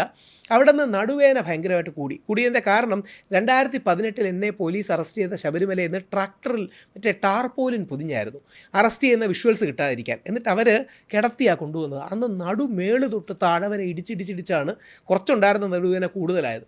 താഴെ കിടന്നപ്പം വീണ്ടും കൂടി. അങ്ങനെ മെഡിക്കൽ കോളേജിൽ അഡ്മിറ്റ് ചെയ്തു. മെഡിക്കൽ കോളേജിൽ അഡ്മിറ്റ് ചെയ്ത് 4 ദിവസം ഞാൻ വെള്ളം കുടിച്ചില്ല, ആഹാരം കഴിച്ചില്ലെന്നുള്ളതല്ല, 4 ദിവസം 100 hours വിത്തൗട്ട് വാട്ടർ ആയിരുന്നു. വെള്ളം വേണ്ടെന്നോട് വെച്ചതാണ്. ശബരിമല പ്രക്ഷോഭ കാലത്ത് ഞങ്ങൾ വെള്ളം കുടിച്ചു, ആഹാരം കഴിച്ചില്ല എന്നാണ്. അപ്പോൾ ഇത് ഒന്ന് സെൽഫ് ചലഞ്ച് ചെയ്യാമെന്ന് വിചാരിച്ചും കൂടാണ് ഞാൻ ചെയ്തത്. ആത്മാർത്ഥമായി പറഞ്ഞാൽ 100 മണിക്കൂർ വെള്ളം കുടിച്ചില്ല. പോയി ഡോക്ടർ ചെക്ക് ചെയ്തിട്ട് പറഞ്ഞു കിഡ്നി അടക്കമുള്ള കാര്യങ്ങളിൽ പ്രശ്നമുണ്ടാവും, നിങ്ങൾ മക്കളെയൊക്കെ കാണണ്ടേന്ന് പറഞ്ഞു. അപ്പോൾ എനിക്ക് മക്കൾ ഭയങ്കര സോഫ്റ്റ് സ്പോട്ടാണ്, യാഗും യുഗും 2 പിള്ളേരാണ്. അപ്പം അതുകൊണ്ട് ഞാൻ വെള്ളം കുടിക്കാൻ തീരുമാനിച്ചു. പിന്നീട് ഞാൻ ഈ നിരാഹാരം ഇരിക്കുന്നതുകൊണ്ടാണ് ജാമ്യം തരാത്തതെന്ന് സത്യമായിരിക്കാം, ഇല്ല വിധിയിൽ മാഡം എഴുതിയിട്ടുമുണ്ട്, അല്ലെങ്കിൽ ആ ജഡ്ജി എഴുതിയിട്ടുമുണ്ട്. അപ്പോൾ അങ്ങനെയാണ് 125 മണിക്കൂർ വിത്തൗട്ട് ഫുഡും 100 hours വിത്തൗട്ട് വാട്ടറും. പിന്നെ മെഡിക്കൽ കോളേജ് സെല്ലിൽ 3 ദിവസം കിടന്നു. ഞാനൊരു 3-4 പുസ്തകങ്ങൾ വായിച്ചു തീർത്തു അതിനുള്ളിൽ. എന്നിട്ട് മെഡിക്കൽ കോളേജ് സെല്ല് എങ്ങനെയാണ്? മെഡിക്കൽ കോളേജിലെ സെല്ലിൽ അത്യാവശ്യം നല്ലതാണ്. അവിടെ ഒരു 5 ബെഡുണ്ട്. അത് കുറച്ചുകൂടെ കംഫർട്ടബിളാണ്. അത് എല്ലാ സൗകര്യമുണ്ട്, മെഡിക്കൽ ഫെസിലിറ്റി എല്ലാം ഉണ്ട്. എല്ലായിട്ടൊന്നുമില്ല, പക്ഷേ എന്തായിരുന്നാലും ബാക്കിയുള്ള കമ്പയർ ചെയ്യുമ്പം ഇതാണ് ഗുണമാണ്. ഈ ജയിലിൽ പോകുമ്പോഴേ, അത് സുപ്രീം കോടതിയുടെ വിധിയിലടക്കമുണ്ട്, ജയിലിൽ നമുക്ക് വല്ലാത്തൊരു ശൂന്യത വരും. അത് ജയിലിൽ കിടക്കുമ്പോഴാണ് നമുക്ക് മനസ്സിലാകുന്നത്. അതായത് ഒരു എംപ്റ്റിനെസ് ഉണ്ടാവും. നമ്മളെല്ലാവരും കുറച്ച് നേരം പോയി കഴിയുമ്പോൾ നമ്മൾ യൂഷ്വലി ചെയ്യുന്ന ഒന്നുമില്ല, TVയോ മൊബൈൽ ഫോണോ സാധനങ്ങളോ ഒന്നുമില്ല, വായിക്കാനൊന്നുമില്ല. എനിക്ക് ആദ്യ ദിവസങ്ങളിൽ സെൻട്രൽ പ്രസിഡന്റ് പുസ്തകം തന്നില്ല. കാര്യം നിങ്ങൾ നിസ്സഹരിക്കുകയാണ്, നിങ്ങൾ പുസ്തകം തരണ്ടാന്ന് പറഞ്ഞ് പുസ്തകം തന്നില്ല. ഒരു വല്ലാത്ത ശൂന്യത വരും. അപ്പം മനസ്സിൽ നമ്മൾ സപ്രസ് ചെയ്ത് വെച്ചിരിക്കുന്ന ഇമോഷൻസ്, വികാരങ്ങൾ, ജലസി, ദേഷ്യം, പ്രതികാരം, ഇതെല്ലാം ബബിൾ ചെയ്ത് വരും. ഇത് വല്ലാത്തൊരു എംപ്റ്റിനെസ്സാണ്. അത് ആ സെല്ല് കുറച്ച് അൺകംഫർട്ടബിളാണ്, പറയാതിരിക്കാൻ പറ്റില്ല. ഒരു നെഗറ്റീവ് വൈബാണ്. മെഡിക്കൽ കോളേജ് കുറച്ചുകൂടെ കംഫർട്ടബിളാണ്, കുളിക്കാനൊക്കെയുള്ള സ്പേസും മറ്റുമൊക്കെ ഉണ്ട്. അവിടെ പോയി പിന്നീട് തിരിച്ച് കൊണ്ടുവന്ന് കിടത്തിയത് ഒരു കൗതുകം എന്ന് പറഞ്ഞാൽ, എന്നെ നിർബന്ധമായിട്ട് നടുവേദന കൂടുതലായതുകൊണ്ട് ഹോസ്പിറ്റൽ വാർഡിൽ ഇടണമെന്ന് അവിടുത്തെ ഡോക്ടർ എഴുതി കൊടുത്തു. പക്ഷേ ഹോസ്പിറ്റൽ വാർഡിൽ പത്മകുമാർ സാറും വാസു സാറും കിടക്കുകയാണ്. പോലീസുകാർ എന്നോട് പറഞ്ഞു, നിങ്ങളെ അവിടെ ഇടാൻ പറ്റൂല, ഇനി വേറെ ഏതെങ്കിലും വിവാദം അതിൻ്റെ പേര് ഉണ്ടാവും എന്ന് പറഞ്ഞു. അവിടെയായിരുന്നു. ഞാൻ പത്മകുമാർ സാറിനെ 2 തവണ കണ്ടു, ജയിലിൽ വെച്ചാൽ 2 തവണ കണ്ടു. ഇപ്പോഴും ജയിലിലാണോ? പത്മകുമാർ സാർ ഇപ്പോഴും ജയിലില്ല. അല്ല, അവിടെയാണോ? അവിടെ ഞാൻ കിടന്ന ജയിലിൽ തന്നെ. ഹോസ്പിറ്റൽ വാർഡിലല്ല. ഇപ്പം അവർ ഹോസ്പിറ്റൽ വാർഡില്ല. അവരുടെ ഹോസ്പിറ്റൽ വാർഡിലായിരുന്നു എന്നെ ഇടേണ്ടിയിരുന്നത്. ഇപ്പോഴും ഒരു ഹോസ്പിറ്റൽ വാർഡിലാണോ? ഇപ്പോഴും ഹോസ്പിറ്റൽ വാർഡിലാണ്. അവിടുത്തെ ഒരു ഹോസ്പിറ്റൽ അടക്കം മെഡിക്കൽ ഫെസിലിറ്റീസ് കിട്ടുന്ന മുതിർന്നവർക്കടക്കം ഇടാനുള്ളൊരു വാർഡ്. അത് വേറൊരു ഇതിലായിട്ടല്ല, കുറച്ച് സീനിയറായ ആൾക്കാരെയും കുറച്ച് കംഫർട്ട് വേണ്ടവരെയും ഒക്കെ ഇവിടെ ഇടാറുണ്ട്. അപ്പോൾ പറയുമ്പോൾ സുഖം അവർക്ക്? സുഖമല്ല സാർ, അത് സുഖമാണെന്നേ നമുക്ക് വെളിയിൽ നിന്ന് കേൾക്കുമ്പോൾ തോന്നും സുഖമല്ല. പക്ഷേ അവർക്ക് എന്താ പറയുക, ഹെൽത്ത് ഇഷ്യൂസ് മുതിർന്നവർക്കൊക്കെ അങ്ങനെ കൊടുക്കും. മുതിർന്നവർക്ക് മാത്രമല്ല, കൂടെ ഉള്ളൊരു ഉണ്ണികൃഷ്ണൻ കട്ടിൽ കിട്ടും. എനിക്ക് കട്ടിൽ കിട്ടി. എനിക്ക് അതിനോടനുബന്ധിച്ച് മറ്റൊരു സ്ഥലത്ത് കട്ടിൽ കിട്ടി. അവിടെ 18 പേര്. അതിന് അറ്റാച്ച്ഡ് ബാത്റൂമുണ്ട്. ഏറ്റവും കൂടുതൽ നമുക്ക് ഫീൽ ചെയ്യുന്നത് ഈ ചെറിയൊരു മുറിയിൽ ആ ജയിലിൻ്റെ കമ്പി കാണുമ്പോൾ വല്ലാത്തൊരു നെഗറ്റീവാണ്. ഇതിനകത്തുണ്ട്. പക്ഷേ 18 പേരുണ്ടാകുമ്പോൾ നമുക്കൊരു കുറച്ചുകൂടെ ഒരു ഫ്രീഡം ഉണ്ട്. 18 പേരാകുമ്പോൾ കാണുമ്പോൾ എനിക്ക് ജയിലുകാരൻ എന്താ നെഗറ്റീവായിട്ട് എടുക്കില്ലെങ്കിൽ പോസിറ്റീവായിട്ട്, ഈ ജയിൽ വാർഡിനകത്ത് TV ഉണ്ട്. വൈകിട്ട് 6 മുതൽ 8 വരെ വെച്ച് തരും. കാണാം എല്ലാ ദിവസവും. ന്യൂസ് എല്ലാ ദിവസവും വൈകിട്ട് 6 മുതൽ 8 വരെയുണ്ട്. പേപ്പറുകൾ കൊണ്ടുവരും. പക്ഷേ ജയിലിൽ പേപ്പർ കൊണ്ടുവരുമ്പോൾ എൻ്റെ വാർത്ത എനിക്ക് തരികയാണെങ്കിൽ ആ വാർത്ത ഫുള്ള് കീറിയിട്ട് തരും. അത് കാണണ്ട. അത് റൂൾ പ്രകാരം കാണാൻ പാടില്ല. അത് മാത്രം കീറി. അപ്പം നമുക്ക് മനസ്സിലാവും വാർത്തകൾ ഇങ്ങനെയൊക്കെ കവർ ചെയ്തു എന്നുള്ളത്. നമ്മുടെ അനന്തകുമാർ സാറിനുള്ള സായി ട്രസ്റ്റിൻ്റെ ജയിലിലുണ്ടോ? അല്ല, പോയി അദ്ദേഹം ഇറങ്ങി. 9 മാസം കിടന്നു. 9 മാസം. ഇന്ന് ജാമ്യം കിട്ടും, നാളെ ജാമ്യം കിട്ടും എന്ന് പറഞ്ഞ് കിടന്നു. പക്ഷേ ഇതിനെക്കാട്ടി വിഷമം തോന്നിയ 2 കാര്യങ്ങൾ, അതൊക്കെയാണ് ഒരു പക്ഷേ മറുനാടൻ ഇടയ്ക്ക് ഏറ്റെടുക്കേണ്ടത്. 4 വ്യാജ പോക്സോയിൽ പെട്ടുന്ന പിള്ളേരെ കണ്ടു. എന്തുകൊണ്ടാണ് വ്യാജം എന്ന് പറയാം. ഒന്നാമത്തെ പയ്യൻ്റെ പേര് നൗഫൽ. അവന് 19 വയസ്സുണ്ടായിരുന്നു, പെൺകുട്ടിക്ക് 17 വയസ്സായിരുന്നു. അവർ എൻ്റെ കൂടിയ ഹാർഡ് കോർ സെക്സ് ഒന്നുമല്ല, കുറച്ച് ഇൻറ്റിമേറ്റ് മൊമെൻറ്റ്സ് ഉണ്ടായിട്ടുണ്ട്. ഞാൻ പറഞ്ഞു, മോനെ 17 വയസ്സല്ലേ ഉള്ളായിരുന്നടാ. ചേട്ടാ എൻ്റെ ഭാര്യയാണ്. ഞാൻ പറഞ്ഞു, ഭാര്യയോ? എൻ്റെ ഭാര്യയാണ് ചേട്ടാ. അച്ഛനും അമ്മയും വീട്ടുകാരെല്ലാം നിക്കാഹും കാര്യങ്ങളും ഉറപ്പിച്ചതാണ്. ഫിസിക്കൽ കുറച്ച് ഇൻറ്റിമേറ്റ് മൊമെൻറ്റ്സ് ഉണ്ടായിട്ടെന്നുള്ള സത്യമാണ്. സ്കൂളിൽ ഇപ്പോൾ ഒരു പരിപാടിയുണ്ട്, കൗൺസിലിംഗ് എന്ന് പറഞ്ഞ് 12ാം ക്ലാസ്സിൽ. ഈ പെൺകുട്ടിയോട് ചോദിച്ചപ്പം ഇങ്ങനെ കുത്തി ചോദിച്ചപ്പോൾ ഈ പെൺകുട്ടി പറഞ്ഞ് അങ്ങനെ കുറച്ച് മൊമെൻറ്റ്സ് ഉണ്ടായിട്ടുണ്ടെന്ന്. അവരത് റിപ്പോർട്ട് ചെയ്തു. പയ്യൻ 1 വർഷമായിട്ട് ജയിലിലാണ്. ഇതിൻ്റെ പ്രശ്നമെന്ന് പറഞ്ഞാൽ യാന്ത്രികമാണിത്. അവരുടെയും കുറ്റമല്ല, അവർക്ക് അങ്ങനെ ഉണ്ടെങ്കിൽ റിപ്പോർട്ട് ചെയ്തേ പറ്റൂ. മനസ്സിലായി. ഇപ്പം അവൻ്റെ ഭാര്യയാണ് അവനെ സ്ഥിരം ജയിലിൽ കാണാൻ വരുന്നത്. അവൻ പീഡിപ്പിച്ചു എന്ന് ആരോപിക്കുന്ന അവൻ്റെ ഭാര്യ 65,000 രൂപയാണ് ജാമ്യം കിട്ടാൻ. അവരിപ്പോൾ 65,000 രൂപയുടെ ഓട്ടത്തിന് വേണ്ടിയാണ്. വേറൊരു പയ്യനുണ്ട്, ഉണ്ണികൃഷ്ണൻ നമ്പൂതിരി, ബ്രാഹ്മണനാണ്. ഇപ്പം ചെസ്റ്റ് വയ്യാത്തതുണ്ട്. അവനെയും എൻ്റെ കൂടെയായിരുന്നു. പിന്നീട് പത്മകുമാർ സാറിൻ്റെ സെല്ലിലേക്ക്, അല്ലെങ്കിൽ അവരുടെ കിടന്ന സെല്ലിലേക്ക് മാറ്റി. ഇവനൊരു പെൺകുട്ടിയും തമ്മിൽ ഇഷ്ടമായിരുന്നു. വീട്ടുകാർക്ക് താല്പര്യമില്ലായിരുന്നു. പെൺകുട്ടിയുടെ അച്ഛനും അമ്മയും ഇവനെതിരെ പോക്സോ കേസ് കൊടുത്തു. ഈ പെണ്ണിനെ പ്രായപൂർത്തിയായിരുന്നു പീഡിപ്പിച്ചു എന്ന് പറഞ്ഞു. ഇവൻ ജയിലിലാണ്. എനിക്ക് അവൻ്റെ കാര്യം കേട്ടപ്പോഴേ ഏറ്റവും വിഷമം തോന്നി. അവന് ഒരു പ്രതി. ഞാൻ ചോദിച്ചു, മോനെ എപ്പം ജാമ്യം കിട്ടും? ചേട്ടാ എല്ലാ തവണയും വീട്ടുകാരും അഡ്വക്കേറ്റ് വരുമ്പോൾ ഇന്ന് ജാമ്യം കിട്ടും, നാളെ ജാമ്യം കിട്ടും എന്ന് പറയും. എന്താണ്? They were having an affair. അവരൊരു അഫെയർ ആയിരുന്നു ഈ പെൺകുട്ടിയത്. പക്ഷേ മുമ്പത്തെ പോക്സോ എന്ന് പറഞ്ഞ് കൊടുത്താലേ പഞ്ചുള്ളൂ. ഇതിനർത്ഥം ശരിയായ പോക്സോ ഇല്ലെന്നല്ല. ഒരുപാട് അങ്ങനെ ശരിയായ പോക്സോയുടെ ആൾക്കാരുണ്ട്. അവർ പീഡിപ്പിക്കുന്നുണ്ട്. അവരെ ഏറ്റവും ക്രൂരമായ ശിക്ഷ തന്നെ നൽകണം. അപ്പം കുട്ടികൾ ചെയ്യുന്നതിൻ്റെ കേസ് ഇന്നലെ അങ്ങ് കണ്ടോന്നില്ല. കുട്ടികൾ ജയേന്ദ്രൻ പറഞ്ഞു രാഹുൽ ഈശ്വറിന് വേണ്ടി ആദ്യം വെടിയുണ്ട ഞാൻ കൊള്ളുമെന്ന് പറഞ്ഞതിൻ്റെ റീസൺ കുട്ടികൾ ജയേന്ദ്രനും വൈഫും അവരുടെ ഒരു ഫാമിലി ഇഷ്യൂ ആണ്. ഫാമിലി ഇഷ്യൂവിൻ്റെ പേരിൽ ഭാര്യയോട് ദേഷ്യം തീർക്കാൻ ഭർത്താവിനെതിരെ ബോക്സ് കൊടുത്തു. ഇയാൾ 6 മാസം, കുട്ടികൾ ജയേന്ദ്രൻ എന്ന് പറഞ്ഞാൽ അനുഗ്രഹീതനായ കലാകാരൻ, 6.5 മാസം ഒളിവിലായിരുന്നു. 13 ലക്ഷം രൂപ ചിലവായി. എനിക്കത് പേഴ്സണലി ഞങ്ങൾ ഇടപെട്ടുകൊണ്ട് അറിയാം. 13 ലക്ഷം രൂപ ചിലവായി സുപ്രീം കോടതിയിൽ നിന്ന് ജാമ്യം കിട്ടാൻ. ഗിരിസാറാണ് പണ്ട് ഹൈക്കോടതിയിൽ ജഡ്ജിയായിട്ടിരുന്ന ഗിരിസാറാണ്. 13.5 ലക്ഷം രൂപ. ആ സെറീന എന്ന ഒറ്റ സ്ത്രീ ഉള്ളതുകൊണ്ട് മാത്രമാണ്. എൻ്റെ വൈഫ് ദീപയൊക്കെ ഏറ്റവും നന്നായി ഫൈറ്റ് ചെയ്തു. പക്ഷേ ഞാൻ ദീപയോട് പറയും, ദീപ നീ സെറീനെ കണ്ടുപിടിക്കണം. സെറീന ഫൈറ്റ് ചെയ്തുകൊണ്ടാണ്. എന്ത് ചെയ്യാനാ? വൈഫിനോടുള്ള ദേഷ്യം അടക്കം തീർക്കാൻ 4 വയസ്സുള്ളൊരു പെൺകുട്ടിയെ വെച്ച് മറ്റൊരു കേസ് കൊടുത്തു. 4 വയസ്സുള്ള പെൺകുട്ടി എന്ന് പറഞ്ഞാൽ എന്തറിയാനാ? പക്ഷേ ഉണ്ടെന്ന് പറഞ്ഞ് കേസ് കൊടുത്തു. അവസാനം സുപ്രീം കോടതി അനുകൂല പരാമർശങ്ങളോ. ഭാഗ്യവാനായത് കാരണം ജയിലിൽ പോയില്ല. ജയിലിൽ പോയാലേ പിന്നെ കിട്ടില്ല. അതും കൂടെയുണ്ട്. ജയിലിൽ പോയി കഴിഞ്ഞാൽ പിന്നെ ഇങ്ങനെ താളം ചവിട്ടി നിൽക്കും. ഇത് ഞാൻ ഒരാളുടെ പേരെടുത്ത് പറയുന്നതേ വേറെ ആരെ അഫക്റ്റ് ചെയ്ത് അവർ മാത്രം അറിയാൻ വേണ്ടിയാണ്. നമ്മുടെ വിജയബാബു ജോർജിയെ പോയിട്ട് എന്നെ വിളിച്ചു. വിജയബാബു മറ്റേ സിനിമാറ്റിക് ആണല്ലോ, അതായത് ഇന്ത്യയായിട്ട് എക്സ്ട്രഡീഷൻ ട്രീറ്റി ഇല്ലാത്ത അവിടെ പോയിട്ട് എന്ത് ചെയ്യാനാണ്? ഈ ഇദ്ദേഹത്തിനും ഒരു പെൺകുട്ടിക്കും തമ്മിൽ ഒരു ഇഷ്ടവും അഫെയറും എല്ലാവർക്കും അറിയുന്ന രീതി ഉണ്ടായിരുന്നു. ആ പെൺകുട്ടിയും ഒരു സിനിമയുടെ കാര്യത്തിൽ പറഞ്ഞു തെറ്റി. ആ പെൺകുട്ടി ഈ വ്യക്തിക്കെതിരെ പരാതി കൊടുത്തു. ഒരിക്കൽ അറസ്റ്റ് ചെയ്ത് കഴിഞ്ഞാൽ ഇവർക്കുണ്ടാകുന്ന കാര്യം ഞാൻ ക്യാമറ ഓഫ് ചെയ്തിട്ട് അങ്ങയുടെ ആളെ കൂടെ പറയാം. ഞാൻ ഈ അടുത്തിടയ്ക്ക് കണ്ട ഒരു പ്രമുഖ സിനിമാ താരം, അദ്ദേഹത്തിൻ്റെ മുൻകൂർ ജാമ്യം എടുത്തു കൊടുക്കാൻ 17 ലക്ഷം രൂപ മേടിച്ചു. ഞാൻ പറഞ്ഞു 17 ലക്ഷം രൂപ മുൻകൂർ ജാമ്യത്തിന് അങ്ങനെ കാശൊന്നുമില്ലല്ലോ, നമ്മൾ കൊടുത്താൽ പോരെ. ആ അഡ്വക്കേറ്റ് 17 ലക്ഷം രൂപ മേടിച്ചു. ആരാന്ന് പറഞ്ഞു കഴിയുമ്പോൾ അങ്ങേക്ക് ആളെ മനസ്സിലാവും. ഞാൻ പറഞ്ഞു, ചേട്ടാ എന്തിനാണ് 17 ലക്ഷം രൂപ കൊടുത്തത്? അറസ്റ്റിലായി ജീവിതം നശിക്കുന്നതിനെക്കാട്ടി നല്ലതല്ലേ? ഒന്നും പേടിക്കണ്ട, ഇത് തരികയാണെങ്കിൽ ഒരു അഡ്വക്കേറ്റിനെ മോശമായി പറയല്ല കേട്ടോ. അഡ്വക്കേറ്റ്സ് അടക്കം എല്ലാവർക്കും ഈ എക്കോസിസ്റ്റത്തിൽ ഈ വ്യാജ പരാതികളെ കൊണ്ട് നഷ്ടമൊന്നുമില്ല. നമുക്കൊഴിച്ച് വേറെ ആർക്കും ഒരു നഷ്ടവുമില്ല. എല്ലാവർക്കും അതിൽ ബെനിഫിറ്റ് ചെയ്യുന്നൊരു കാര്യമാണ്. വരുന്ന പ്രോസിക്യൂട്ടറും അഡ്വക്കേറ്റ് നമുക്ക് വേണ്ടി ഫൈറ്റ് ചെയ്യുമായിരിക്കും, ഇല്ലെന്നല്ല. സിദ്ദിഖ് സാറിന് ഞാൻ അദ്ദേഹത്തോട് വ്യക്തിപരമായി 2-3 പ്രാവശ്യം സംസാരിച്ചു. പക്ഷേ കാശിൻ്റെ കാര്യം ചോദിച്ചില്ല. 100% എനിക്ക് ഉറപ്പുണ്ട് ഒരു 35 ലക്ഷം രൂപ മിനിമം ആയിട്ടുണ്ട്. കാര്യം 3 തവണ മുകുൾ റോഹത്തകി വന്നു. ഇവിടെ രാമൻപിള്ള സാറ് 35 പോരാ. ഞാൻ പറഞ്ഞത് ഏറ്റവും മിനിമം. റോഹത്തകി 50 ലക്ഷം രൂപയ്ക്ക് കുറച്ച് ചിലപ്പോൾ രാമൻപിള്ള സാറൊക്കെ പറഞ്ഞുകൊണ്ട് എന്തെങ്കിലുമൊക്കെ മേടിച്ച് കാണും. പക്ഷേ 3 തവണ അപ്പിയറൻസിന് വന്നാൽ എൻ്റെ മിനിമം കാൽക്കുലേഷനാണ് പറയണത്. ഇനി എത്ര കൂടുതലാവുമെന്ന് അറിയാം. ഞാൻ സുപ്രീം കോടതി ഒരു കേസ് അറിയാമല്ലോ. അപ്പം ഇത് സിദ്ദിഖ് സാറിൻ്റെ മകനും കുട്ടികൾക്കൊക്കെ അനുഭവിക്കാനുള്ള കാശല്ലേ. 35 എന്നുള്ളത് ഏറ്റവും കൺസർവേറ്റീവ് എക്സ്റ്റിമേറ്റ് ആണ്. അതായത് എന്തെങ്കിലും ഒരു സാധനം പറഞ്ഞ് മുൻകൂർ ജാമ്യത്തിന് വേണ്ടിയിട്ട് ഇവിടുത്തെ ഇൻഫ്ലുവൻസും കൂടി ഉപയോഗിച്ച് പോയി ദിലീപേട്ടൻ അടക്കമുള്ളവരോട് എന്തെങ്കിലും വിളിച്ച് പറഞ്ഞ് ദിലീപേട്ടന് വേണ്ടി മുകുൾ റോഹത്തകിയാണല്ലോ വന്നത്, എന്തെങ്കിലുമൊക്കെ പറഞ്ഞ് കിട്ടിയിരിക്കട്ടെ. മിനിമം 35 ലക്ഷം പോകട്ടെ, 35-50 ലക്ഷം. ഇത് ആർക്കാണ്? മറുഭാഗത്തിരിക്കുന്ന പെൺകുട്ടിക്ക് എന്താ ചിലവ്? ഫേസ്ബുക്കിലൊന്ന് എഴുതിയിടുക. ആ കുട്ടിയുടെ പരാതി ശ്രദ്ധിച്ചിട്ടുണ്ടോ എന്നറിയില്ല. 14 പേർക്കെതിരെ പരാതി പറഞ്ഞു. ആദ്യം പറഞ്ഞത് ശ്രീ സിദ്ദിഖ് സ്റ്റോക്ക് ചെയ്ത് എന്നോട് മോശമായി സംസാരിച്ചു എന്നാണ് ഫേസ്ബുക്കിൽ. രണ്ടാമത് പറഞ്ഞു തിരുവനന്തപുരം നിള തിയേറ്ററിൽ വെച്ച് എന്നോട് സെക്ഷുവൽ ഫേവർ ചോദിച്ചു. ഇതാണ് രണ്ടാമത്തെ മൊഴി. മൂന്നാമത്തെ മൊഴി പറഞ്ഞു മസ്കറ്റിൽ നിന്ന് റേപ്പ് ചെയ്തു. ഇതിൻ്റെ പ്രശ്നം സ്റ്റെർലിംഗ് വിറ്റ്നസ് അല്ല, ഏത് രീതിയിലും മൊഴി മാറ്റിയാലേ പെട്ടുപോകില്ല. ഞാൻ എൻ്റെ വീട്ടുകാരോട് ആ സമയത്ത് പറഞ്ഞു എനിക്കെതിരെ അങ്ങനെ ഒരു പെൺകുട്ടി വരികയാണെങ്കിൽ നിങ്ങൾ സുപ്രീം കോടതിയിലൊന്നും പോകരുത്, ഹൈക്കോടതി ജാമ്യം കിട്ടുമെന്ന് കിട്ടിയാൽ മതി. എത്ര ലക്ഷം രൂപയാണ്. അല്ല, ഞാൻ SC/ST ആക്ടിൽ അനുഭവിച്ച ആളാണ്. ഞാൻ ഈ സെഷൻസ് കോടതി ജാമ്യം നിഷേധിച്ച്, ഹൈക്കോടതി ജാമ്യം നിഷേധിച്ച്, സുപ്രീം കോടതി പോയി ജാമ്യം മേടിച്ച ആളാണ്.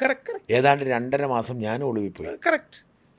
ഓർക്കണം, എന്നിട്ട് സുപ്രീം കോടതി ഇപ്പം അതൊരു ഗുണമുണ്ടായി. ഒരു തരത്തിൽ എന്നെ ഉപദ്രവിച്ച് 2.5 മാസം ഞാൻ ഒളിവിൽ പോയെങ്കിലും ഉണ്ടായ ഗുണം എന്താണെന്ന് വെച്ച് കഴിഞ്ഞാൽ ഇന്ന് ഇന്ത്യയിലെ എല്ലാ കോടതികളിലും എല്ലാ കേസുകളും SC/ST കേസുകളിലും എൻ്റെ പേര് റെഫർ ചെയ്യുന്നല്ലേ. സുപ്രീം കോടതിയിലെ എല്ലാ വിധികളിലും Shajan Skaria versus state of Kerala എന്ന് വരുന്നത്. അതിൻ്റെ ഒരു ഗുണം മാത്രമേ ഉണ്ടായിട്ടുള്ളൂ. കഴിഞ്ഞ ദിവസവും ഒരാൾ അവിടെ നിട്ട് തന്നു. അല്ല, ഞാൻ ഏറ്റവും SC/ST സഹോദരങ്ങളോട് ഏറ്റവും ആദരവോടുകൂടി പറയുകയാണ്, ഒരു കാലത്ത് നമ്മുടെ ചരിത്രത്തിലെ നമ്മുടെ തെറ്റുകൾ കാരണം ഉപാധികളില്ലാതെ അവരെ പിന്തുണയ്ക്കാൻ വേണ്ടിയാണ് നമ്മൾ ഈ നിയമം ഉണ്ടാക്കിയത്.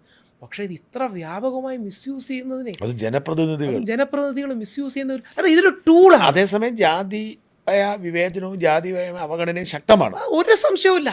അത് ഞാനത് നമ്മുടെ മലയരന്മാർക്ക് വേണ്ടി ഇറങ്ങി ഫൈറ്റ് ചെയ്തപ്പോൾ ഇപ്പം എൻ്റെ വൈഫ് നായരാണ്, എനിക്ക് ഏറ്റവും നല്ല ബന്ധം നായർ സമൂഹത്തോടാണ്. പക്ഷേ നായർ സമൂഹത്തിൽ 1-2 പേര് ചോദിച്ചു, ഈ പല നായന്മാരും അങ്ങനെയാണ്, വെളിയിൽ വളരെ മതേതരനാണ്, കുറച്ചുകൂടെ വിഷയത്തോടെ എടുക്കുമ്പോൾ ഹിന്ദുവാണ്, അടിസ്ഥാനമായിട്ട് ഇപ്പോൾ നായർ മാത്രമാണ്. അങ്ങനെയാണ് നമ്മുടെ പല നായർ മതേതരത്വം വർക്ക് ചെയ്ത്. എന്നോട് ചോദിച്ചു കുഞ്ഞിന് വേറെ എന്തിൻ്റെ പണിയാണ് ഈ മലയരന്മാർക്ക് വേണ്ടി ഇറങ്ങി നടക്കുന്നത്.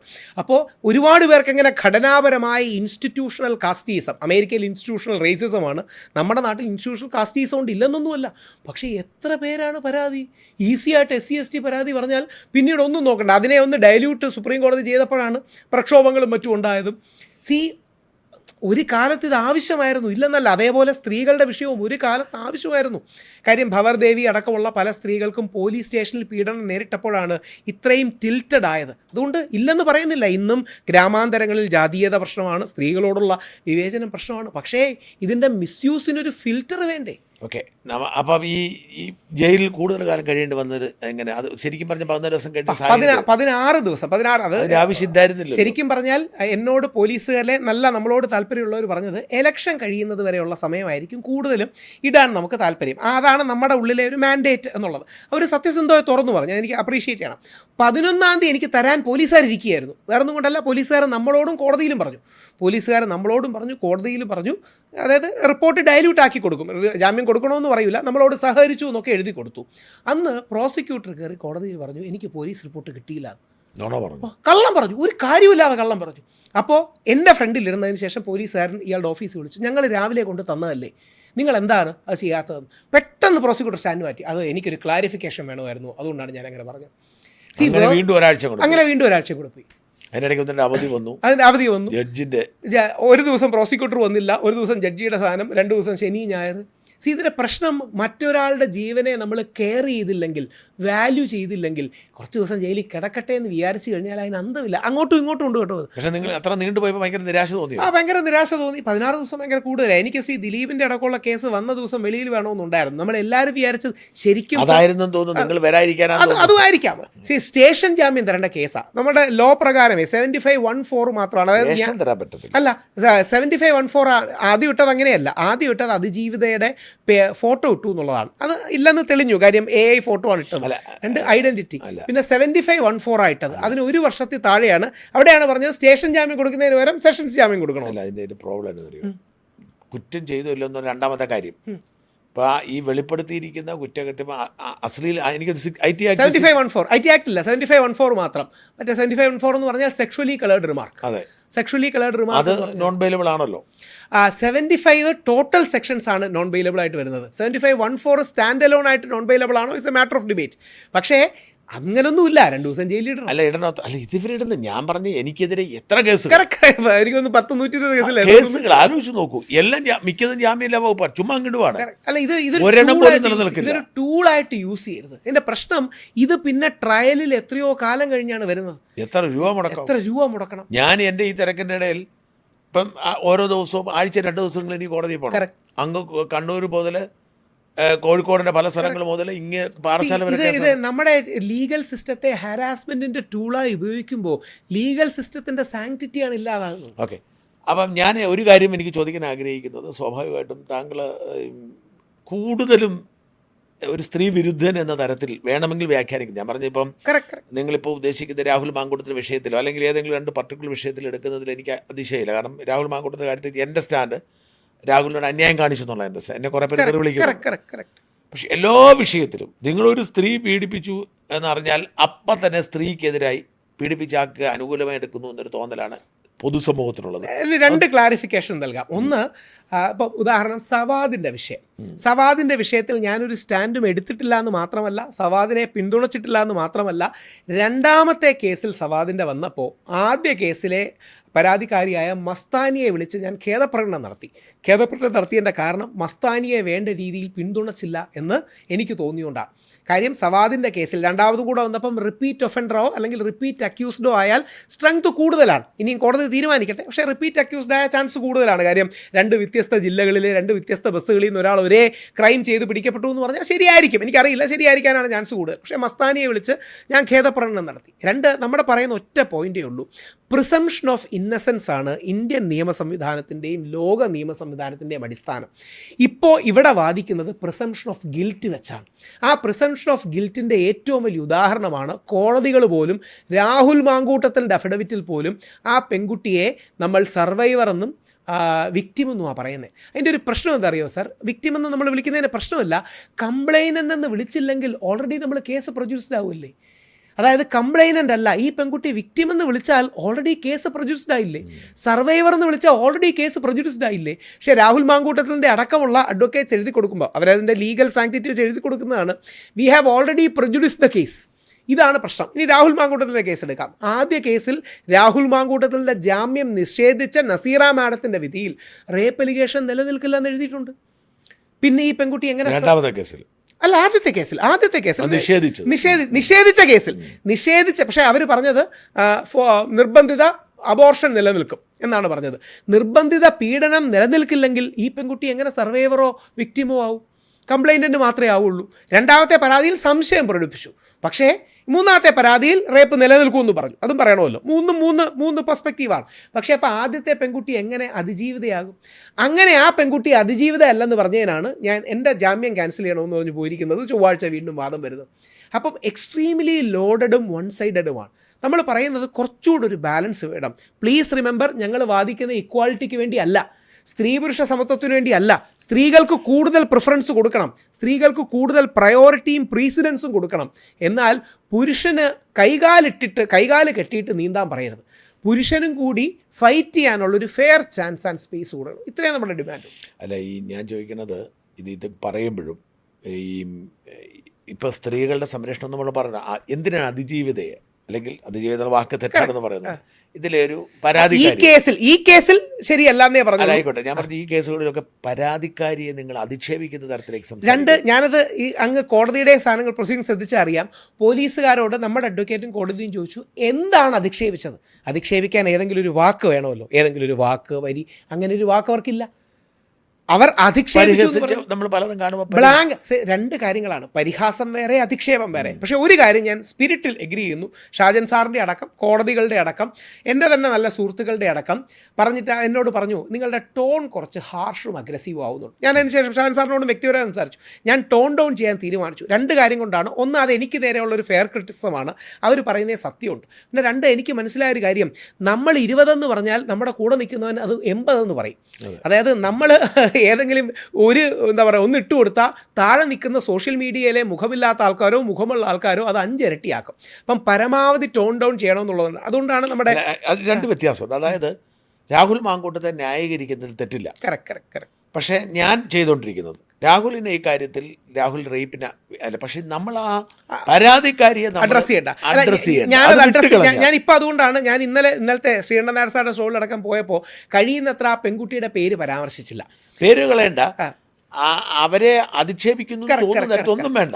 ഞാൻ വേറൊന്നും കൊണ്ടല്ല, കേസും കൂടെ നിൽക്കുന്നതുകൊണ്ട് ആ ഒരു മിതത്വം കൂടെ എക്സ്ട്രാ പാലിക്കണം എന്നുള്ളതുകൊണ്ട് ആ പെൺകുട്ടിക്ക് ഒരു പേരുണ്ട്. ആ പെൺകുട്ടിയുടെ കംപ്ലൈൻറ്റ് എന്നോ അല്ലെങ്കിൽ അതിലെ അക്യൂസ്ഡ് എന്നോ എന്ന് പറയുന്നതായിരിക്കും നല്ലത്. ഇല്ലെങ്കിൽ രണ്ട് കാര്യങ്ങളാണ്. ഒന്ന്, താഴെ നിൽക്കുന്നവൻ അവൻ്റെ ഇരട്ടിയാക്കും.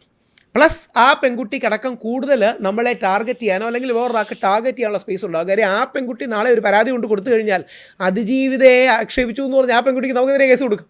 ഈ രാഹുൽ മാങ്കൂട്ടത്ത് വിഷയത്തിൽ എക്സാക്ട്ലി എന്ത് സംഭവിച്ചെന്ന് കൃത്യം 3 കാര്യങ്ങളിൽ പറയാം. ഒന്നാമത്തെ, രാഹുൽ മാങ്കൂട്ടത്തിൻ്റെ കേസിൽ പീഡന പരാതി നിലനിൽക്കില്ലെന്ന് ബഹുമാനപ്പെട്ട കോടതിയുടെ വിധിന്യായത്തിൻ്റെ ഭാഗമായിട്ടുണ്ട്. രണ്ടാമത്തെ പരാതിയിൽ സംശയം പ്രകടിപ്പിക്കുകയാണ് കോടതി ചെയ്തത്. പക്ഷേ മൂന്നാമത്തെ പരാതിയിൽ അങ്ങനെയല്ല. രാഹുൽ മേൽക്കോടതി പോകുമ്പം അജിത് കുമാർ സാറിനെ പോലും പ്രഗത്ഭനായ അഡ്വക്കേറ്റ് അതിൻ്റെ സത്യം വെളിയിൽ കൊണ്ടുവരികയും അങ്ങനെ എല്ലാം തെളിയിക്കുകയും ചെയ്യും. വേറൊന്നും കൊണ്ടല്ല, ലോകത്തിൽ ഒരു സ്ത്രീയും പെൺകുട്ടിയും റേപ്പ് ചെയ്ത, മുഖത്തടിച്ച, തുപ്പിയ, ദ്രോഹിച്ച ആ പുരുഷൻ്റെ കൂടെ ഫ്ലാറ്റ് മേടിക്കുന്നതിനെക്കുറിച്ച് ചിന്തിക്കുകയോ 10,000 രൂപയുടെ ഷൂ മേടിച്ചു കൊടുക്കുന്നതിനെക്കുറിച്ച് ചിന്തിക്കുകയോ ഐഫോൺ മേടിച്ചു കൊടുക്കുന്നത് ചിന്തിക്കുകയോ ചെയ്യില്ല. അപ്പോൾ കൺസെൻറ്റിനെ ഒറ്റ വരിയേ ഉള്ളൂ, റെട്രോസ്പെക്റ്റീവായി കൺസെൻറ്റ് പിൻവലിക്കാൻ പറ്റില്ല. 2025 വന്നിട്ട് 2015 കൺസെൻറ്റ് തന്നില്ല എന്ന് പറഞ്ഞു കഴിഞ്ഞാൽ പുരുഷൻ പെടും. ഞാൻ ഏറ്റവും വലിയ ഫാൻ ശശി തരൂർ സാറിൻ്റെയാണ്. പക്ഷേ ശശി തരൂർ സാർ അടക്കം ആ ദ്രോഹത്തിലേക്കാണ് നമ്മളെ കൊണ്ടുപോകുന്നത്. മാരിറ്റൽ റേപ്പ് ബില്ലിൻ്റെ കാര്യത്തിൽ മാരിറ്റൽ റേപ്പ് ബിൽ എന്ന് പറഞ്ഞൊരു സ്വകാര്യ ബില്ല് അദ്ദേഹം അവതരിപ്പിച്ചു. അതിൻ്റെ അപകടം എന്ന് പറയുന്നത് നാളെ കസ്റ്റഡി ബാറ്റിലും ഭാര്യയോട് ഡിവോഴ്സ് ചെയ്യുമ്പോഴും, എൻ്റെ സ്വന്തം കാര്യം വെച്ച് പറയാം, ഞാനും ദീപയും കൂടെ ഡിവോഴ്സ് ആവാൻ തീരുമാനിച്ചു എന്നിരിക്കട്ടെ, ആവില്ല. പക്ഷേ ദീപ കേട്ടാൽ കുഴപ്പമില്ല, ദീപയ്ക്കറിയാം. നാളെ ദീപയുടെ അഡ്വക്കേറ്റ് ദീപയോട് പറഞ്ഞു കൊടുക്കും, ഒരു കാര്യം ചെയ്യും, 20 വർഷം മുമ്പ് ഇയാൾ റേപ്പ് ചെയ്തു എന്ന് പറഞ്ഞു. അപ്പോൾ അങ്ങനെ ആകുമ്പം എനിക്ക് ക്രിമിനൽ കേസിൻ്റെ പേടി കാരണം കോംപ്രമൈസ് ചെയ്യാൻ തയ്യാറാകും, കസ്റ്റഡി ബാറ്റിലടക്കമുള്ള കാര്യങ്ങൾ മാറും. ഇത് ഭയങ്കര ദ്രോഹമാണ്. പക്ഷേ ശശി തരൂർ സാറ് ബാലൻസ് ചെയ്യാൻ വേണ്ടി പറഞ്ഞിട്ടുണ്ട്, അതിൻ്റെ onus to prove it is in the wife's court. അങ്ങനെങ്കിലും ചെയ്തിട്ടുണ്ട്. ഇനി മറ്റേതും കൂടെ പുരുഷൻ പ്രൂവ് ചെയ്യണമെന്ന് പറഞ്ഞാൽ ബുദ്ധിമുട്ടായിരിക്കും. അപ്പോൾ ഈ 3 കേസും രാഹുൽ മാങ്കൂട്ടത്തെ നിലനിൽക്കത്തില്ല എന്ന് തന്നെ വിശ്വസിക്കും. അതെ, 2 കേസ് അബ്സല്യൂട്ട്ലി നിലനിൽക്കില്ല ഇൻ ദ ലീഗൽ ടേംസ്. കാര്യം ഓൾറെഡി നിലനിന്നില്ല. മൂന്നാമത്തെ കേസ് ഇനി വരുമ്പോൾ എനിക്ക് അങ്ങയുടെ ഒരു വീഡിയോ കൂടെ കാണുകയുണ്ട്. അജിത് കുമാർ സാർ ഗംഭീരമായി വാദിച്ചു. ഇനി അജിത് കുമാർ സാറിനോട് കൂടി അങ്ങ് സംസാരിക്കുകയാണെങ്കിൽ അജിത് കുമാർ സാറിനോട് കൂടി എനിക്ക് പരസ്യമായിട്ടൊരു ക്ഷമയുടെ ആവശ്യമുണ്ട്. കാര്യം അദ്ദേഹം എനിക്ക് വേണ്ടി കേസ് വാദിച്ചതാണ്. ശരിക്കും അദ്ദേഹം പറഞ്ഞ പോയിന്റ് ആയിരുന്നു ലീഗലി ശരി. ഞാൻ വളരെ ഓവർ ഐഡിയലിസ്റ്റിക്കും നെയ്വുമായി എനിക്ക് നേരെ പറഞ്ഞ കള്ളങ്ങൾ കള്ളമാണെന്ന് കോടതി വിളിച്ചു പറഞ്ഞത് ഒരർത്ഥത്തിൽ എൻ്റെ നെയ്വിറ്റിയാണ്. പ്രോസിക്യൂട്ടർ കോടതിയിൽ വന്ന് ഞാൻ പറയാത്ത കാര്യങ്ങൾ പറഞ്ഞു എന്ന് പറയുകയാണ്. അപ്പം അജിത് കുമാർ സാറിൻ്റെ പോയിന്റ് അതൊന്നുമല്ല, അങ്ങനെ പറഞ്ഞു എന്നിരിക്കട്ടെ, അങ്ങനെ പറഞ്ഞാൽ തന്നെ ജാമ്യം കിട്ടാനുള്ള പ്രശ്നമേ ഉള്ളൂ എന്നാണ്. ശരിക്കും അതാണ് ലീഗൽ പോയിന്റ്, ടെക്നിക്കൽ പോയിന്റ്. സത്യമാണ്, അതാണ് ടെക്നിക്കൽ പോയിന്റ്. പക്ഷേ എനിക്കത് കേട്ടപ്പോൾ ദേഷ്യം വന്നു. എന്നിട്ട് തമാശയല്ല, അതിൻ്റെ ഒരു വൈരുദ്ധ്യം. ഞാൻ എന്നിട്ട് സൗണ്ട് റേസ് ചെയ്ത് പറഞ്ഞു, യുവർ ഓണർ, പുള്ളി പറയുന്നത് കള്ളമാണ്. ഞാൻ പ്രതീക്ഷിക്കാത്ത റെസ്പോൺസ് പ്രോസിക്യൂട്ടറുടെ ഭാഗത്തു നിന്നുണ്ടായി. പുള്ളി എന്ത് പറഞ്ഞറിയോ? അങ്ങനെയൊക്കെ തോന്നുന്ന രീതിയിൽ പുള്ളി പറഞ്ഞു. അതായത് അത്രയും നേരം പറഞ്ഞ വാക്കിനെ പെട്ടെന്ന് പുള്ളി തന്നെ ഡൈല്യൂട്ട് ചെയ്ത് അങ്ങനെയൊക്കെ തോന്നുന്ന രീതിയിൽ പുള്ളി പറഞ്ഞു, അപ്പം തന്നെ മാറ്റി. ഇതിൻ്റെ കോടതിയിലൊക്കെ നമ്മൾ സംസാരിച്ചാൽ ശരിക്കും പാടില്ല. കറക്റ്റ്. ഞാനൊരു അനേകം കേസുകളിൽ പോയിട്ടുണ്ട്. ആകപ്പാടെ ഒരു തവണ മാത്രമേ ഞാൻ കോടതി സംസാരിച്ചുള്ളൂ. അത് പക്ഷേ ചിരിയിൽ അവസാനിച്ചു. അതിൻ്റെ കാരണം എന്ന് വെച്ചാൽ ഞാൻ ഇവിടുന്ന് മെനക്കെട്ട് ആലുവ കോടതി പോയി കുറ്റപത്രം വായിച്ച് കേൾപ്പിക്കാനാണ്. അവിടെ ചെന്ന് കേസെടുത്ത് കഴിഞ്ഞപ്പം അതിൻ്റെ അകത്ത് എന്തോ സാങ്കേതിക പ്രശ്നം. ഒരു വനിതാ മജിസ്ട്രേറ്റാണ്. വനിതാ മജിസ്ട്രേറ്റ് എൻ്റെ വക്കീലിനോട് എന്തൊക്കെയോ ചോദിക്കുന്നു. അവിടുത്തെ വക്കീലാണ്. അപ്പം മാറ്റിവെക്കാൻ തുടങ്ങി കുറ്റപത്രം. അപ്പം ഞാനപ്പോൾ പറഞ്ഞു, ബഹുമാനപ്പെട്ട കോടതി, ഞാൻ തിരുവനന്തപുരത്ത് തോന്നി ഇത് കേൾക്കാൻ വേണ്ടി വന്നതാണ്, ദയവായി വായിച്ച് കേൾപ്പിക്കണമെന്ന് പറഞ്ഞു. ഉടനെ എന്നോട് മജിസ്ട്രേറ്റ് പറഞ്ഞു, അല്ലാതെ വായിച്ചാൽ നിങ്ങളുടെ ഒരു ഓപ്ഷൻ പോകും, അതുകൊണ്ടാണ് ഞാൻ പറഞ്ഞു എന്ത് വന്നാലും ഒരിക്കൽ കൂടി വരാൻ വയ്യെന്ന് പറഞ്ഞു. പക്ഷേ വക്കീലിന് ഇഷ്ടപ്പെട്ടില്ല ഞാൻ അങ്ങനെ പറഞ്ഞത്. പക്ഷേ മജിസ്ട്രേറ്റ് ചിരിച്ചുകൊണ്ടാണ് പറഞ്ഞത്. ഇതിന് നടപടിക്രമം എന്താ വെച്ചാൽ സീരിയസ് കേസുകളൊക്കെ ആണെങ്കിൽ നമ്മൾ മിണ്ടരുത്. അല്ല, ഇതാണ് സത്യം. ടു ബി ഓണസ്റ്റ്, മിണ്ടരുത്. എനിക്ക് തോന്നുന്നു നമുക്ക് പലതും തോന്നും. സെൻകുമാർ സാറിനോടക്കം പറഞ്ഞ് ഞാൻ കേട്ടു. എൻ്റെ പ്രശ്നം അത് എൻ്റെ ഭാഗത്തു നിന്നുള്ള നെയ്വിറ്റിയാണ്. കാര്യം എൻ്റെ അഡ്വക്കേറ്റിന് അറിയാം അയാൾ എന്ത് പറഞ്ഞാലും കാര്യമില്ല. കാര്യം ടെക്നിക്കൽ പോയിന്റിലാണ് നമ്മൾ വാദിക്കേണ്ടത്. പക്ഷേ ഞാൻ അബ്സല്യൂട്ട്ലി പറയാത്ത കാര്യം ഇദ്ദേഹം എന്ന് പറയുമ്പോൾ എൻ്റെ ഒരു നൈവിറ്റി കാരണമോ അല്ലെങ്കിൽ എൻ്റെ ഈ എന്താ പറയുക കോടതിയിൽ കള്ളം പറയരുത്, അങ്ങനെ കോടതിയിൽ കള്ളം പറയുന്നത് തെറ്റാണെന്നൊക്കെയുള്ള ഒരു ഓവർ ഐഡിയലിസ്റ്റിക് സാധനം കാരണമോ ഞാൻ സൗണ്ട് റേസ് ചെയ്താണ്. അത് ശരിയായില്ല. അതായത് ലോജിക്കിനൊന്നും ട്രൂത്തിനും ഒന്നും ഒരു കാര്യമില്ല കോടതി. അവിടെ ഒരു പ്രൊസീജിയറും ലീഗൽ പോയിന്റും മാത്രമേ ഉള്ളൂ. കറക്റ്റാണ്. അല്ല, ഞാൻ ചോദിക്കും ലോജിക്കൊക്കെ ആണ് എൻ്റെ പേരിലൊന്നും ഒരു കേസും വരാൻ പാടില്ല. ഞാൻ ചെയ്തിരിക്കുന്ന എല്ലാം നിയമപരമായിട്ടാണ്. പക്ഷേ കേസില്ലേ. ഇനി അത് ഒരു കാര്യം കൂടെ ക്ലാരിഫൈ ചെയ്യാനാണ്. കോടതികളും കേൾക്കുകയാണെങ്കിൽ ഞാൻ അതിനുശേഷം നിരാഹാര സത്യാഗ്രഹം വേണമെന്ന് പറഞ്ഞാൽ ഞാൻ എടുത്തു പറഞ്ഞു പുരുഷ കമ്മീഷന് വേണ്ടിയാണ്.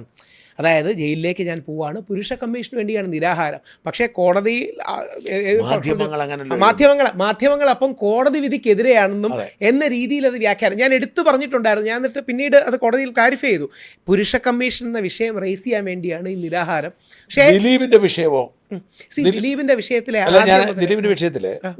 ദിലീപിന്റെ വിഷയത്തിൽ കോടതിയെ വിമർശിക്കുന്നതിനോട് എനിക്ക് യോജിപ്പുള്ള ആളല്ല. പ്രോസിക്യൂഷൻ്റെ ഭാഗത്ത് വീഴ്ച പറ്റിയതുകൊണ്ടാണ് പറ്റിയെന്നാണ് ഞാൻ പറയുന്നത്. ഞാനത് സത്യസന്ധമായി ഞാൻ ചലഞ്ചായിട്ട് പറയാം, ഞാനതിന് ഫോട്ടോഗ്രാഫിക് എവിഡൻസ് ആയിട്ട് പറയാം, പ്രത്യേകിച്ച് മീഡിയ ആയതുകൊണ്ട്. ശ്രീ ദിലീപിനെതിരെ കടുകുമണിയോളം പോലും തെളിവില്ലെന്ന് ആദ്യം മുതലേ ഞാൻ പറഞ്ഞത്. ആ കേസ് പഠിക്കുന്ന ആർക്കും ആ സാധനം മനസ്സിലാകും. ഇനി അത് മനസ്സിലാകാൻ എന്തെങ്കിലും സംശയം ഉണ്ടെങ്കിൽ ഞാനിപ്പോൾ അത് തന്നെ ഞാൻ എതിർക്കുകയാണ്. അന്ന് ശ്രീ ദിലീപും പൾസർ സുനിയും ഒരുമിച്ച് നിൽക്കുന്നൊരു ഫോട്ടോ ഏഷ്യാനെറ്റ് അടക്കം എല്ലാ പ്രമുഖ മാധ്യമങ്ങളിലും വന്ന എനിക്ക് ഓർമ്മ കാണും. സാർ, അത് 2 ഫോട്ടോ ഒരുമിച്ച് വെച്ച് ഫോട്ടോഷോപ്പ് ചെയ്തതാണ്. ഇത് 2 ഫോട്ടോ ഒരുമിച്ച് വെച്ച് ഫോട്ടോഷോപ്പ് ചെയ്തിരിക്കുന്നതാണ്. എന്നിട്ട് ഉണ്ടത്രേ എന്ന് പറഞ്ഞതാണ്. ദിലീപും പൾസർ സുനിയും കൂടെയുള്ള ഒരു ഫോട്ടോ യുവർ ഓണർ കിട്ടിയിട്ടുണ്ടത്രേ, ഞങ്ങൾക്ക് ഇത് അന്വേഷിക്കണം, 4 ആഴ്ച ദിലീപും ജാമ്യം കൊടുക്കരുത്. കോടതി പറയും ഓക്കെ 2 ആഴ്ച കൊടുക്കുന്നില്ല, നിങ്ങൾ അന്വേഷിക്കുന്നു. ഇത് രാഹുൽ ഈശ്വർ അല്ലല്ലോ, DGP ശ്രീലേഖയല്ലേ പറഞ്ഞത്. DGP ശ്രീലേഖ എന്ന ഒരുപക്ഷെ നമ്മുടെ മേയർ ആവേണ്ടിയിരുന്ന, ഒരുപക്ഷെ ഏതെങ്കിലും പ്രമുഖ സ്ഥാനത്തേക്ക് മത്സരിക്കാൻ പോകുന്ന, കേരളത്തിലെ ഹൈ പ്രൊഫൈലായ, കേരളത്തിലെ എൻ്റെ ധാരണ ശരിയാണെങ്കിൽ ആദ്യത്തെ IPS ഉദ്യോഗസ്ഥയായ ഒരു സ്ത്രീ ജയിൽ DGP, സാധാരണക്കാരിയല്ല, ജയിൽ DGP ആയ സ്ത്രീ. ഇത് നിങ്ങൾ നോക്കിയാൽ മതി. അതായത് ദൈവത്തിൻ്റെ കയ്യൊപ്പ് പതിഞ്ഞ സെൽഫി എന്നൊക്കെ പറഞ്ഞ് വന്നതാണ്. ഈ പുറകെ നിൽക്കുന്ന ആൾ പൾസർ സുനിയാണോ അല്ലയോ എന്ന് ലോകത്തിൽ ആർക്കെങ്കിലും അറിയാൻ പറ്റുമോ? പകരം തെറ്റിദ്ധാരണ ജനിപ്പിക്കാനായി 2 റൗണ്ട് വിട്ട് പൾസർ സുനിയും ദിലീപും കൂടെ ഉള്ളൊരു ഫോട്ടോ കൊടുത്തു. എന്നിട്ട് എന്ത് പറഞ്ഞു? ഒരു ഫോട്ടോ കിട്ടിയിട്ടുണ്ടത്രേ. റൺ ബേബി റണ്ണിലെ ബിജു മേനോൻ്റെ ഉണ്ടത്രേ പ്രയോഗം. സാർ, ഇതിൻ്റെ സീരിയസ്നെസ് എന്താ അറിയാമോ? ഇനി AI കാലമാണ്. പോലീസുകാർക്ക് ഈസി ആയിട്ടൊരു വീഡിയോ ഉണ്ടാക്കിയിട്ട്, അവരുണ്ടാക്കിയെന്ന് പറയണ്ട, ഞങ്ങൾക്കൊരു വീഡിയോ സാമൂഹ്യ മാധ്യമങ്ങളിൽ പ്രചരിക്കുന്നതായി ശ്രദ്ധിച്ചു.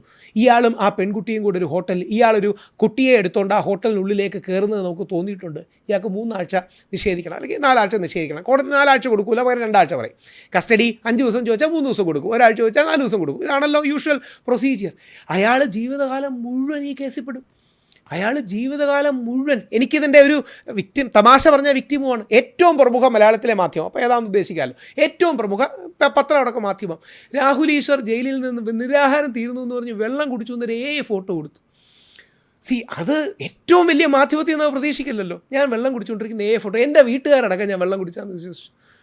ഞാൻ പറഞ്ഞു അങ്ങനെയല്ല, ഞാൻ കുടിച്ചില്ല. പക്ഷേ എന്ത് ചെയ്യാനാ, ഞാൻ ഇപ്പോൾ ഇത് കഴിഞ്ഞ് കാണിച്ചു തരാം, ഏതാണെന്ന് മാധ്യമം ഒന്നും മനസ്സിലായി കാണും. ഫോട്ടോ ഫോട്ടോ കൊടുത്തു. അപ്പം നാളെ പോലീസുകാർ ഇത് എങ്ങനെയൊക്കെ ഉപയോഗിക്കും? ഈസിയായിട്ട് ഈ ഗ്രേ ഏരിയ പറഞ്ഞാൽ മതിയല്ലോ. ഞാൻ ഇതുമായിട്ട് കണക്ട് ചെയ്യല്ല, എന്തായാലും പറയുകയാണ്. തന്ത്രി ശബരിമല സ്വർണ്ണക്കൊള്ളയിൽ ഭാഗികമായി സംഭവിച്ചു. അതെന്താണ് ഈ ഭാഗികമായി സംഭവിച്ചത്? ആ കള്ളത്തരത്തിൻ്റെ എക്സ്റ്റെൻറ്റ് ആലോചിച്ച് നോക്കൂ. സ്വർണ്ണക്കൊള്ള ഭാഗ്യമാക്കി ഞാൻ അപ്പം തന്നെ വീട്ടിൽ ഞാൻ കണ്ട രാജീവരുടെ അടക്കം വീട്ടിൽ വിളിച്ചു. എന്തെങ്കിലും സംഭവിച്ചു? ഒന്നും സംഭവിച്ചില്ല. ഇന്നലെ കൂടെ നിങ്ങൾ ജയിലിൽ കൊണ്ടുപോയി ഒന്നും സംഭവിച്ചിട്ടില്ല. കാര്യം അടുത്ത പ്രാവശ്യം ജാമ്യം ഡിനൈ ചെയ്യാൻ എന്തെങ്കിലും ഒരു വകുപ്പ് വേണം. സോ കോടതി വന്ന് പറയണം. കോടതിയിൽ എത്ര മിനിറ്റ് കിട്ടും? 5 മിനിറ്റ് കിട്ടും, 10 മിനിറ്റ് കിട്ടും. ഈ സാധനങ്ങൾക്ക് ഡീറ്റെയിൽ ഹിയറിങ്ങിനാണെങ്കിൽ 1 മണിക്കൂർ വിട്ടുകായിരിക്കും. Tantri has partially considered his role in the money heist അല്ലെങ്കിൽ ഗോൾഡ് ഹേസ്റ്റ്. എന്താ ഈ പാർഷ്യലി കൺസിഡർഡ്? സ്വർണ്ണം എടുത്തുകൊണ്ട് പറഞ്ഞു. ജസ്റ്റിസ് ബദറുദ്ദീൻ്റെ വിധിയുണ്ട്, പേജ് നമ്പർ 81. ജസ്റ്റിസ് ബദറുദ്ദീൻ എടുത്തെഴുതുന്നുണ്ട് തന്ത്രിയോട് അനുമതി ചോദിച്ചു എന്നുള്ളൊരു കള്ളമാണ്, ഒരു നുണയാണെന്ന് ജസ്റ്റിസ് ബദറുദ്ദീൻ്റെ വിധിന്യായത്തിൽ, ബെയിൽ നിശ്ചയിച്ച വിധിന്യായത്തിലാണ് എടുത്തെഴുതുന്നുണ്ട്. തന്ത്രി നിരപരാധിയാണെന്ന് അല്ല, തന്ത്രിയോട് അനുമതി ചോദിച്ചു എന്ന് പറയുന്ന, അതായത് അനുമതി ചോദിച്ചു എന്നുള്ള വിഷയത്തിലാണല്ലോ ആദ്യം അറസ്റ്റ് ചെയ്തത്. അത് കള്ളമാണെന്ന് ബദറുദ്ദീൻ സാറിൻ്റെ വിധിന്യായത്തിലുണ്ട്. അല്ല, രാഹുൽ പറയുന്ന തന്ത്രി നിരപരാധിയാണെന്ന്. തന്ത്രി എൻ്റെ അമ്മാവനോ അല്ലെങ്കിൽ എൻ്റെ റിലേറ്റീവ് ആയതുകൊണ്ടല്ല, ഇനി അതറിയാൻ കൂടെ വേണ്ടിയിട്ടാണ്. ഞാനും കണ്ഠര രാജീവരും പരസ്യമായി ഫൈറ്റ് ചെയ്ത വിഷയം പല വിഷയങ്ങളാണ്, കുടുംബ വിഷയങ്ങളടക്കം. മുത്തശ്ശിയെ, ദേവകി അന്തർജനത്തെ അറസ്റ്റ് ചെയ്ത് പുള്ളിക്ക് ഇഷ്ടപ്പെട്ടില്ല. പുള്ളി അപ്പോൾ എന്നെയാണ് അതിൽ ബ്ലെയിം ചെയ്തത്. അതായത് ഒരു അന്തർജനത്തെയും ബ്രാഹ്മണ സ്ത്രീയെ അങ്ങനെ ഒരു പ്രൊട്ടസ്റ്റിനൊക്കെ കൊണ്ടുപോയത് പുള്ളിക്ക് ബേസിക്കലി ഇഷ്ടപ്പെട്ടില്ല. അത് അടക്കം പല വിഷയങ്ങളിലും പുള്ളി എനിക്കെതിരെ ശക്തമായ നിലപാടെടുത്തിട്ടുണ്ട്. ഞാൻ അദ്ദേഹത്തെ എതിർത്തിട്ടുണ്ട്. പക്ഷേ ഈ വിഷയത്തിൽ അദ്ദേഹം 101% നിരപരാധിയാണ്. 3 കാര്യങ്ങൾ കൊണ്ട്. ഒന്ന്, അയ്യപ്പൻ്റെ അനുമതി മേടിക്കാത്തതുകൊണ്ടാണ് തന്ത്രി അറസ്റ്റ് ചെയ്ത ആദ്യ ഗ്രൗണ്ട്. അയ്യപ്പൻ്റെ അനുമതി മേടിച്ചോ ഇല്ലയോ എന്ന് SIT-കാർക്ക് അയ്യപ്പൻ മൊഴി കൊടുത്തില്ലല്ലോ. 2, ദേവസ്വം ബോർഡിൻ്റെ ഉത്തരവ് പ്രകാരം മേൽപ്പടി മുതലുകൾ ഉണ്ണികൃഷ്ണ പണിക്കർക്ക് കൊടുത്തു വിടുന്നത് തടഞ്ഞില്ല. ദേവസ്വം ബോർഡിൻ്റെ ഉത്തരവ് എതിർത്തില്ല തന്ത്രി. ഇതാണ് 2ാമത്തെ കാര്യം. 3ാമത്തേത്, ആചാരാനുഷ്ഠാനങ്ങൾ പാലിച്ചില്ല. SIT-ക്ക് എങ്ങനെ അറിയാം? ഇനി 2, ശ്രീജിത്ത് പണിക്കർ. അവിടെയാണ് എൻ്റെ നല്ല സുഹൃത്താണ്, എനിക്ക് ഇഷ്ടമുള്ളതാണ്. ശ്രീജിത്ത് പണിക്കർ വളരെ വിദഗ്ധമായി അഡ്വക്കേറ്റ് കമ്മീഷൻ്റെ 5ാം റിപ്പോർട്ട് പുറത്തു കൊണ്ടുവന്നു. നമ്മുടെ മുഖ്യധാരാ മാധ്യമങ്ങൾ ചെയ്യേണ്ട പണിയാണ്, നമ്മുടെ മെയിൻ സ്ട്രീം മീഡിയ ചെയ്യേണ്ട പണിയാണ്. ശ്രീജിത്താണ് കൊണ്ടുവന്നത്. ഞാൻ ശ്രീജിത്തിന് എന്തെങ്കിലും മെസ്സേജ് അയക്കുകയും ചെയ്തു, അയ്യപ്പൻ നിങ്ങളെ അയച്ചതാണ്. അതായത് 5ാം ഇടക്കാല റിപ്പോർട്ടിൽ അഡ്വക്കേറ്റ് കമ്മീഷൻ കുറുപ്പ് സാർ 5ാം ഇടക്കാല റിപ്പോർട്ടിൽ ഇത് മുഴുവൻ ഹൈക്കോടതിക്ക് റിപ്പോർട്ട് ചെയ്യുകയും ഹൈക്കോടതി അക്സെപ്റ്റ് ചെയ്യുകയും ചെയ്തതാണ്. നേരത്തെ വാജിവാഹനത്തിൻ്റെ കാര്യം ഇതെല്ലാം റെക്കോർഡിക്കലാണ്, ഹൈക്കോടതിയുടെ അനുമതിയോടാണ്. അല്ല, ഈ വാജിവാഹന കേസിലാണോ? അല്ലല്ലോ. അല്ല, വാജിവാഹനം പക്ഷേ വീട്ടിൽ നിന്ന് പിടിച്ചെടുത്തു. അതെ, ഈ പിടിച്ചെടുക്കലോ അതിന്റെ പേര് കേസില്ലല്ലോ. അതിന്റെ പേര് കേസുണ്ട്, അതിന്റെ പേര് കേസെടുത്തു. SIT അതിന്റെ പേര് കേസെടുത്തു. വാജിവാഹനം അടക്കം കൊടിമരത്തിലേക്ക് അന്വേഷണം പോകുന്നു. അറസ്റ്റ് ആദ്യം വാതിൽപ്പാളികൾ, പിന്നീട് കട്ടളപ്പാളികൾ, പിന്നീട് വാജിവാഹനത്തിലേക്കും കൂടി വികസിക്കും എന്ന് പറഞ്ഞു. അത് ഇദ്ദേഹം എന്ത് റോളെന്നാ പറയുന്നത്? ഇദ്ദേഹത്തിന് ഒരു റോളും ഇല്ല. പക്ഷേ റോളുണ്ടെന്ന് അവർ പറയുന്നത് എന്താ അറിയോ? മീഡിയ പ്രൊപ്പഗാൻഡയ്ക്ക് വേണ്ടിയാണ്. എനിക്ക് വളരെ ഇഷ്ടമുള്ള, അങ്ങേക്കും കൂടെ പരിചയമുള്ള ഒരാളെ വെച്ച് പറയാം. എനിക്ക് ഭയങ്കര ഇഷ്ടമാണ്, പല കാര്യങ്ങളിലും എന്നെ ഹെൽപ്പ് ചെയ്തിട്ടുള്ള ആളാണ്. നികേഷ് സാറാണ്. യഥാർത്ഥത്തിൽ നികേഷ് സാറിലൂടെയാണ് പോലീസ് കേസ് നടത്തിയത്. ദിലീപിൻ്റെ കേസിൻ്റെ കാര്യം പറയുന്നത്. ശ്രീ ദിലീപിൻ്റെ കേസ് നികേഷ് സാറിൻ്റെ ചാനലിലാണ് പ്രധാനമായിട്ട് പോലീസ് നടത്തിയത്. അതായത് ഞാൻ തമാശയ്ക്കാണ് പറയണത്, നികേഷ് സാറിനെ ഈ അടുത്തിനും കൂടെ സന്തോഷ് ജോസ് കളങ്കർ സാറിൻ്റെ മകളുടെ കല്യാണത്തിന് ഞാൻ കണ്ടിരുന്നു. ഞാൻ പറയും, ദിലീപിനെതിരെ തെളിവില്ലെന്നുള്ളതിൻ്റെ ഏറ്റവും വലിയ തെളിവ് നികേഷ് സാർ പ്രത്യേകിച്ച് തെളിവൊന്നും TV അവതരിപ്പിച്ചിട്ടില്ല എന്നുള്ളതാണ്. അന്ന് ഓർമ്മയുണ്ടോ എന്നറിയില്ല, 7 ദിവസമൊക്കെ അടുപ്പിച്ച് ഈ ചർച്ചയൊക്കെ എടുക്കുമായിരുന്നു നികേഷ് സാർ. ഞാൻ തന്നെ 7 ദിവസം ഇരിക്കുമായിരുന്നു. ഇതിൻ്റെ പ്രശ്നം വൺ സൈഡഡ് ഒരു നറേറ്റീവ് പോലീസ് ബിൽഡ് ചെയ്യുകയാണ്. ചിലപ്പം പോലീസ് അങ്ങനെ പറഞ്ഞ് നികേഷ് സാറിനെയും തെറ്റിദ്ധരിപ്പിച്ചതായിരിക്കാം. പക്ഷേ ശ്രീ ദിലീപ് ആ കേസിൽ കടുകുമണിയോളം പോലും ഇൻവോൾവ് അല്ല. പൾസർ സുനിക്ക് ഓൾറെഡി ക്രിമിനൽ ബാക്ക്ഗ്രൗണ്ട് ഉണ്ട്.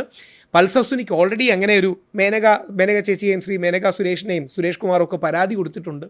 അപ്പോൾ പിന്നീട് രക്ഷപ്പെടാനൊരു ആഫ്റ്റർ തോട്ടായി ദിലീപിനെയും കൂടെ കൊടുക്കാൻ കൊണ്ടുവന്നൊരു സാധനമാണ് 85 ദിവസം ജയിലിൽ കിടന്നു. ശ്രീ ദിലീപ് അടക്കമുള്ള മലയാള സിനിമയെ നിയന്ത്രിച്ചിരുന്നൊരു വ്യക്തിയെ അങ്ങനെ 85 ദിവസം ജയിലിൽ കിടത്താമെങ്കിൽ നമുക്കാർക്കെങ്കിലും എന്തെങ്കിലും സേഫ്റ്റി ഉണ്ട്? ഞാൻ ചോദിച്ചാൽ ഈ തന്ത്രിയെ പോലെ ഈ ഭക്തജനങ്ങൾക്ക്, കാരണം അയ്യപ്പ ഭക്തരെ സംബന്ധിച്ചിടത്തോളം അയ്യപ്പൻ്റെ പ്രതിനിധിയാണ് തന്ത്രി.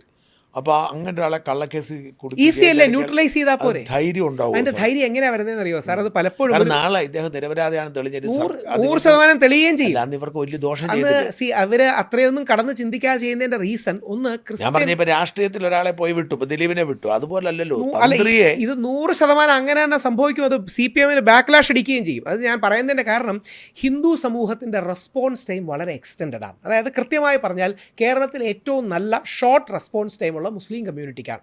ഏതെങ്കിലും ഒരു വിഷയം വന്നാൽ പെട്ടെന്ന് കാര്യങ്ങളെ ക്രോഡീകരിച്ച് അവരുടെ സമുദായത്തിനോ നേരെ വെല്ലുവിളി വന്നാൽ ഇമ്മീഡിയറ്റ്ലി അവർക്ക് ആൾക്കാരെ സ്വരൂപിക്കാനും മറ്റും കഴിയും. അത് കഴിഞ്ഞ ക്രിസ്ത്യൻ സമൂഹത്തിനാണ്. ക്രിസ്ത്യാനികൾക്ക് ഒന്ന് ആലോചിച്ച് ഒന്നുകൂടെ ചിന്തിച്ചേ പോകും. ഏറ്റവും വീക്ക് റെസ്പോൺസ് ടൈം ഹിന്ദുക്കൾക്കാണ്. ഞാൻ യോഗക്ഷേമ സഭയെ വിളിച്ചു പറഞ്ഞിട്ടാണ് അവർ ഈ വിഷയം കാര്യമായിട്ട് ഏറ്റെടുത്തത് തന്നെ. ഞാൻ പറഞ്ഞു, ഇനി ഹിന്ദുക്കളുടെ പ്രശ്നം എന്ന് പറഞ്ഞാൽ ഹിന്ദുക്കൾക്ക് ഒന്നിനും വലിയ റൂട്ടില്ല. അതുകൊണ്ട് എന്തെങ്കിലും ഒരു ഇഷ്യൂ ഉണ്ടായാലും അവരൊന്ന് പതറും. അതിൻ്റെ ഏറ്റവും വലിയ തെളിവാണ് ശബരിമല യുവതി പ്രവേശനം. ഞാൻ ഇവിടെ നിന്ന് അങ്ങയോട് നന്ദി പറയുന്നത്, ഫസ്റ്റ് റിപ്പോർട്ട് ശബരിമല വിശ്വാസികളെ അനുകൂലിക്കുന്ന ഫസ്റ്റ് റിപ്പോർട്ട് വന്നത് മറുനാടൻ മലയാളിയുടെ ചെയ്തിലാണ്. അപ്പോൾ എനിക്കൊന്നും ഓർമ്മയുണ്ട്, ഒരു സാഫ്രനും ബ്ലാക്കും ഉള്ള കോട്ടിട്ടിട്ട് ഷോ കാണിക്കാൻ ഇവിടെ മറ്റേ ആക്ടിവിസ്റ്റുകൾ എന്നൊക്കെ പറഞ്ഞ് ഒരു നല്ല തംബ്നെയിലൊക്കെ കൊടുത്ത്, അതായിരുന്നു ഫസ്റ്റ് റിപ്പോർട്ട്. ആലോചിച്ച് നോക്കണം, സുപ്രീം കോടതിയുടെ 5 അംഗ ബെഞ്ചിൻ്റെ വിധിന്യായം വന്ന് ഞങ്ങളൊരു 4-5 ദിവസം ഞാനിതിന് മുമ്പ് ചെയ്തിട്ടുണ്ടായിരുന്നു. ഈ കേസ് നടക്കുമ്പോഴേ ചെയ്തിട്ടുണ്ടായിരുന്നു. ആവശ്യമില്ലാത്ത പണിക്ക് പോരുമെന്ന് പറഞ്ഞു. വിധി വരുമ്പോൾ ഞാൻ എൻ്റെ ഫാമിലിയോടൊപ്പം രാജസ്ഥാനിൽ ടൂറിലാണ്. ഞാൻ ആ ഹോട്ടൽ മുറി ഇരുന്നുകൊണ്ട് ഇത് കയറി ചാടി ഈ വിധി കേട്ടതിൻ്റെ പേരിൽ, അന്നിപ്പം ജന്മഭൂമി അടക്കമുള്ള പത്രങ്ങളൊക്കെ അനുകൂലിച്ച് ആൽവര്, അന്ന് ഞാൻ ഇത് ചാടി, പോലീസ് ഇറങ്ങരുത്, സർക്കാർ ഇറങ്ങരുത്, ഇത് തെറ്റാണ്, ഇങ്ങനൊരു സംഭവം ഇല്ലാന്ന് ഞാൻ അന്ന് ഇൻസ്റ്റന്റ് റെസ്പോൺസ് പോലും. അല്ല, അത് മാത്രമാണ് ഞങ്ങളുടെ ആ പരിപാടിക്കും പലരും വന്നത്. OTC ഹനുമാൻ ടെമ്പിളിൽ വെച്ചായിരുന്നു. മറുനാടൻ മലയാളിയുടെ റിപ്പോർട്ട് കൂടെ കണ്ടിട്ടാണ്. അന്ന് ആരും സപ്പോർട്ട് ചെയ്യാനില്ലാത്തൊരവസരം ഉണ്ടായിരുന്നു. അന്ന് എനിക്കറിയാം, എൻ്റെ വീട്, ഞാൻ, മുത്തശ്ശി, അമ്മ, ഞങ്ങളാണ് ഫസ്റ്റ് പോകുന്നത്. എനിക്കിന്നും പത്മകുമാർ സാറിനോട്, പുള്ളി തെറ്റുകാരനാണോ ഇല്ലയോ എന്ന് എനിക്കറിയില്ല, പക്ഷേ പത്മകുമാർ സാറിനോട് ഇന്നും ഉള്ളിലൊരു സോഫ്റ്റ് കോർണർ ഉള്ളത് ഞങ്ങളെ അന്ന് ശബരിമലയെ കടത്തിവിടാൻ പുള്ളിയും കൂടെ കാരണമായി എന്നുള്ളതാണ്. നിങ്ങൾ അതെനിക്ക് മനസ്സിലാവാതെ പത്മകുമാറിനെ അനുകൂലിക്കും, ഇപ്പോൾ ഇത് കടകംപള്ളി അനുകൂലിക്കും. ഞാൻ സിമ്പിളായിട്ട് കാര്യം പറയാം. എനിക്ക് CPM മാറണമെന്ന് ആഗ്രഹിക്കുന്ന വ്യക്തിയാണ് ഞാൻ. രാഷ്ട്രീയം മറച്ചു വെക്കുന്ന വ്യക്തിയൊന്നുമല്ല. CPM മാറി കോൺഗ്രസ് വരണമെന്ന് ആഗ്രഹിക്കുന്ന ഒരു സാധാരണ മലയാളിയാണ്. അത് കോൺഗ്രസിനോടും ഇഷ്ടം കൂടിയോണ്ടൊന്നുമല്ല, അങ്ങോട്ടും ഇങ്ങോട്ടും മാറി മാറി വരുന്നതാണ് എല്ലാ പാർട്ടികൾക്കും നല്ലത് എന്നൊരു തിരിച്ചറിവിൽ നിന്നാണ്. കടകംപള്ളി സുരേന്ദ്രനെ 2 കാര്യങ്ങൾ കൊണ്ടാണ് എനിക്കിഷ്ടം. ഒന്ന്, ആരുമില്ലാത്ത സമയത്ത് പോലും ആക്ടിവിസ്റ്റുകൾ വേറെ, സ്ത്രീകൾ വേറെ എന്നൊരു ക്ലാസിഫിക്കേഷൻ പുള്ളി അന്നുണ്ടാക്കി. അതിന് AKE സെൻറ്ററിൽ നിന്ന് ചീത്തയും കേട്ടു. 2, ഇന്നും ശബരിമല വിധിന്യായം തെറ്റാണെന്ന് പറയാൻ ധൈര്യം കാണിക്കുന്ന ഏക രാഷ്ട്രീയ വ്യക്തിത്വം ഇദ്ദേഹമാണ്. കോൺഗ്രസ്സുകാരോ BJPക്കാരോ CPMകാരോ വിശ്വാസികളുടെ കൂടെ നിൽക്കണമെന്നൊക്കെ പറയൂ. ശബരിമല വിധിന്യായം തെറ്റാന്ന് പറയാൻ ധൈര്യം കാണിക്കില്ല. ഇനി അങ്ങയ്ക്ക് പെട്ടെന്ന് കൺവിൻസ് ആവുന്ന രീതിയിൽ ഒരു 30-40 സെക്കൻഡ് ശബരിമല വിധിന്യായത്തിൻ്റെ ക്രക്സ് പറയാം. അത് പറഞ്ഞാലേ ഇതിൻ്റെ ആഴമേറിയ കള്ളത്തരം മനസ്സിലാവും. ഏറ്റവും നല്ല ഭാഷയിലും പറയാം, കോടതി ഇലക്ഷൻ വരേണ്ടതുണ്ട്. ജസ്റ്റിസ് ദീപക് മിശ്ര എന്ന് പറയുന്ന ഇന്ത്യയുടെ ചീഫ് ജസ്റ്റിസ്, ബ്രാഹ്മണനായിരുന്ന ചീഫ് ജസ്റ്റിസ്, അദ്ദേഹം ശബരിമല യുവതി പ്രവേശത്തെ ഒരു വിഷയമായിട്ടെടുത്ത് യൂണിഫോം സിവിൽ കോഡിലേക്ക് ഉള്ളൊരു പാലം നിർമ്മിച്ചതാണ്. ഇത് രാഹുൽ ഈശ്വർ കണ്ടെത്തുന്ന തിയറിയൊന്നുമല്ല. സുബ്രഹ്മണ്യ സ്വാമി എന്ന് പറയുന്ന ഹാർവേഡ് പ്രൊഫസറായ BJP രാജ്യസഭ MP ആക്കിയ വ്യക്തി ഇത് പരസ്യമായി തന്നെ എഴുതിയിട്ടുണ്ട്. യൂണിഫോം സിവിൽ കോഡിലേക്കുള്ളൊരു ചവിട്ടുപടിയാകണം ശബരിമല യുവതി പ്രവേശനം. അങ്ങനെയാകുമ്പോൾ ആർട്ടിക്കിൾ 25 എന്ന് പറയുന്ന ഫണ്ടമെൻ്റൽ റൈറ്റിന് മുകളിൽ ആർട്ടിക്കിൾ 44 വരും. ആർട്ടിക്കിൾ 44 യൂണിഫോം സിവിൽ കോഡ്, അത് ആർട്ടിക്കിൾ 14 വെച്ച് പ്ലേസ് ചെയ്യാൻ പറ്റും. ഇതാണ് ഇതിൻ്റെ പിന്നിലുള്ള അജണ്ട. ഇനി കൗതുകത്തോടൊരു കാര്യം കൂടെ പറയാം. ഞങ്ങൾ 2 ലോ പഠിച്ചതാണ്. നമ്മൾ യൂണിഫോം സിവിൽ കോഡ് കാര്യമായി പഠിക്കും. എല്ലാ സുപ്രീം കോടതി ജഡ്ജിമാരും യൂണിഫോം സിവിൽ കോഡിന് അനുകൂലമാണ്. അംബേദ്കർജി യൂണിഫോം സിവിൽ കോഡിന് അനുകൂലമാണ്. നെഹ്റുജി യൂണിഫോം സിവിൽ കോഡിന് അനുകൂലമാണ്. നമ്മുടെ EMS ശങ്കര നമ്പൂരിപ്പാട് അനുകൂലമാണ്. ശശി തരൂർ അനുകൂലമാണ്. വെളിയിൽ അത്ര സ്ട്രോങ് ആയി പറയുന്നില്ലെങ്കിൽ ഉള്ളിൽ അനുകൂലമാണ്. ഇന്ത്യയുടെ ചരിത്രത്തിൽ യൂണിഫോം സിവിൽ കോഡിനെ തെറ്റാണെന്ന് പറഞ്ഞൊരു ഒറ്റ വ്യക്തിയേ ഉള്ളൂ. അതാരാന്നറിയണം? ഇന്ത്യയുടെ ന്യായ നിയമമല്ല, സാമൂഹിക ചരിത്രത്തിൽ ഒരൊറ്റയാളെ ബൈ പോളിസി ഇത് തെറ്റാന്ന് പറഞ്ഞിട്ടുള്ളൂ. പല കോൺഗ്രസ്സുകാരും യൂണിഫോം സിവിൽ കോഡ് നല്ലതാണ്, പക്ഷേ മുസ്ലിങ്ങളെ വേദനിപ്പിക്കാതെ നടത്തണം, ഇതാണ് അവരുടെ ഒരു ലൈൻ. ഒറ്റയാളെ യൂണിഫോം സിവിൽ കോഡ് തെറ്റാന്ന് പറഞ്ഞിട്ടുള്ളൂ. അത് RSSൻ്റെ ചരിത്രത്തിലെ ഏറ്റവും വലിയ സർസംഘചാലകായിരുന്ന ഗുരുജി ഗോൾവൽക്കറാണ്. ഗുരുജി ഗോൾവൽക്കർ KR മൽക്കാനി എന്ന് പറയുന്ന RSSൻ്റെ ചരിത്രത്തിലെ ഏറ്റവും വലിയ മാധ്യമപ്രവർത്തകനും ഇൻ്റലക്ച്വലിനും കൊടുത്ത ഇൻ്റർവ്യൂ, RSS പ്രസിദ്ധീകരിച്ച ഇൻ്റർവ്യൂവിൽ ഗുരുജി ഗോൾവൽക്കർ പറയുന്നുണ്ട്, നമ്മുടെ ഇടയിലെ ചില ആൾക്കാർ ഈ യൂണിഫോം സിവിൽ കോഡ് വേണമെന്ന് പറയുന്നത് മുസ്ലിങ്ങൾ 4 കല്യാണം കഴിച്ചവർക്ക് കുട്ടികൾ കൂടുവെന്ന തെറ്റിദ്ധാരണ കാരണമാണ്. ഏക് ഗലത്ത് നസരിയ ഹെ, ഹിന്ദിയിലാണ്. ഇത് തെറ്റായൊരു ദൃഷ്ടികോണാണ്. നമുക്ക് വേണ്ടത് യൂണിറ്റിയാണ്, യൂണിഫോർമിറ്റി അല്ല. നമുക്ക് വേണ്ടത് യൂണിറ്റിയാണ്, യൂണിഫോർമിറ്റിയാണ്. മുസ്ലിങ്ങൾ അവരുടെ ബഹുഭാര്യാത്വക്ഷം സ്വയം തിരിച്ചറിഞ്ഞ് ഉപേക്ഷിക്കുകയാണെങ്കിൽ നമ്മളതിനെ സപ്പോർട്ട് ചെയ്യണം. നമ്മൾ നമ്മുടേതായ ആംഗിളുകൾ അവരെ അടിച്ചേൽപ്പിക്കേണ്ട. എന്നാൽ അവരിലെ റിഫോമിനെ നമ്മൾ പോസിറ്റീവ്ലി സപ്പോർട്ട് ചെയ്യണം. ഈ മുസ്ലിം ജനസംഖ്യയുടെ പേടി മനസ്സിൽ വെച്ചിട്ടാണ് യഥാർത്ഥത്തിൽ യൂണിഫോം സിവിൽ കോഡ് എന്ന നറേറ്റീവ് കൊണ്ടുവരുന്നത്. ഇതുകൂടി കണക്ട് ചെയ്ത് പറയാം. എന്നിട്ട് ഗുരുജി ഗോൾവൽക്കറിനോട് മൽക്കാനി ഇത് കേട്ട് ഞെട്ടുകയാണ്. കാര്യം പ്രത്യേകിച്ച് സവർണ്ണ ഹിന്ദുക്കളുടെ ഏറ്റവും പ്രധാന അജണ്ടകളിലൊന്നാണ് യൂണിഫോം സിവിൽ കോഡ്. മൽക്കാനി ചോദിക്കുന്നു, ഗുരുജി യഥാർത്ഥത്തിൽ യൂണിഫോം സിവിൽ കോഡല്ലേ നാഷണൽ ഇൻ്റഗ്രേഷൻ? ഗുരുജി പറയുകയാണ്, യഥാർത്ഥത്തിൽ ഇന്ത്യക്ക് വേണ്ടത് ഹിന്ദു മുസ്ലിം സാഹോദര്യമാണ്, മതസൗഹാർദ്ദമാണ്, യൂണിഫോമിറ്റി അല്ല.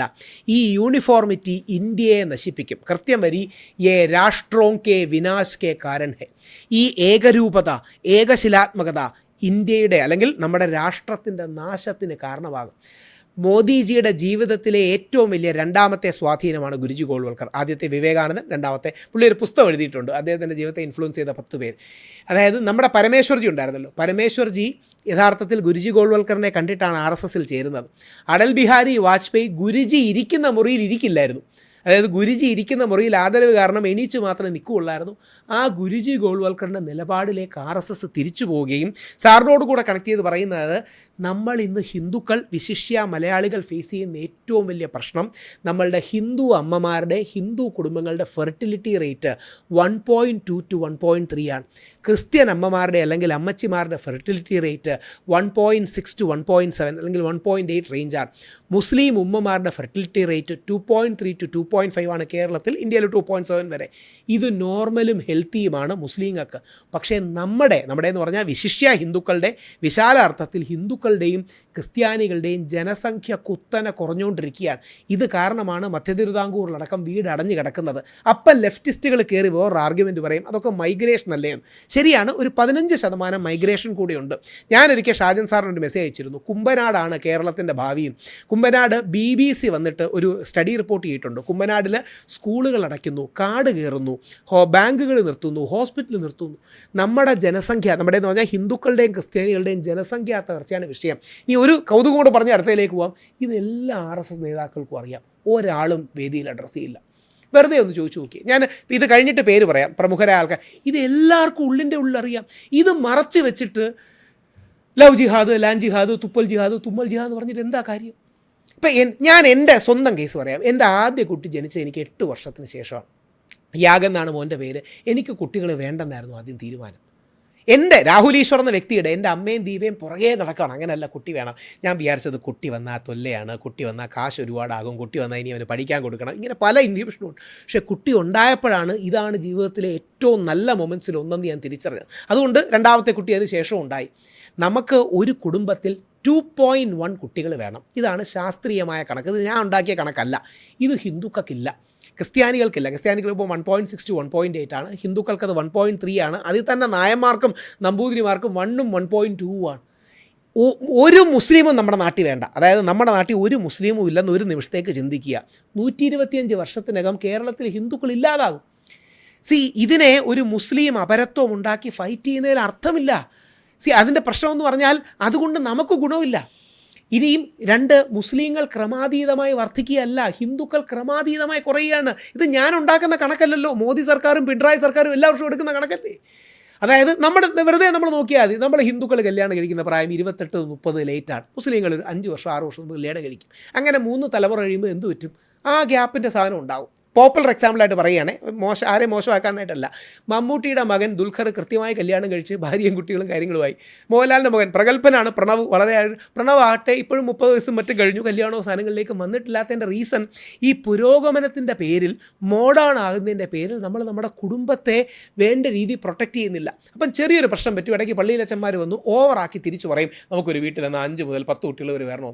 അത് ഭയങ്കരമായിട്ട് ടേൺ ഓഫ് ചെയ്യും, എസ്പെഷ്യലി നമ്മുടെ സ്ത്രീകളെ ടേൺ ഓഫ് ചെയ്യും. നമുക്കൊരു ബാലൻസ് മതി, 2 kids അല്ലെങ്കിൽ 3 kids. ഈ 2 to 3 ഇത് രാഹുൽ ഈശ്വർ 10 വർഷമായിട്ട് പറയുന്നതാണ്. ഇതല്ലേ RSSൻ്റെ സർസംഘചാലക് ഒരു 2 മാസം മുമ്പ് പറഞ്ഞത്, വീട്ടിൽ 2 മുതൽ 3 കുട്ടി വേണമെന്ന്. RSSൻ്റെ ഒരു ടോപ്പ് ലീഡർ, ഇത് കഴിഞ്ഞ് ഞാൻ പേര് പറയാം, ഞാൻ പുള്ളിയോട് ഈ വിഷയം 1 വർഷം മുമ്പ് സംസാരിച്ചു. പുള്ളിയോട് പറയുകയാണേ, ഞങ്ങളിത് പറഞ്ഞാൽ നിനക്കൊന്നും കുട്ടിയില്ലല്ലോ, നിൻ്റെ ഒന്നും സാധനങ്ങൾ പ്രവർത്തിക്കുന്നില്ലല്ലോ എന്നൊക്കെ പറഞ്ഞ് നമ്മളെ ട്രോൾ ചെയ്യും. ഇത് സത്യസന്ധമായി പറഞ്ഞ് മുസ്ലിങ്ങളെ വെറുപ്പിക്കാതിരുന്നാൽ മതി. ഈ മുസ്ലിങ്ങളുടെ ഒരു പ്രത്യേകത എന്താ അറിയാമോ? അവർക്ക് പ്രത്യേകിച്ച് ഒരു ഉപകാരവും ആരും ചെയ്തു കൊടുക്കണ്ട, അവരെ ദ്രോഹിക്കുന്നില്ലെന്ന് കണ്ട അവർ നിങ്ങളോട് ഏറ്റവും കൂടുതൽ പോസിറ്റീവ് ആണ്. പക്ഷേ അപ്പോഴും രാഹുൽ മതപരമായ മുസ്ലിമിന്, പക്ഷേ ഞാൻ ഇതിൻ്റെ ഒരു രാഷ്ട്രീയമുണ്ട് മുസ്ലിമിന്. ഇസ്ലാമിസ്റ്റുകളുണ്ട്. ഇസ്ലാമി എന്ന് പറയുന്ന പ്രസ്ഥാനം, മീഡിയ വൺ എന്ന് പറയുന്ന മാധ്യമ സ്ഥാപനം, ഇവരൊക്കെ കൃത്യമായി അല്ലെങ്കിൽ SDPI, വെൽഫെയർ പാർട്ടി, ഇവർ നമ്മളാരും, ഞാൻ മുസ്ലിമിനെതിരല്ല. ഇപ്പം ഞാൻ ഈ കഴിഞ്ഞ ദിവസം നമ്മുടെ മജീദ് ഖാൻ്റെ മരണത്തിൻ്റെ ഒരു പ്രാർത്ഥനയ്ക്ക് പോയി. ഞാനവിടെ ചെന്നപ്പം അവിടുത്തെ നെയ്യാറ്റിൻകരയിലെ ഇമാമിനെ വന്ന് കെട്ടിപ്പിടിക്കുകയാണ്.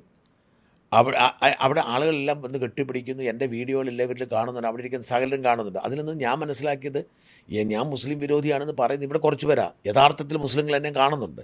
പക്ഷേ ഈ പൊളിറ്റിക്കൽ ഇസ്ലാമിനെ നമ്മൾ ശബ്ദിക്കില്ല. അല്ല, ഇസ്ലാമിസം ഒരു ഇഷ്യൂ തന്നെയാണ്. അവിടെയും ചെറിയൊരു ന്യൂവാൻസും കൂടിയുണ്ട്. നമ്മുടെ നാട്ടിൽ ഏറ്റവും അക്സെപ്റ്റൻസ് മുസ്ലിം ലീഗിനുണ്ട്. മുസ്ലിം ലീഗിനേക്കാൾ കടുപ്പം എന്ന് പറയാം, തീവ്രം എന്ന വാക്ക് ഉപയോഗിക്കുന്നില്ല, അതിന് വേറെ കൊണോട്ടേഷൻ ഉണ്ട്. കടുപ്പമാണ് ജമാഅത്തെ ഇസ്ലാമിയുടെ നിലപാട്. ഒരു കാലത്ത് അവർക്ക് ഇസ്ലാമിക രാഷ്ട്ര നിർമ്മാണം എന്നൊരു നിലപാടുണ്ടായിരുന്നു.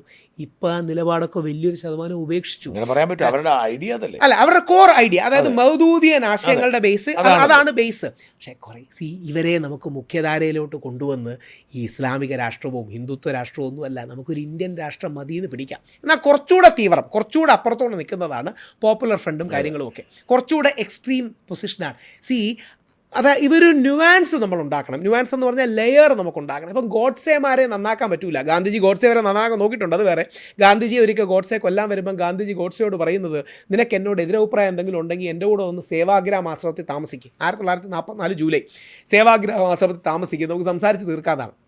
എക്സ്ട്രീം ഹിന്ദുത്വയെ നന്നാക്കാൻ പറ്റില്ല, എക്സ്ട്രീം ഇസ്ലാമിസ്റ്റെ നന്നാക്കാൻ പറ്റില്ല. ഇടയ്ക്കൊരു ലൈനില്ലേ, ആ ലൈൻ പിടിക്കാതെ വേറെ എന്താ വഴി? വേറെ പ്രാക്ടിക്കലി വേറെ എന്താ വഴി? കേരളത്തിൽ, ഇത് നെഗറ്റീവായിട്ടില്ല, കേരളത്തിൽ 3-1 നമ്മുടെ മുസ്ലിം സഹോദരന്മാരാണ്, 4-1 5-1 നമ്മുടെ ക്രിസ്ത്യൻ സഹോദരന്മാരാണ്, 50% പകുതി ഹിന്ദു സഹോദരന്മാരാണ്. നമ്മളൊരു ബാലൻസ് ഇടയ്ക്ക് ഉണ്ടാക്കിയില്ലെങ്കിൽ വേറെ എന്ത് ചെയ്യാനാണ്? ഇത് ചെയ്യാതെ എക്സ്ട്രീം റിയാക്ഷനിലേക്ക് പോകുമ്പോഴാണ് ഇനി സാറ് മനസ്സിലാക്കേണ്ട ഒരു കാര്യം. പലപ്പോഴും ഏറ്റവും കൂടുതൽ സെൻറ്റർ ടു റൈറ്റ് നിൽക്കുന്ന ആൾക്കാർ കാണുന്ന ആൾക്കാരിലുള്ള ഒരാളാണ് സാറ്. അപ്പം യഥാർത്ഥത്തിൽ ഹിന്ദുവിൻ്റെ പ്രശ്നം എന്താ അറിയാമോ? ഒറ്റ വരിയിൽ പറയാം, എനിക്ക് ഭയങ്കര കൗതുകമായി തോന്നും. ഞങ്ങളുടെ 5000 വർഷങ്ങളുടെ പ്രശ്നങ്ങൾ ഞാനൊരു 50 സെക്കൻഡിൽ പറയാം. ആഴ്ചയിൽ എല്ലാ ദിവസവും നമുക്ക് അമ്പലത്തിലും പള്ളിയിലും ഒക്കെ പോവാം.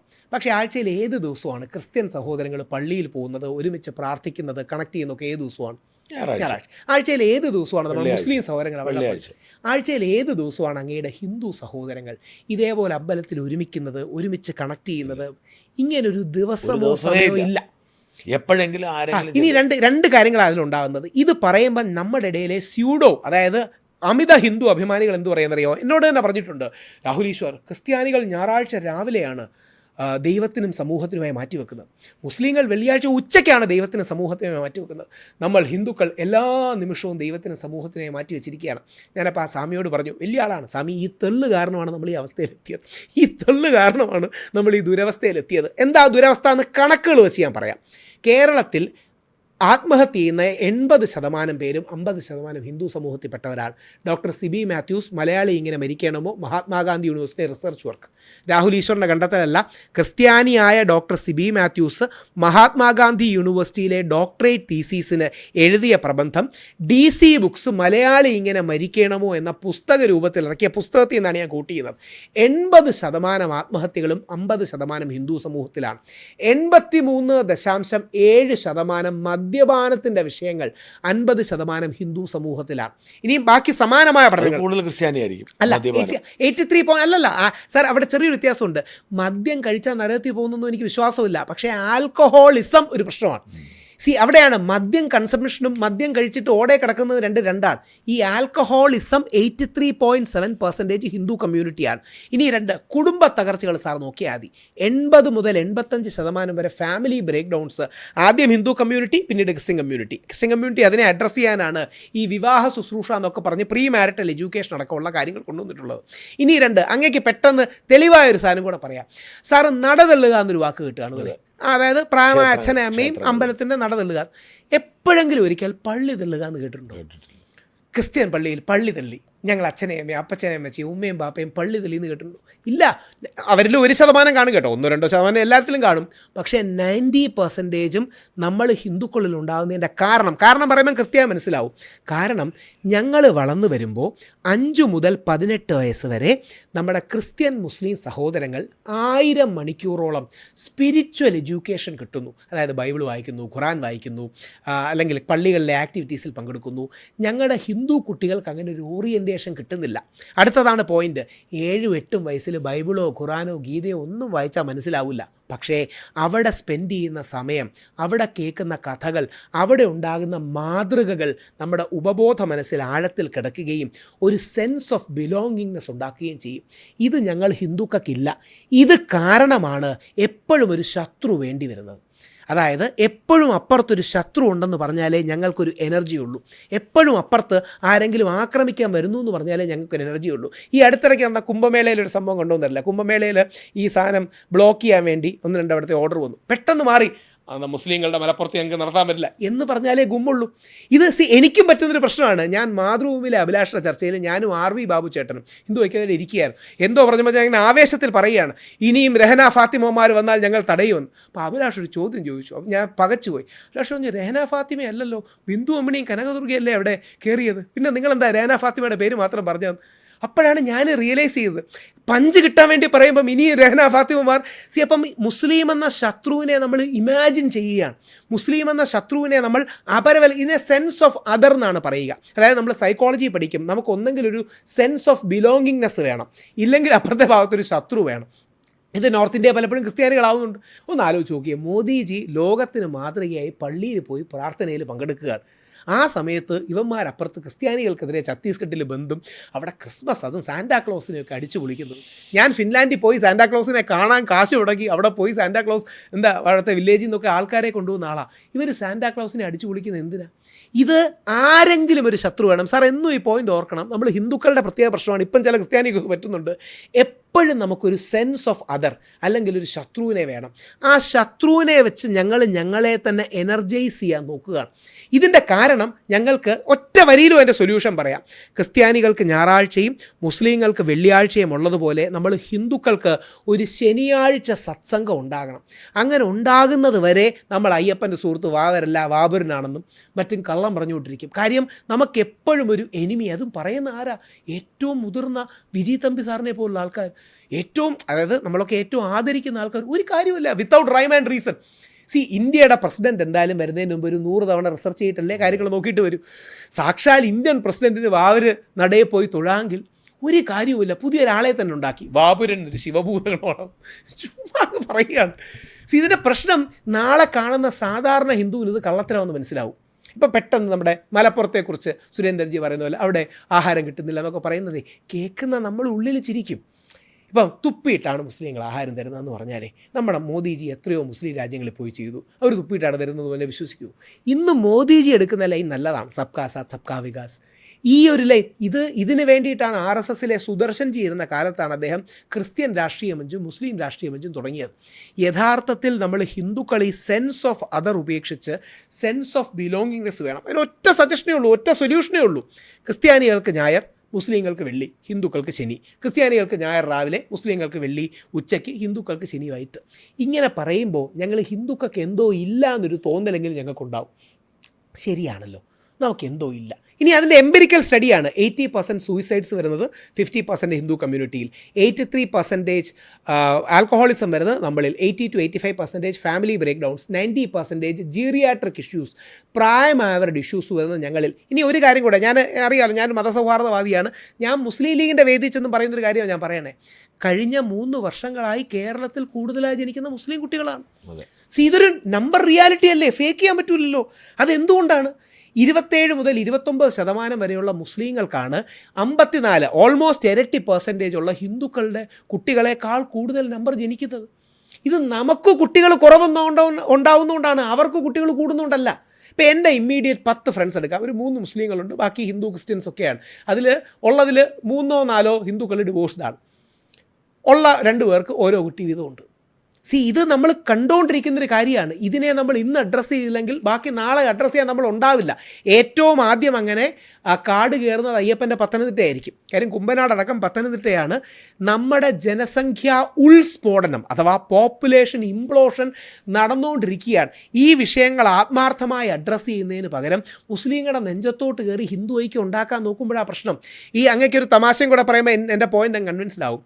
RSS നേതാക്കളും BJP നേതാക്കളും നമ്മുടെ കുടുംബയോഗങ്ങളിൽ പോലും ഈ കണക്ക് പറയുന്നതിന് മുമ്പ് അങ്ങോട്ടും ഇങ്ങോട്ടും നോക്കും. അതായത് നമ്മുടെ ജനസംഖ്യ അപ്പോൾ ആരെങ്കിലും ഉണ്ടോ, മുസ്ലിം ഉണ്ടോ, ഇങ്ങനെ നോക്കുകയാണ്. ഞാൻ മുസ്ലിം ലീഗിൻ്റെ വേദിയിൽ പോലും പോയി ഇത് പറയും. ഞാൻ എന്നിട്ട് പറയും ഇത് ഞങ്ങളുടെ ഇടയിൽ ഒരു ഇഷ്യൂ ആണ്. ഞങ്ങളുടെ ഇടയിൽ സെക്സ് നടക്കാത്തതുകൊണ്ടല്ല, നമ്മളൊരു തെറ്റായ പോപ്പുലേഷൻ പോളിസി ഫോളോ ചെയ്തുകൊണ്ടാണ്. അതുകൊണ്ടാണ് ഈ പറയുന്ന രാഹുൽ ഈശ്വറിൻ്റെ ആദ്യ കുട്ടി ഉണ്ടായത് 36 വയസ്സിലാണ്.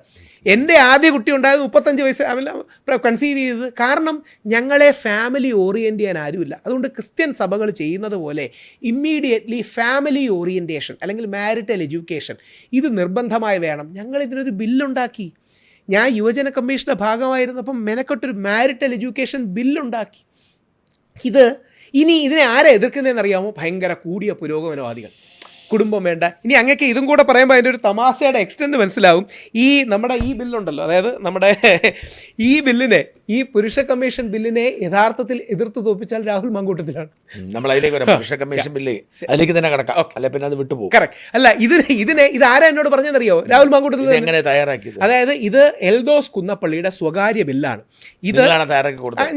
ഞങ്ങൾ ഡ്രാഫ്റ്റും കാര്യങ്ങളും ചെയ്തു. എൽദോസ് മനോഹരമായ അതിൻ്റെ മേളിൽ ഡ്രാഫ്റ്റ് ചെയ്തു. ഇത് നമ്മുടെ സ്പീക്കർ സംഷീറിന് അത് ഒഫീഷ്യലി ജനുവരി 23, 2025, അതായത് ഇന്ന് 21ആണോ? ഇന്ന് 24.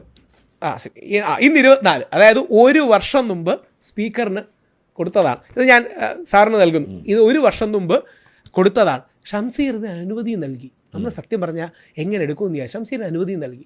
തലേ ദിവസം നമ്മുടെ VD സതീശൻജി അടക്കം വിളിച്ച് തൽക്കാലം ഇത് അവതരിപ്പിക്കേണ്ട, മാധ്യമങ്ങൾ സ്ത്രീ വിരുദ്ധമെന്ന് ഒരുപക്ഷെ നമ്മളെ ചിത്രീകരിക്കും, അതുകൊണ്ട് കോൺഗ്രസിനുള്ളിൽ പ്രസൻറ്റ് ചെയ്യുമെന്ന് പറഞ്ഞു. കോൺഗ്രസിനുള്ളിൽ പ്രസൻറ്റ് ചെയ്യുമെന്ന് പറഞ്ഞാൽ വേണ്ടെന്നാണ് അർത്ഥം.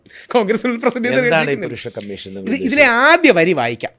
അപ്പം നമ്മുടെ സ്ത്രീകൾക്കാണ് സമൂഹവും നിയമവും മുൻഗണന നൽകേണ്ടത് എന്ന കാര്യത്തിൽ 2 പക്ഷമില്ല. അതോടൊപ്പം പുരുഷൻ്റെ പ്രശ്നങ്ങൾ അവഗണിക്കുകയും ചെയ്യരുത്. ഇത് പിച്ചിന് വേണ്ടിയും സോഫ്റ്റ് ആക്കാൻ വേണ്ടി ചെയ്യുന്നതല്ല. We genuinely believe in it. First വരി കൂടെ വായിക്കാം. സ്ത്രീകൾക്കാണോ പുരുഷന്മാർക്കാണോ സമൂഹത്തിൽ കൂടുതൽ ലിംഗാധിഷ്ഠിതമായ പ്രശ്നങ്ങൾ അനുഭവിക്കേണ്ടി വരിക എന്ന് നമ്മൾ ആത്മാർത്ഥമായി ചിന്തിച്ചാൽ അത് സ്ത്രീകൾക്ക് തന്നെയാണ് എന്ന് നിസ്സംശയം പറയാം. എല്ലാ കണക്കുകളും പഠനങ്ങളും അത് സ്ത്രീകൾക്ക് തന്നെയാണ് എന്നാണ് തെളിയിക്കുന്നത്. അതോടൊപ്പം മാറുന്ന ലോകത്തിൽ പുരുഷന്മാർക്കും അവരുടേതായ പ്രശ്നങ്ങളുണ്ടെന്ന് തിരിച്ചറിയുമ്പോഴാണ് വനിതാ/യുവജന കമ്മീഷൻ പോലെ പുരുഷ കമ്മീഷൻ എന്ന ആവശ്യം ഉയരുന്നത്. ബഹുമാനപ്പെട്ട സുപ്രീം കോടതിയിലും ഇന്ത്യൻ പാർലമെൻറ്റിലും സമാനമായ സബ്മിഷനുകൾ വരുന്നു. നമ്മളാണിത് ആദ്യം തയ്യാറാക്കിയെങ്കിലും നമ്മൾ അവതരിപ്പിക്കാത്തതുകൊണ്ട് ഡോക്ടർ അശോക് കുമാർ മിത്തൽ ആപ്പിൻ്റെ MP, ലവ്ലി പ്രൊഫഷണൽ യൂണിവേഴ്സിറ്റിയുടെ സ്ഥാപകൻ, അദ്ദേഹം ഇത് രാജ്യസഭയിൽ അവതരിപ്പിച്ചു. ഇനിയും ഒരുപാട് പ്രോസസ്സുണ്ട്. ഇത് BBC-യുടെ ഒരു റിപ്പോർട്ടാണ്. ആ BBC പറയുന്നത് 53%, BBC കോട്ട് ചെയ്യുന്നതാണ്, 53% ഇന്ത്യയിൽ വരുന്ന റേപ്പ് കേസസും ഫോൾസ് റേപ്പ് കേസസ് എന്നാണ്. നമുക്കങ്ങനെ ഒരു പ്രൊജുഡിസ് ഒന്നുമില്ല, പക്ഷേ അങ്ങനെ ഒരു നമ്പറുണ്ട്. നമ്മൾ 3 ഡിമാൻഡേ വെക്കുന്നുള്ളൂ, വേറെ 3 ഡിമാൻഡ്. അതും ഹൈക്കോടതിയുടെ വെർഡിക്റ്റ് ഇൻ കോട്ട് ചെയ്തതാണ്, ഞാൻ സാറിന് നൽകുകയാണ്. ഹൈക്കോടതി ഹേമ കമ്മിറ്റി റിപ്പോർട്ടിൽ പറഞ്ഞൊരു കാര്യമുണ്ട്, അക്യൂസ്ഡിനും റൈറ്റ് ടു പ്രിവസി ഉണ്ട്. അതുകൊണ്ട് ഹേമ കമ്മിറ്റി റിപ്പോർട്ടിൻ്റെ സാഹചര്യത്തിൽ സിനിമാ നടന്മാരുടെ പേര് വരികയാണെങ്കിൽ കേസ് അന്വേഷണം തീരുന്നത് വരെ അവരുടെ പേരും പുറത്തുവിടരുത്. ഇതാണ് ഒരു ഡിമാൻഡ്. ഒരു സെക്കൻഡ്, അതായത് ഇപ്പം രാഹുൽ ഈശ്വറാണ് ഒരാളെ പീഡിപ്പിച്ചു, എന്ന് പറയുന്ന ഒരു പെൺകുട്ടി വന്നിട്ട് എന്നെ രാഹുൽ ഈശ്വർ പീഡിപ്പിച്ചു എന്നൊരു ആരോപണം ഹേമ കമ്മിറ്റിയോട് പറയുകയാണെങ്കിൽ ആ രാഹുൽ ഈശ്വറിൻ്റെയും പേര് പുറത്തു വിടരുത്. അല്ല, ഹേമ കമ്മിറ്റിക്ക് മാത്രമാണ്, അത് ഹേമ കമ്മിറ്റിക്ക് മാത്രമാണ്. ഇത് എല്ലാത്തിലേക്കും എക്സ്റ്റെൻഡ് ചെയ്യണം. ഏത് കേസിലോ, അതായത് പീഡന കേസിൽ. എന്തുകൊണ്ട് പീഡന കേസ്? കാര്യം പീഡന കേസിൽ വരുമ്പോൾ, പീഡന കേസിൽ മാത്രമല്ലേ പെൺകുട്ടികൾക്കും ആ പ്രൊട്ടക്ഷൻ ഉള്ളൂ. എൻ്റെ മാല ഒരാൾ തട്ടിക്കൊണ്ടുപോയി എന്ന് പറഞ്ഞാൽ പെൺകുട്ടിയുടെ പേര് പറയുന്നതിന് നഷ്ടമില്ലല്ലോ. കാര്യം പീഡന കേസ് സമൂഹത്തിൽ സ്റ്റിഗ്മ ഉണ്ടാക്കും എന്നുള്ളതാണ്. 2, പല ആൾക്കാരും പറയുന്നത് ഏതെങ്കിലും ദുർബല വിഭാഗത്തിന് മാത്രമേ കമ്മീഷൻ ഉണ്ടാകാവൂ. അതൊരു കറക്റ്റ് പോയിൻ്റാണ്. പക്ഷേ യുവജന കമ്മീഷൻ അടക്കം ഉണ്ടല്ലോ. യുവജനങ്ങൾ ദുർബല വിഭാഗം എന്ന് പറയാൻ പറ്റില്ല. യൂത്ത് കമ്മീഷനുണ്ട്. നമ്മുടെ കേരളമാണ് ഇന്ത്യയിൽ ഫസ്റ്റ് ആൻഡ് സെക്കൻഡ്. അല്ലെങ്കിൽ നിങ്ങൾ ഈ പറഞ്ഞ വിഷയം മനുഷ്യാവകാശ കമ്മീഷൻ ഉപയോഗിച്ചുകൂടെ? സാർ, അത് റെട്രിക്കാണ്. എന്നിരുന്നാലും എന്നാൽ മനുഷ്യാവകാശ കമ്മീഷൻ ഉണ്ടെങ്കിലും വനിതാ കമ്മീഷൻ ഉണ്ടല്ലോ. അല്ല, സ്ത്രീകൾ ദുർബലർ.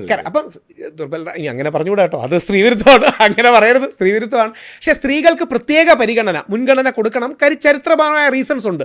നമ്മൾ തന്നെ നമ്മുടെ സ്ത്രീകളെ വേണ്ട ബഹുമാനത്തോടെ അല്ല ട്രീറ്റ് ചെയ്യുന്നറിയാം. നമ്മളതിന് കള്ളം പറഞ്ഞിട്ട് കാര്യമൊന്നുമില്ല. പുരുഷ കമ്മീഷൻ 2-3 ടാർഗറ്റ്സ് ആണ്. ഒന്ന്, പുരുഷന്മാർക്ക് ഫ്രീ അല്ലെങ്കിൽ അഫോർഡബിൾ മെൻറ്ററിങ്, കൗൺസിലിംഗ് തുടങ്ങിയ കാര്യങ്ങൾ. 2, വ്യാജ പരാതികളടക്കം വരുമ്പോൾ, ഇപ്പം നാളെ ദീപക്കിന് വിളിക്കാനൊരു സ്ഥലം, പിന്നെ ജസ്റ്റിസ് ഫ്രണ്ട്ലി സ്പേസസ് ആയി ഇവർക്ക് ഇടപെടാനുള്ളൊരു സ്ഥലം. ഇത് മാത്രമാണ് നമ്മുടെ ഡിമാൻഡ്. ഇതിൽ സുപ്രീം കോടതി ഇത്രയും സ്ട്രോങ് ആയ ഭാഷ ഒന്നിനെ ഉപയോഗിച്ചിട്ടുള്ളൂ. സുപ്രീം കോടതി 498A കാര്യത്തിൽ പറയുന്നുണ്ട് ലീഗൽ ടെററിസമായി മാറുന്നത്. ഈ 498 മലയാളിയുടെ കേസാണോ? അല്ല, ഇത് മലയാളിയുടെ അല്ല, ഇതൊരു ബീഹാർ കൃത്യമായിട്ടൊരു കേസുണ്ട്. അർണേഷ് കുമാറിൻ്റെ അടക്കം എല്ലാം ബീഹാറിൻ്റെ കേസിലാണ് വരുന്നത്. 7 വർഷത്തിൽ താഴെ ചെയ്തത്. സാർ ഒന്ന് ആലോചിച്ച് നോക്കിയേ, വെറുതെ ഒരു പരാതി. മിക്കവാറും ആ സ്ത്രീ പോലും അല്ല പറയുന്നത്, സ്ത്രീയുടെ അഡ്വക്കേറ്റ് പറഞ്ഞു കൊടുക്കുന്ന ലീഗൽ സ്ട്രാറ്റജിയാണ്. എൻ്റെ അടുത്ത സുഹൃത്തിൻ്റെ അമ്മയെ അറസ്റ്റ് ചെയ്തു ഡൗറി ഹരാസ്മെൻറ്റിന്. ഇവർ 1 രൂപ പോലും ഡൗറി മേടിച്ചിട്ടില്ല. പക്ഷേ ഇവനെ സമ്മർദ്ദം ചെലുത്തി കാശ് കൂടുതൽ മേടിക്കാൻ, അതായത് മറ്റേ സ്പ്ലിറ്റ് ആകുമ്പോൾ കൂടുതൽ അലിമണിയും മറ്റും മേടിക്കാനുള്ളൊരു തന്ത്രമാണ്. ഇന്നിപ്പോൾ ഏതൊരു കേസ് നിങ്ങൾ പറഞ്ഞില്ലേ? ഇന്നത്തെ കേസ് സുനീറിന് 29 വയസ്സ് പ്രായം. സുനീറിൻ്റെ ഉമ്മ സഹോദരിയുണ്ട്. സുനീർ രാത്രി 2:30 വരെ ഭാര്യയോട് സംസാരിച്ചതിന് റെക്കോർഡഡ് എവിഡൻസ് ഉണ്ട്. അതിനുശേഷം അവൻ ഒരു സൂയിസൈഡ് നോട്ട് പോലെ അവൻ്റെ അവസാന നോട്ട് എഴുതുന്നുണ്ട്, എനിക്ക് വയ്യ ഉമ്മ, ഞാൻ നിർത്തുകയാണെന്ന് പറഞ്ഞ്. ഞാൻ സുനീറിൻ്റെ അമ്മയുടെ നമ്പർ തരാം, കവർ ചെയ്യുമെങ്കിൽ വലിയ കാര്യം. എന്നിട്ട് അവൻ 2:45 ആത്മഹത്യ ചെയ്യുകയാണ്. ഞങ്ങൾ ഫ്രം പില്ലർ ടു പോസ്റ്റ് ഇറങ്ങി നടന്നു. DGPയെ കണ്ടു, സുനീറിൻ്റെ ഉമ്മയെ കൊണ്ട് ഞാൻ തന്നെ പോയി. അവസാനം മാസങ്ങൾ മെനക്കെട്ട് പരാതി എടുപ്പിച്ചു. ആ പെൺകുട്ടി എന്ത് ചെയ്യുമെന്നറിയോ? ആ പെൺകുട്ടിയുടെ അഡ്വക്കേറ്റ് ഇവർക്കെതിരെ 26 ലക്ഷം രൂപ നഷ്ടപരിഹാരം നൽകണമെന്ന് പറഞ്ഞ് ഇവർക്കെതിരെ കൊടുത്തു. അപ്പം കൊടുക്കുക മാത്രമല്ല, ഇവരുടെ പ്രോപ്പർട്ടി പ്രോപ്പർട്ടി അറ്റാച്ച് ചെയ്തു. സുനീറിനൊരു വണ്ടി ഉണ്ടായിരുന്നു, ആ വണ്ടി അറ്റാച്ച് ചെയ്തു. അത് പോലീസുകാരൻ്റെയോ കോടതിയുടെയോ തെറ്റല്ല. നമ്മുടെ നിയമ സംവിധാനം നീങ്ങണമെങ്കിൽ അങ്ങനെ ഒരു സ്ത്രീ കൊടുക്കുകയാണെങ്കിൽ അതിനൊരു മൂവ്മെൻറ്റ് കിട്ടും. ഞാൻ വെറുതെ തെളിവായിട്ട് ചോദിക്കാം, ഉമ്മൻചാണ്ടി സാറിനെതിരെ ആ സ്ത്രീ 164 അടക്കം അവർ കൊടുത്തില്ലേ? കള്ളപ്പരാതിയാണെന്ന് തെളിഞ്ഞല്ലോ, എന്തെങ്കിലും ആക്ഷൻ ഉണ്ടായോ? നിവിൻ പോളി, ഏറ്റവും ക്ലാസിക് കേസ്. നിവിൻ്റെ ഭാഗ്യത്തിന് കൊച്ചിയിലായിരുന്നു. നിവിൻ പോളി ദുബായ് വെച്ച് തന്നെ റേപ്പ് ചെയ്തു എന്നൊരു പെൺകുട്ടി പറഞ്ഞു. നിവിൻ പരാതി കൊടുത്തു DGPക്ക്, എനിക്കെതിരെ ഗൂഢാലോചന നടക്കുകയാണ്. ആ പെൺകുട്ടിക്കെതിരെ FIR അറസ്റ്റ് ചെയ്യുക എന്തെങ്കിലും സംഭവിച്ചു? ഒന്നുമില്ല. അതെന്താ അങ്ങനെ? അത് കാര്യം പോലീസുകാർക്കും എന്തിന് നമ്മളായിട്ട് മെനക്കെടുന്നത് എന്ന് പറയുന്ന ഒരു ആസ്പെക്റ്റാണ്. അപ്പം ഞങ്ങൾ ആവശ്യപ്പെടുന്നത് ഇക്വാളിറ്റി അല്ല, സെൻസ് ഓഫ് ബാലൻസ്. പുരുഷനും കൂടി ഒരു ഫൈറ്റിംഗ് സ്പേസ്. അങ്ങനെ എല്ലാ ദിവസവും വിളിച്ച് കരയുന്ന ഒരുപാട് പേരുടെ കരച്ചിൽ സ്ഥിരം കേൾക്കുന്ന ഒരു വ്യക്തിയാണ് ഞാൻ. അത് എവിടം വരെയായി? ഇപ്പം ഇന്നടക്കം എല്ലാ ശനിയാഴ്ചയും ഞങ്ങളിപ്പോൾ ഒരു ലൈവ് എടുക്കുന്നുണ്ട്. ഇപ്പോൾ 3,17,000 രൂപ ഇനീഷ്യലി നമ്മുടെ ഇദ്ദേഹത്തിൻ്റെ വീട്ടിലെത്തിച്ചിട്ടുണ്ട്. നമ്മൾ ഒന്ന് നമ്മുടെ അപ്പീലിൽ 1,17,000 രൂപ റേസ് ചെയ്തു. 1,00,000 രൂപ ശ്രീ ഫൈസൽ, കാരണം എല്ലാം കണക്കുണ്ട്, എല്ലാം കണക്കിനി അടുത്ത ആഴ്ചയോടുകൂടി സെറ്റിൽ ചെയ്തിട്ട് വിടാൻ ഉദ്ദേശമാണ്. 1,00,000 രൂപ ശ്രീ ഫൈസൽ, മലബാർ ഗോൾഡിൻ്റെ ശ്രീ ഫൈസൽ, 1,00,000 രൂപ ഹിലർ അബ്ദുള്ള, അദ്ദേഹം ദുബായിലെ ഒരാളാണ്, അവരും കൂടെ തരാമെന്ന് പറഞ്ഞു കൊണ്ടു കൊടുത്തു. മാക്സി വർക്ക് കിട്ടിപ്പോട്ടെ എന്ന് വിചാരിച്ചു. ഇതിൻ്റെ ഒരു ക്രൂരമായ യാഥാർത്ഥ്യം പറയാം, 1-2 മാസം കഴിയുമ്പോൾ നമ്മളും എല്ലാവരും അത് വിട്ടുപോകും. എനിക്ക് ആ സ്ത്രീ പറഞ്ഞ് കേട്ടപ്പോൾ ഇന്നലെ ശ്രീനാഥ് സാറിൻ്റെ പരിപാടിയിൽ നിന്ന് എൻ്റെ കണ്ണ് നിറഞ്ഞു. അപ്പോൾ പറയുകയാണ്, ഇന്നലെ അതായത് മരിച്ചതിൻ്റെ തലേ ദിവസം മോൻ ഗ്യാസൊക്കെ മേടിക്കാൻ ഏർപ്പാടുണ്ടായിരുന്നു, ഇനി വരുമ്പോൾ ആര് മേടിക്കുമെന്ന്. അതായത് ഇവരുടെ കയ്യിൽ എന്താ കാശ്? 42 വയസ്സായി. അപ്പോൾ എങ്ങനെയാണെങ്കിലും അച്ഛൻ എത്ര വയസ്സ് കാണും? 70 വയസ്സ് കാണും. അമ്മയ്ക്ക് 65 വയസ്സാണ്. എൻ്റെ പ്രായമാണ്, ദീപക്കിന് എൻ്റെ പ്രായമാണ്. ഇനിയും എന്ത് ചെയ്യും? നമ്മൾ കൂടി വന്നാൽ കുറച്ച് ദിവസം കൂടെ സപ്പോർട്ട് ചെയ്യും. ഇന്ന് ബർഖാദത്ത് അവരുടെ വീട്ടിലെത്തിയിട്ടുണ്ട്. ഇന്ന് കോലിക്കട് ഞാൻ രാവിലെ ഇൻ്റർവ്യൂ അറേഞ്ച് ചെയ്തു. അവർ കാലിക്കറ്റ് ലിറ്ററേച്ചർ ഫെസ്റ്റിവൽ. നമ്മളെല്ലാം കുറച്ച് നാൾ സപ്പോർട്ട് ചെയ്യും, കുറച്ചുകൂടെ കഴിഞ്ഞാൽ എന്തെങ്കിലുമൊക്കെ സപ്പോർട്ട് ചെയ്യും. അവരുടെ ജീവിതത്തിൽ ഇനി ഉണ്ടാകാൻ പോകുന്ന ആ ശൂന്യത എന്തായിരിക്കും? ഒരു 6 മാസം കഴിഞ്ഞ് അവരുടെ ലൈഫിലുണ്ടാകുന്ന ശൂന്യത ആലോചിച്ച് നോക്കി. പ്രായമായ അച്ഛനും അമ്മയും ഒന്നും ചെയ്യാനില്ലാതെ പരസ്പരം നോക്കിയിരിക്കുന്നൊരവസ്ഥ. അതുകൊണ്ട് ഞങ്ങൾ ജനുവരി 17 പുരുഷാവകാശ ദിനമായിട്ട്, ദീപക്കിൻ്റെ ജന്മദിനവും നമ്മളെ വിട്ടുപിരിഞ്ഞ ദിനവും അന്ന് തന്നെയാണ്, ഒരു പുരുഷാവകാശ ദിനമായി ആചരിക്കാനും എല്ലാ വർഷവും എന്തെങ്കിലും ഒരു പരിപാടി സംഘടിപ്പിക്കാനും ഈ പുരുഷ കമ്മീഷൻ എവിടെ വരെ എത്തുമെന്ന് ഞങ്ങളുടെ പ്രതീക്ഷ. അവതരിപ്പിക്കാൻ പറ്റിയില്ല, ഇതുവരെ അവതരിപ്പിക്കാൻ പറ്റിയിട്ടില്ല. ഞാൻ എൽദോസ് കുന്നപ്പള്ളി അടക്കമുള്ള MLA സംസാരിച്ചു. ഇനി പുള്ളിക്ക് എന്താണെന്നും കൂടെ അറിയണം.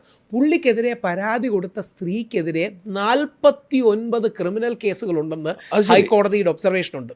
49. ഇതൊന്നും ആരും അറിയുന്നില്ല, ജയിലിൽ കിടന്നു. ഇപ്പം ഇന്ന് മുകേഷ് നായർ എൻ്റെ കൂടെ ഉണ്ടായിരുന്നു. രാവിലെ എന്നെ വളരെ ഇഷ്ടമുള്ള ഒരാൾ എന്നെ വിളിച്ചു പറഞ്ഞു, രാവിലെ ചെയ്യുന്നതല്ല നല്ലതാ, പക്ഷേ മുകേഷിനെ വേണ്ട. ഞാൻ പറഞ്ഞു, എന്ത് പറ്റി സാർ? അവൻ മറ്റേ പോക്സോയിൽ എന്തോ ആരോ ചെയ്തില്ല. ഞാൻ പറഞ്ഞു, സാറേ മുകേഷിൻ്റെ വ്യാജ പോക്സോ ഒന്ന് കോടതി അനധിസാധാരണമായി പറഞ്ഞെടുത്ത് മാറ്റിയതാണ്. എടുത്തു കളഞ്ഞു എന്നാൽ മുകേഷ് ഒരു ആൽബത്തിൽ അഭിനയിക്കാൻ പോയതാ. ആ ആൽബത്തിൽ അഭിനയിക്കാൻ വന്നൊരു പെൺകുട്ടിക്ക് 16 വയസ്സ് പ്രായം. അവൾ ഒരാഴ്ച അല്ല കുറച്ച് ദിവസങ്ങൾ കഴിഞ്ഞ് മുകേഷിനെ വിളിച്ച് അച്ഛന് വയ്യ, കാശ് വേണമെന്ന് പറഞ്ഞു. മുകേഷ് പറഞ്ഞു, നമുക്ക് എന്ത് ചെയ്യാൻ പറ്റും, നിങ്ങളുടെ അച്ഛന് വയ്യാത്തുള്ള വിഷമമുള്ള കാര്യമാണ്. മുകേഷിൻ്റെ ഭാഗ്യത്തിന് ആ വോയിസ് നോട്ട് ഫോണിൽ കിടപ്പുണ്ടായിരുന്നു വാട്സപ്പിൽ. മുകേഷിൻ്റെ ശത്രുവായ മറ്റൊരു ഇൻഫ്ലുവൻസർ കാശ് കൊടുത്തു, മുകേഷിനെതിരെ പരാതി കൊടുത്തു. ഈ കാശ് എന്നെ പകരം കൊടുത്തു. ഈ കാശ് ഇവ കൊടുത്തു അച്ഛന്. ഈ കേരളത്തിലെ വളരെ കുപ്രസിദ്ധിയായ ഒരു സ്ത്രീ ഒരിക്കലും എനിക്ക് മെസ്സേജ് അയച്ചു, ഷാജൻ സാർ ഒന്ന് അത്യാവശ്യം വിളിക്കും. ഞാൻ പറഞ്ഞു, എന്താ വിഷയം ചോദിച്ചു. എനിക്ക് അത്യാവശ്യം ഒരു 30,000 രൂപ വേണമെന്ന് പറഞ്ഞു. അത് പറഞ്ഞപ്പോൾ എനിക്ക് പിടി കിട്ടി, ഇത് കെണിയാണ്. അപ്പം റെക്കോർഡ് ചെയ്തോളാം. അപ്പം റെക്കോർഡ് ചെയ്യില്ലെങ്കിൽ ഇതുണ്ടെങ്കിലേ രക്ഷയുള്ളൂ. ഇല്ലെങ്കിൽ എന്ത് പറ്റുമെന്ന് അറിയാമോ? മുകേഷിന് ഈ ഓഡിയോ ഉള്ളതുകൊണ്ട്, ആ പെൺകുട്ടി വളരെ കൊച്ചു പെൺകുട്ടിയാണ്, 10-17 വയസ്സേ ഉള്ളൂ. അവൾ ഇല്ലെങ്കിൽ ഓഡിയോ മെസ്സേജായിട്ട് അയക്കില്ലായിരുന്നു. വാട്സപ്പിൽ റെക്കോർഡ് ചെയ്യാനും കൂടെ കുറച്ച് ബുദ്ധിമുട്ടല്ലേ. ഇതുള്ളതുകൊണ്ട് കോടതി ഇടപെട്ടും പോലീസിൻ്റെ റിപ്പോർട്ടിലും പോക്സോ. എൻ്റെ അവസ്ഥ, എനിക്ക് ആ വിഷമം വന്നു. ഇനി അവർക്ക് അത്യാവശ്യമാണെങ്കിൽ ഞാൻ എന്ത് ചെയ്യാം, പക്ഷേ ഞാൻ കൊടുത്താൽ നാളെ ഞാൻ എന്തെങ്കിലും കേസ് ഒതുക്കാൻ വേണ്ടിയിട്ട് അവർക്ക് കൊടുത്താലും കൊടുക്കും, കൊടുത്തില്ല. നമ്മുടെ മുകേഷ്, സിനിമാ നടൻ മുകേഷ് ഒരിക്കലും എന്നെ വിളിച്ച്, പറയാമെന്നറിയില്ല, അത് എന്നെ വിളിച്ച്, രാഹുൽ എവിടെയുണ്ട്, എന്നെ ഒന്ന് കാണാൻ വരുമോ? ഞാൻ പോയി കണ്ടു. മുകേഷിനെ പറയാണ്, എന്നെ ഈ സ്ത്രീ ഇപ്പം പോക്സോ കേസിലടക്കം പിന്നീട് അറസ്റ്റിലായ സ്ത്രീ എന്നെ വിളിച്ചിട്ട്, ചേട്ടാ മോക്ക് അഡ്മിഷൻ എടുക്കാൻ ഉണ്ട്, 1 ലക്ഷമോ 10 ലക്ഷമോ എത്ര രൂപ, ഈ കാശ് തരണമെന്ന്. മുകേഷ്, നിങ്ങളുടെ മോക്ക് അഡ്മിഷൻ എടുക്കാൻ ഞാനെന്തിനാ കാശ് തരുന്നത്? ഇല്ലെങ്കിൽ നിങ്ങൾ എന്നെ മുകേഷിന്റെ കയ്യിൽ പത്രം. അവിടെയാണ് എൻ്റെ പ്രശ്നം. ഇനി അടുത്തതാണ് ഇതിലെ പോയിന്റ്. രാഹുൽ മാങ്കൂട്ടത്തിൽ വേറെ ആരെങ്കിലുമായിട്ട് ബന്ധം കാണില്ല, ഉണ്ടോ ഇല്ലയോ എന്ന് എനിക്കറിയില്ല. പക്ഷേ വേറൊരു ബന്ധം ഉണ്ടെന്നതിന് പേര് ഈ കേസിൽ കൊടുക്കരുത്. ഇനി രാഹുൽ മാങ്കൂട്ടത്തിൽ ചെയ്ത കുറ്റത്തിനെ ശിക്ഷിക്കാവും. ഗോവിന്ദ ചാമി നടക്കം മുകേഷ് എന്നെ വിളിച്ചിട്ടുണ്ട്. മുകേഷ് ഏട്ടൻ ഭയങ്കര ഹേർട്ടായത്. ഞാൻ രാഹുലിനോട് പറയുകയും ചെയ്തു, ഭയങ്കര ഹേർട്ടായി മുകേഷ് ഏട്ടന്. കാര്യം ഗോവിന്ദ ചാമി എന്ന് പറഞ്ഞാലേ അതൊരു നോൺ ഒഫൻഡർ അല്ലേ. അതായത് ഒരു പഞ്ചിന് വേണ്ടി വിളിക്കുന്നതാണ്, ഒരു ഗുമ്മിന് വേണ്ടി വിളിക്കുന്നതാണ്. പക്ഷേ ചെയ്ത കുറ്റത്തിന് നമുക്ക് ശിക്ഷിക്കാം. ഇനി 2 ഡോക്ടർ അരുൺ, ഞാനും അരുണും തമ്മിൽ 99% കാര്യങ്ങളിലും വിയോജിപ്പാണ്. നമ്മുടെ റിപ്പോർട്ടറിലെ ഡോക്ടർ അരുണിനെതിരെ ഒരു വ്യാജ പോക്സോ. ഇതിന്റെ പ്രശ്നം അവസാനം കോടതി ക്വാഷ് ചെയ്തു. കാര്യമുണ്ട്, ഇവരൊക്കെ മറ്റുള്ളവർക്കെതിരെ ഇത്തരം വ്യാജ വാർത്ത ആഘോഷിക്കുന്നു. കറക്റ്റ്, ഇല്ലെന്ന് പറയുന്നില്ല. അവിടെയാണ് എനിക്കെതിരെയൊക്കെ വാർത്തകൾ എനിക്കറിയാം. അവിടെയാണ് ഞാൻ പറയുന്നത്. ആലോചിക്കട്ടെ, കള്ള വാർത്ത എടുത്തിട്ട് എന്നോട് വിരോധം എന്റെ ഭാര്യക്കെതിരെ വാർത്ത ചെയ്തു. എനിക്കറിയാം എത്രയോ അങ്ങനത്തെ അങ്ങയുടെ ആക്രമണം അടക്കം വളരെ നെഗറ്റീവായിട്ട് പല മീഡിയയും കൊടുത്തു. അപ്പം ഞാൻ പറയുന്ന ഒരു പോളിസി ഇതാണ്. അവിടെയാണ് ഗാന്ധിജി പറയുന്നത്, റോമൻസ് ബൈബിളിലുണ്ട്, ഖുറാനിലൊരു വചനമുണ്ട്, തിന്മയെ തിന്മ കൊണ്ട് എതിർക്കാൻ പറ്റില്ല, തിന്മയെ നന്മ കൊണ്ടേ എതിർക്കാൻ പറ്റൂ. ഇരുട്ടിനെ ഇരുട്ടുകൊണ്ട് എതിർക്കാൻ പറ്റില്ല, വെളിച്ചം കൊണ്ടേ എതിർക്കാൻ പറ്റൂ. നെഗറ്റീവിനെ നെഗറ്റീവ് കൊണ്ട് എടുക്കാൻ പറ്റില്ല, പോസിറ്റീവിനെ കൊണ്ടേ പറ്റൂ. അല്ലാതെ എന്ത് ചെയ്യാനാ? ഞാൻ എന്നിട്ട് പോലീസുകാരോട് തമാശയ്ക്ക് പറഞ്ഞു, നാളെ നിങ്ങൾക്കൊരു പ്രശ്നം ഉണ്ടെങ്കിലും ഞാനുണ്ടാവും, എന്നെ വിളിച്ചാൽ എന്നെ അറസ്റ്റ് ചെയ്ത് പോലീസുകാരോട് പറഞ്ഞു. കാര്യം എന്താ അറിയാം, അല്ല പോലീസ് സത്യം പറഞ്ഞാൽ നാട്ടുകാരുടെ തെറ്റിദ്ധാരണയാണ് പോലീസുകാരെ ഇടിയം പോലീസും കുട്ടമ്പിള്ള പോലീസും എന്നൊക്കെ. അങ്ങനെയൊന്നും അല്ല. അങ്ങേ പേര് പറയുന്നില്ല, കഴിയും പറയാം. അങ്ങേ അറസ്റ്റ് ചെയ്ത ടീമിലുള്ള ഒരാൾ എൻ്റെ കൂടെ ഉണ്ടായിരുന്നു. അപ്പം പല സഞ്ചരിച്ചപ്പോഴത്തെ കാര്യങ്ങളും പറഞ്ഞു. നമുക്ക് കഴിയുന്നത്ര പോസിറ്റിവിറ്റി ഈ സിസ്റ്റത്തിലേക്ക് ഇഞ്ചക്ട് ചെയ്യാതെ വേറൊരു വഴിയില്ല. വേറെ നമുക്ക് നെഗറ്റീവായിട്ട് സൾക്ക് ചെയ്തിട്ടോ ആരോടെങ്കിലും പ്രതികാരം ചോദിച്ചിട്ടോ കാര്യമില്ല. നമ്മളാൽ കഴിയുന്ന പോസിറ്റീവ് അങ്ങോട്ട് ചെയ്തു കൊടുക്കുക അല്ലാതെ വേറൊരു വഴിയില്ല എന്നുള്ളതാണ് പച്ചയായ പരമാർത്ഥം. ഞാനൊരു അങ്ങേക്ക് ശബരിമല കോടതി പറയാം, തന്ത്രിയെ അറസ്റ്റ് ചെയ്ത ദിവസം വളരെ പ്രമുഖനായ ഒരാൾ എന്നെ വിളിച്ചു പറഞ്ഞു, ഇതൊരവസരമാണ്, മന്ത്രിയെയും കൂടെ അറസ്റ്റ് ചെയ്യാൻ പറയണം. ഞാൻ സാർ മന്ത്രി ചെയ്തിട്ടുണ്ടോ ഇല്ലയോ എന്ന് എനിക്കറിയില്ല, ചെയ്തിട്ടുണ്ടെങ്കിൽ അറസ്റ്റ് ചെയ്തോട്ടെ, പക്ഷേ തന്ത്രിയെ അറസ്റ്റ് ചെയ്തു, അപ്പം പ്രാസം ഒപ്പിച്ച് മന്ത്രിയെ കൂടെ അറസ്റ്റ് ചെയ്യണം. ഇനി നമ്മുടെ ഭാഗത്തുനിന്ന് ഒരുത്തിനെ പോക്സോയിൽ കുടുക്കി അവരുടെ ഭാഗത്തുനിന്ന് ഒരാളെ പോക്സോയിൽ കൂടി കൊടുക്കണമെന്ന് പറയുന്നതല്ല.